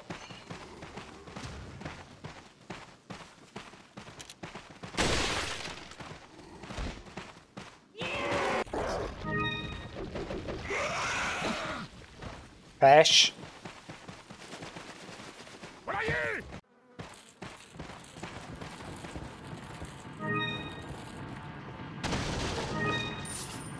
Wait. Depends what line you're talking about, but they tend to say, like, muérete, which is just die, or mátalo as well.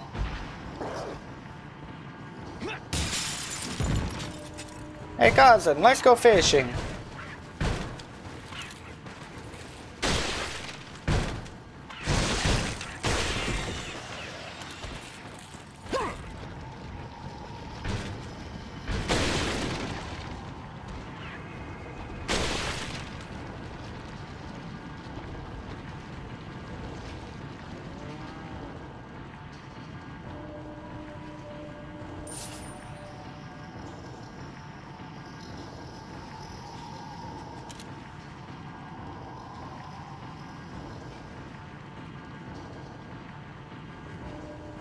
Should like mutate, yeah, Plaga pops out. That was very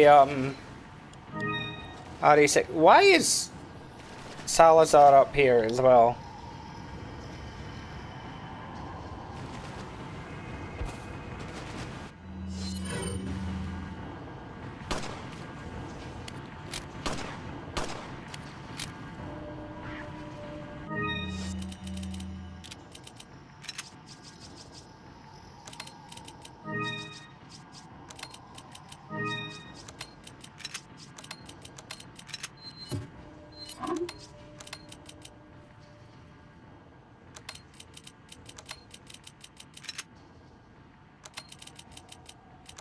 You know what, just get rid of that. And that.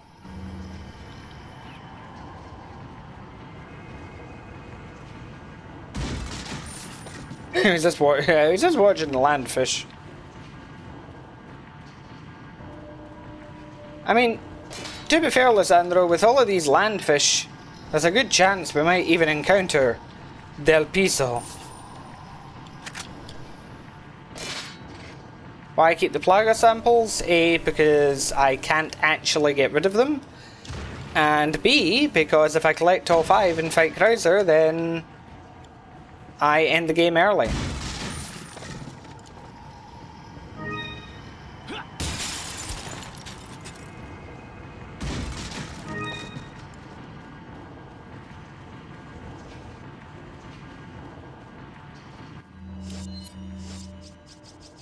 Alright,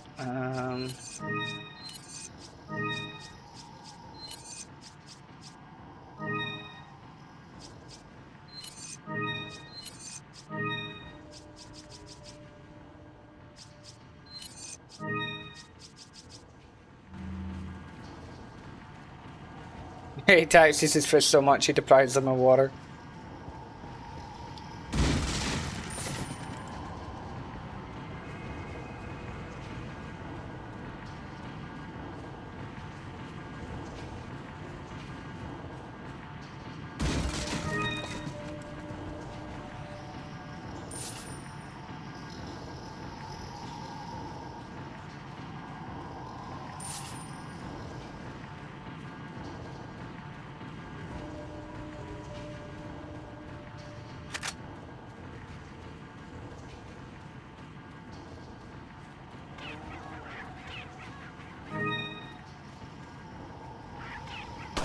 Hee hee.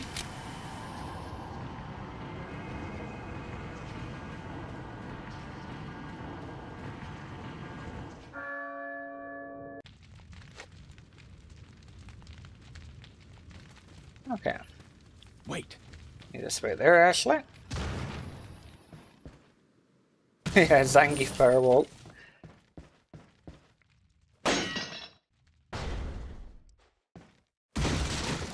Okay.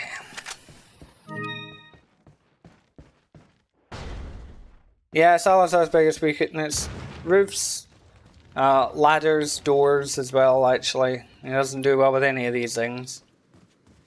I just don't complain if he protects the Spanish skies. Imagine seeing that. Imagine. So I'm mainly a Street Fighter player. I have played Tekken before in the same way I played Mortal Kombat before, but it's mostly Street Fighter that I'm most familiar with.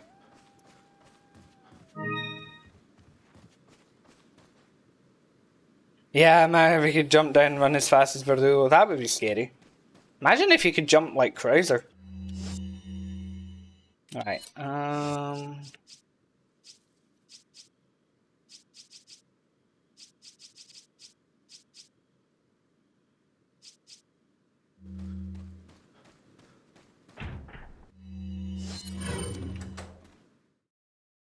go this way. Wait.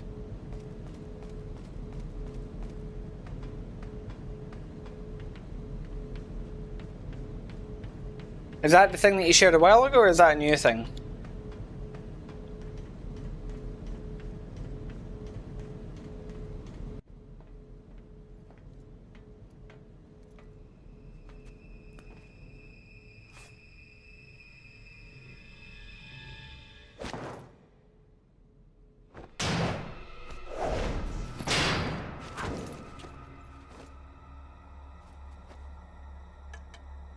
Yeah, that's what I meant. Been a long time, comrade. Krauser. I died in a crash 2 years ago. Is that what they told you? You're the one who kidnapped Ashley. You catch on quick, as expected. Wait, so does After all, Street you Fighter and I 6 just both know not where work for you now?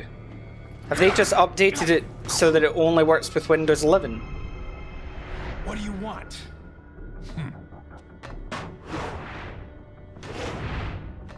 Surely they haven't done something so bloody stupid. That's all.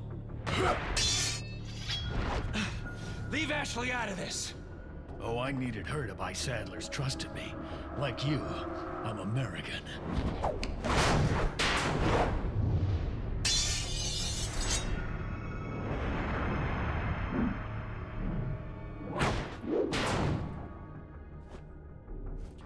You got her involved just for that?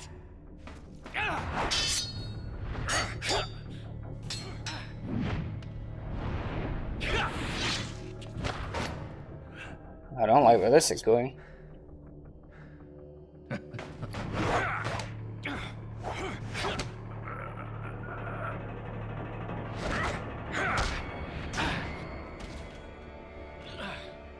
All for Umbrella's sake.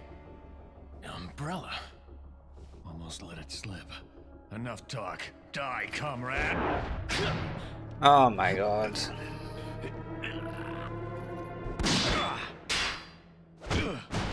Well, it means I probably won't be able to play it either then. Because I'm on Windows 10. Bitch in the red dress. Looks like we have the upper hand here.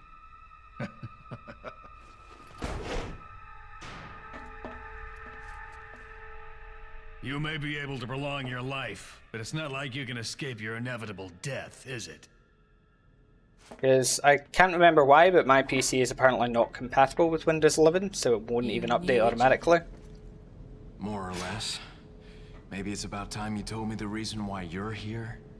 Maybe some other time.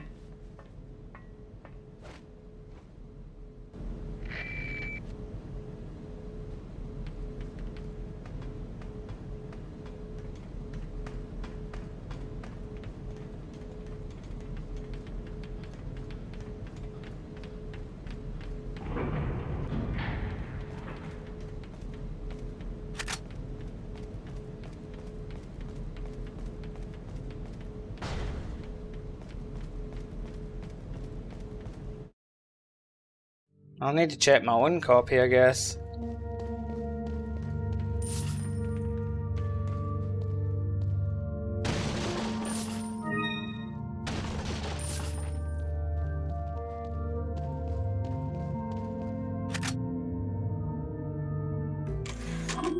Actually, before I talk to the merchant, I shall see if he's got stuff for me. He should do, but he doesn't. Thank you.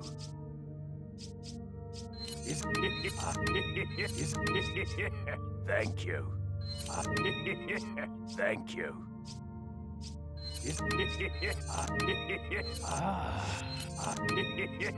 Thank you. Thank you. What are you buying? What are you buying? Such a brain dead fucking decision on their part, and the fact that Microsoft's doing that.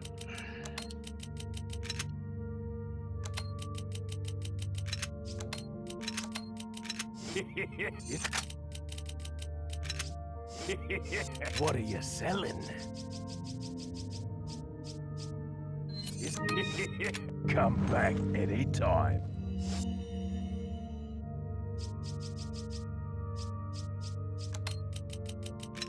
Oh yeah, I've got the Punisher to sell as well. What are you selling?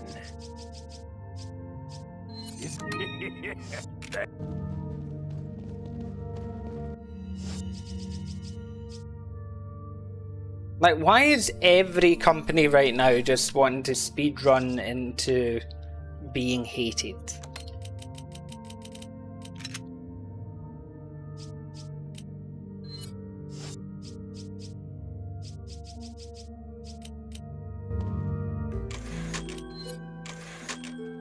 Like, can't Windows 11 like literally like brick half of your stuff? It's like, oh, your mouse no longer works because, well, it's Windows 11. Like, whoops, you know?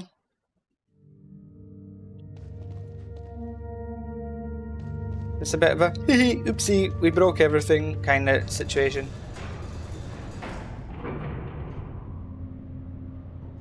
Dragon Ball Z Bardo, just subscribe. Yeah, exactly, like... Oh. Okay. Guess we're going back down. Wait, will that then end the chapter?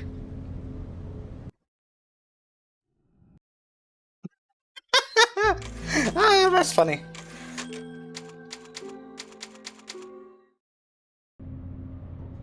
Yeah, like Windows 11 is just AI spyware. And no wonder Microsoft are desperate to force it on us all. Wait. I hear a cruiser. What is he?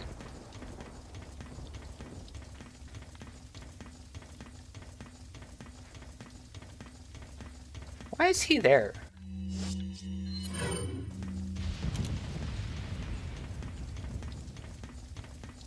Cruiser, why are you in the cabin?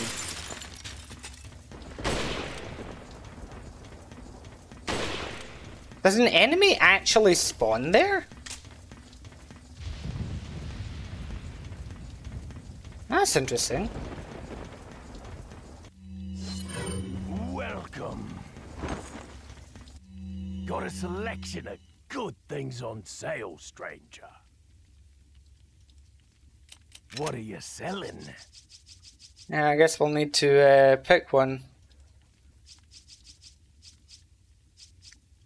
Yeah, I don't know what happened there. I'm gonna have to investigate that with the trainer at some point. What are you buying? Come back anytime. Oh well. Time for cabin fight, I guess. Imagine if the cabin fight is just all fish. I mean, I'll need to go on like Street Fighter 5 at some point anyway for the Zangief walk, but still. Use this.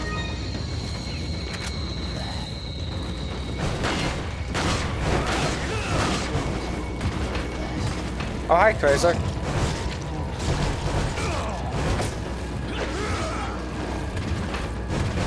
Luis, do you want to fight Krauser?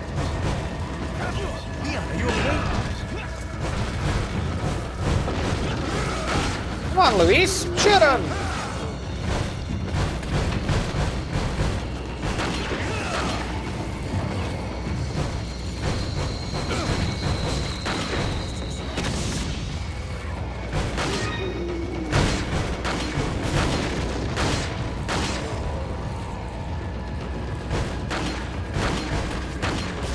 Yes, Luis can indeed survive against Supercell indefinitely.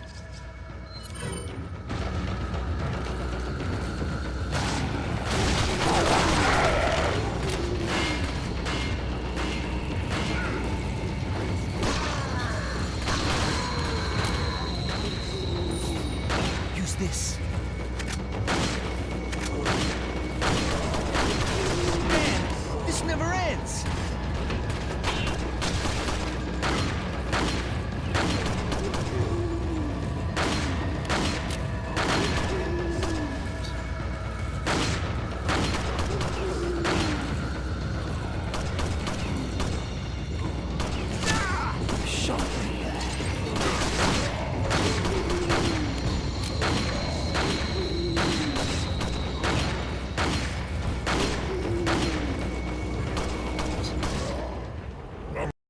Okay.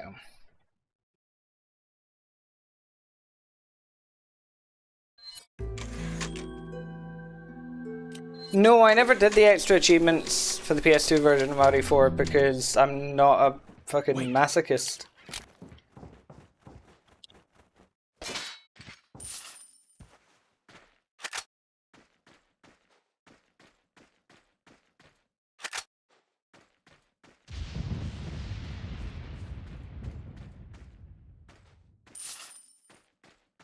But I can't believe that's happened with Windows 11 though. That's just absurd.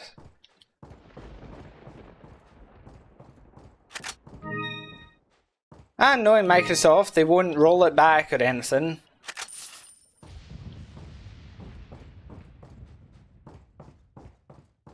Oh, go look yourself, Seth. Go look yourself. PS2 subset for RE4. Welcome. It's the one that I raised at the creator about the merch scores. What are you buying? It's the same what one. Are you selling?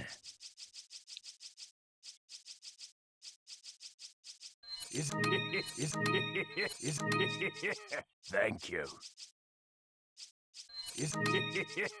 What are you buying? What are you buying? Oh, can upgrade the rifle. Nice.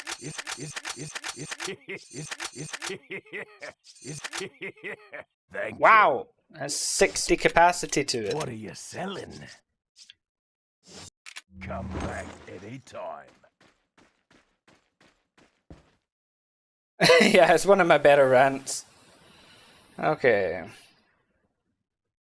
Left or right, chat? What do we say?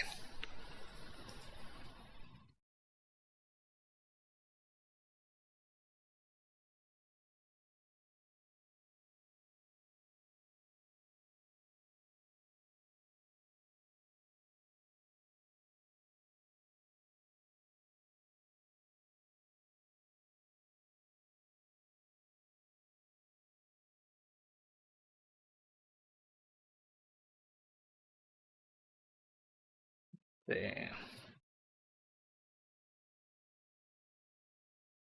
Oh god, yeah, that might happen with ORC and Street Fighter X Tekken. Yeah, it's 2 for left, 3 for left, 2 for right. Left it is. Remember, with the randomizer, it's not going to take me to the beta place, so... See? Wait. Yep. Can see why I haven't done it, and really have very little intention of ever doing it.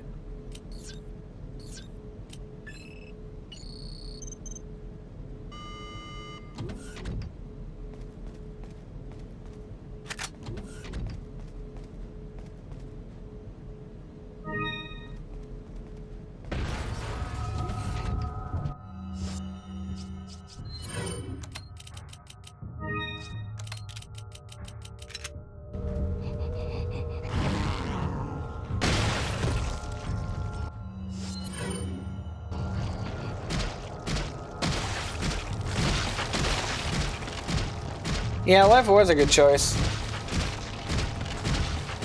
Easy room to clear.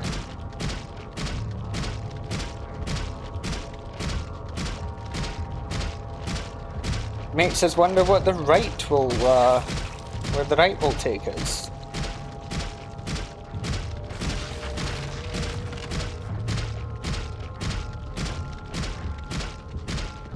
Also, it's funny how this stream has now been put on limited like monetization, obviously from the earlier discussion. Because I've obviously said some words that they don't like you saying. Because advertisers might get upset.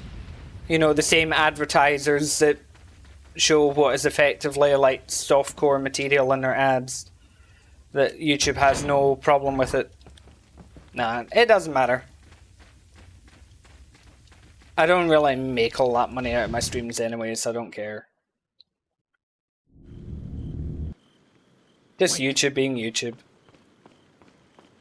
Like, again, if I want to completely sanitize for YouTube, I have to say stupid things like, you know, like, oh, unalived and violent and, you know, like, oh, fuck off.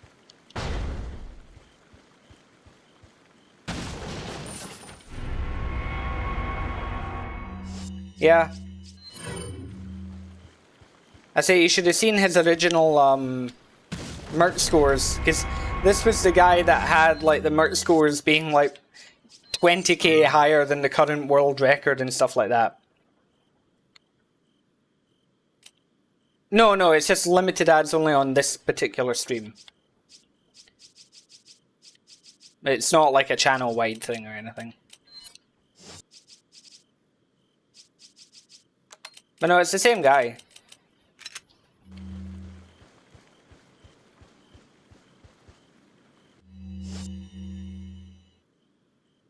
So check the Retro Achievements PS2 subset for RE4 and have a read through. Because that is awful. It seems to be an empty maze.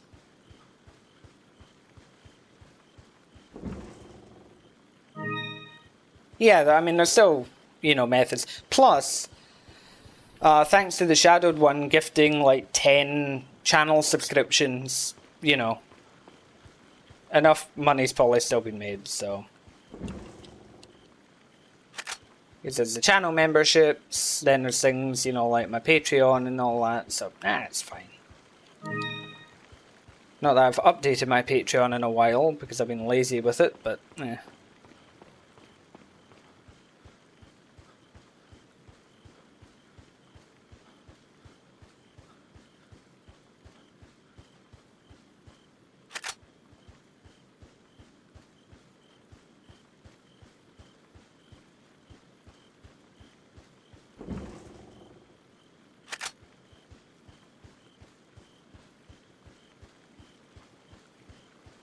yeah, I wouldn't have expected a pacifist run of Killer 7 to be possible, but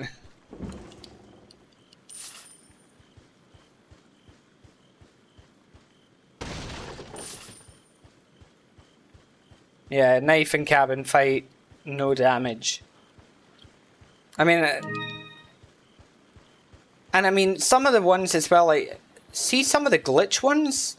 They involve glitches even I didn't know about. Like, some of them are so obscure.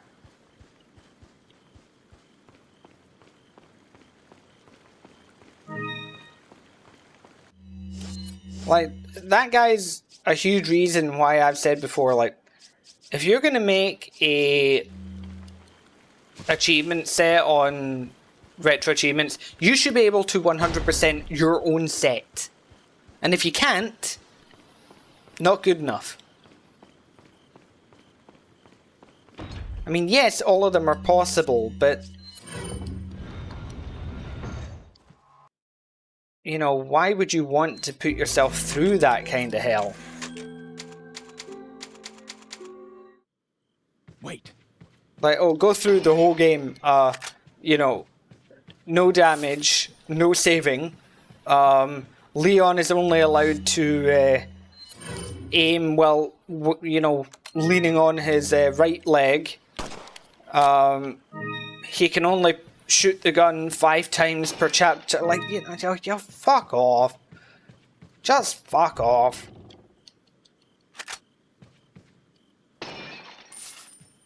Welcome. Got a selection of good things on Oh yeah, I sale, mean, some of those mercs achievements, like, yes, I could do them, but it would take me some time to get there because those are not easy scores. And as I say, some of them were like beyond the world record. Because here's the thing, it's PS2, and he took scores from like GameCube and things, and went, well, the GameCube world record is, you know, this, so you can do it on PS2. It's like, no, you can't, because the PS2 is like, you can only, like, the difference in the scoring is so vast. Like, he didn't know what he was talking about. Yeah, he's not a Mercs player, he's a moron. What are you buying? What are you buying? And that's the thing, it's like, yeah, can I get 300k with Western Castle on, you know, PS2? Yes. How long will it take me? A while. You know, most regular players aren't going to be able to do that sort of thing. Wait.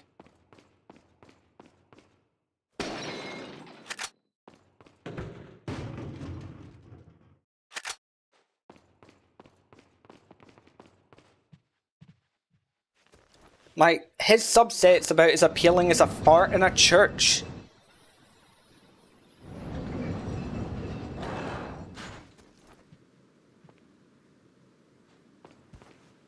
I don't really know how retro achievements works, but clearly there's not a lot of vetting that seems to go on.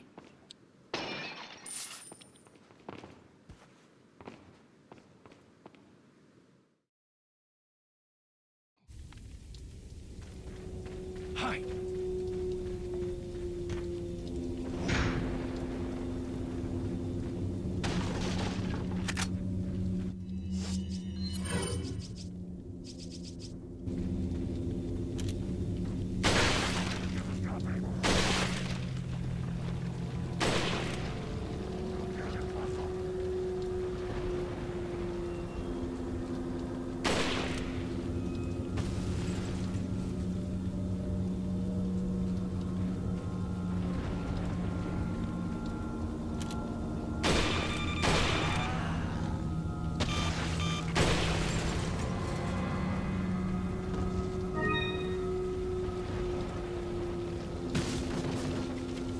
Imagine having this sniper rifle in Mercs.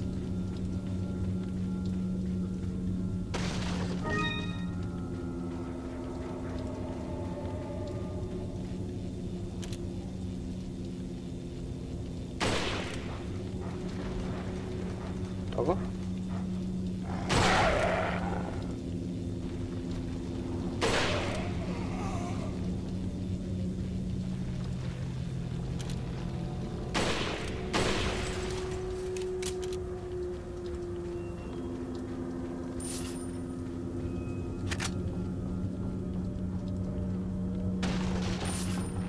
I'll need to go and check that later. What I like is how many, I mean, it's funny how like most of the comments on that subset are just people taking the piss. You know, like, you should add an achievement of, you know, beating the game no damage while walking backwards without firing a shot in under 1 hour while drunk. You know, things like that. Like,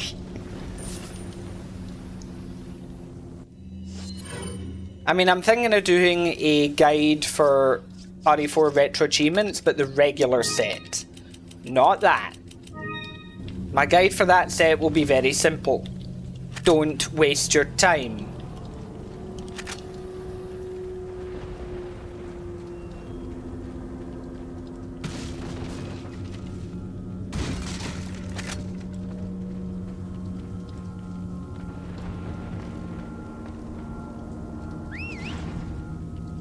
I don't know what I'm calling on Ashley. I don't really. Oh no, I do need her to be here for this one. Annoyingly.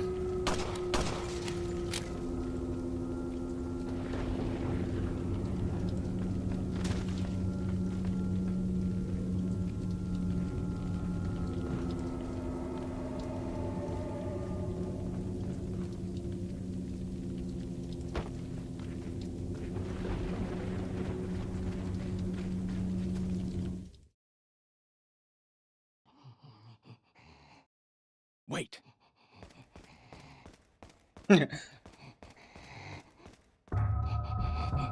Oh wow. Cannon regenerator.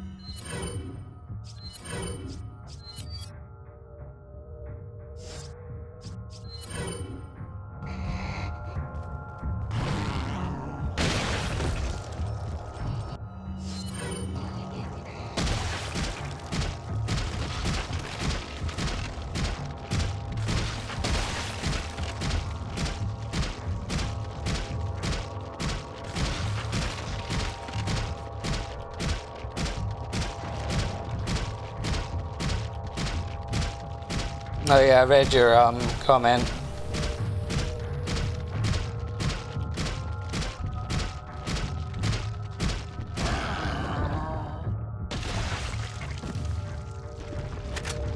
The regenerator was hoping to seduce me by showing me his behind.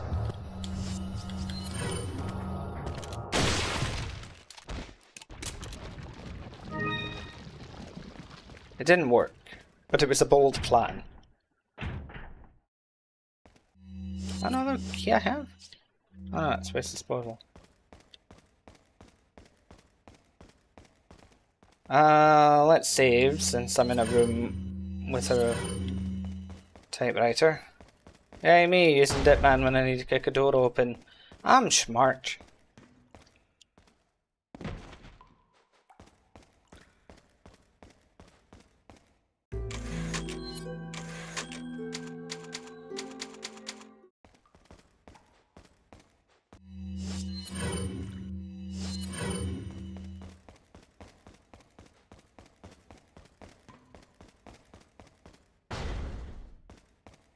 Yeah.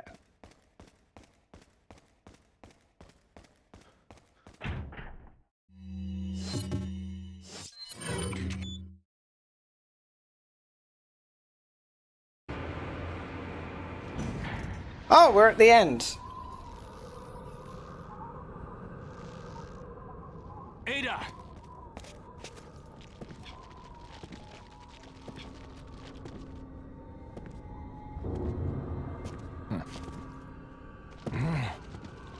Better try a new trick, cause that one's getting old. You okay? Yep. I like the updated one.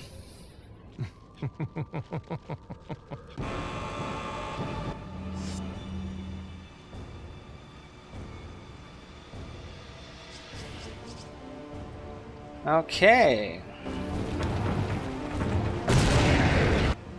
It's annoying, however, that Ashley has to be with me. Oh! No go.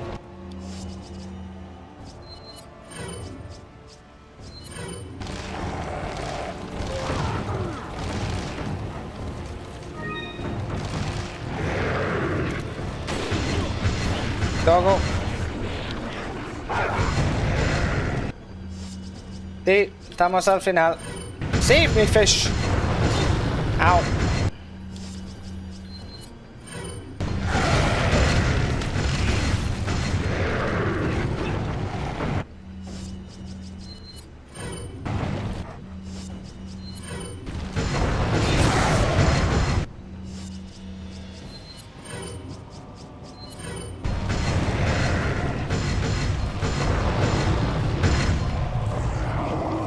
Jesus Christ, Sadler. Uh-oh.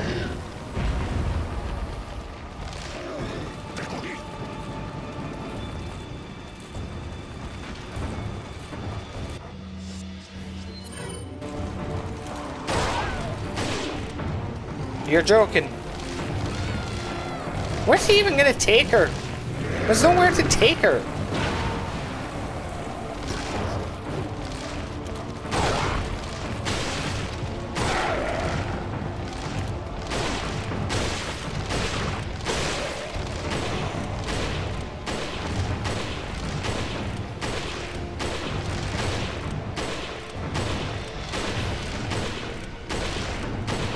He needed proof that he's immortal.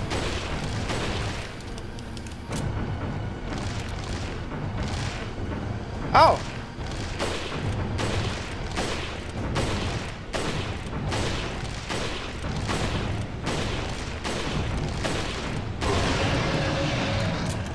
Sadler's being defeated by, a cow.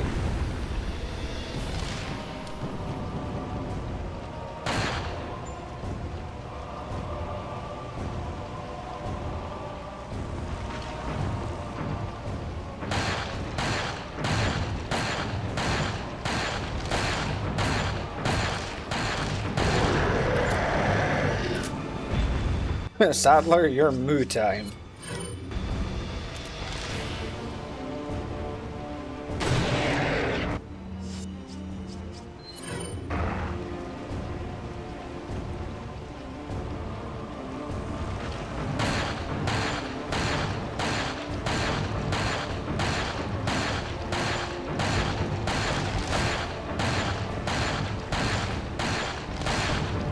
So you can actually do damage to him just by shooting the body. Takes forever.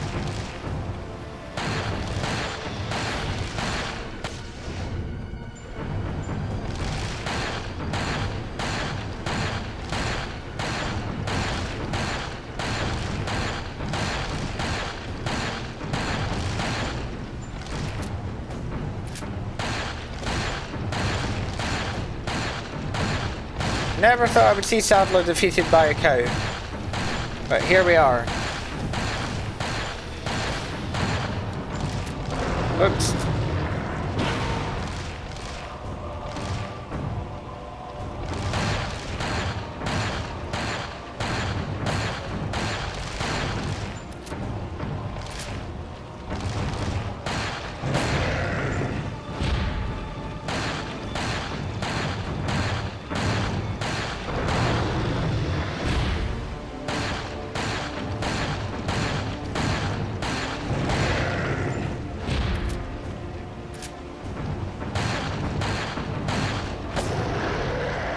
Boom.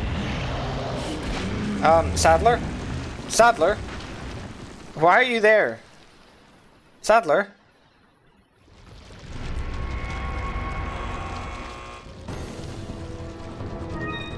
Oh, time to run.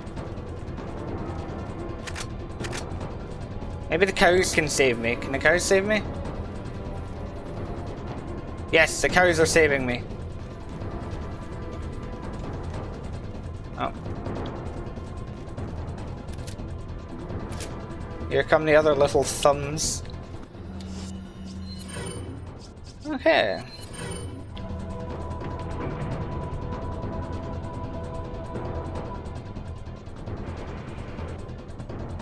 Look, I didn't mean to kill the cow.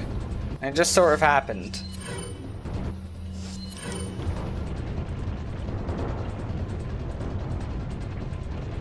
Yeah, one day, assignment, Leon. One day.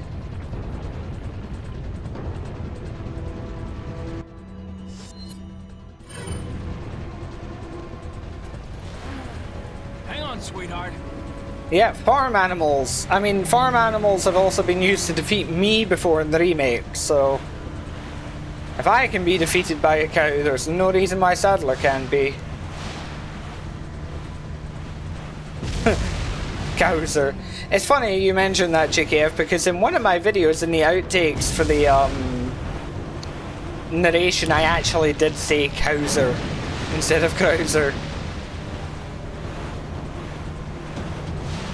So I don't know if that means it's like a cow with Krauser's red beret, or if it's Krauser but with udders.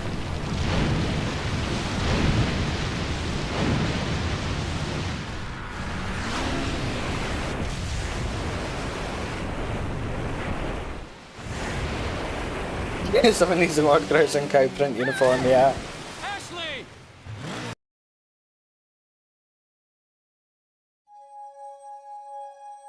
Yeah, cult leader of the Ganados has been defeated by the Ganado. I like how the HD project like improved these pictures as well.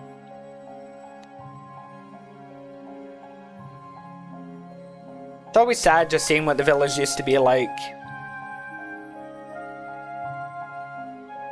I'm gonna end the stream kinda now. Just because I'm a bit tired, so I don't have it in me to keep streaming another like 4 hours or something, but...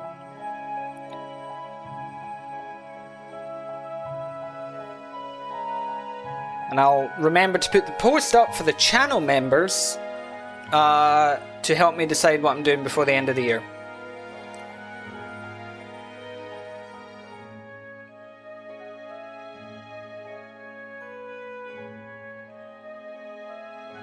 So, yeah, I'm gonna end the stream. I will still maybe be awake for a bit, but I'm gonna end the stream kinda with this. Because I don't have the energy to go like another 4 hours on a stream or anything.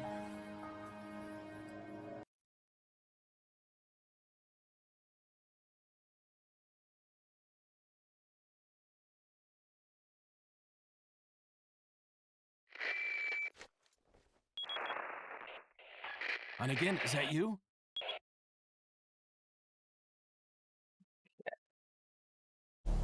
Right.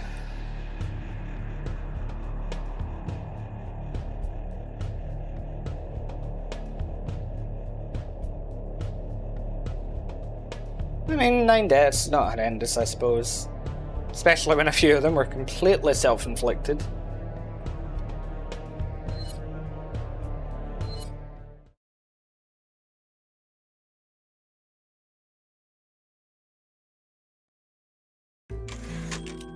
Right, nice. Yeah, that was a unique way to win. One of these days we'll get the assignment Leon ending.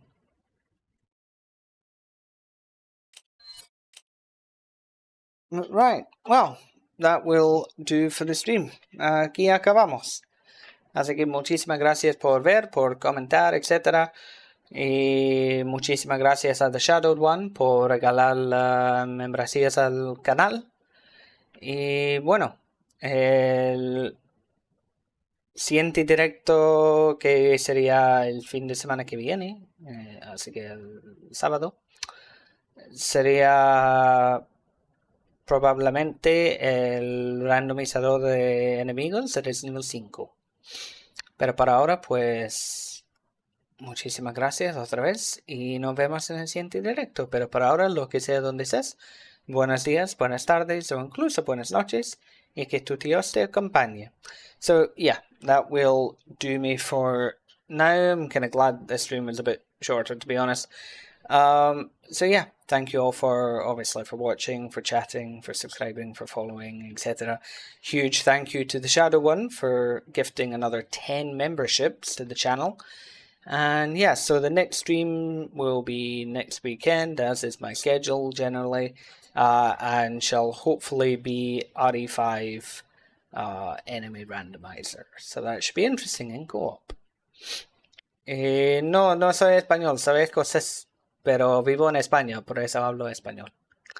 So yeah, but for now, whatever it is, wherever you are, good morning, good afternoon, or indeed good night, and may your God go with you.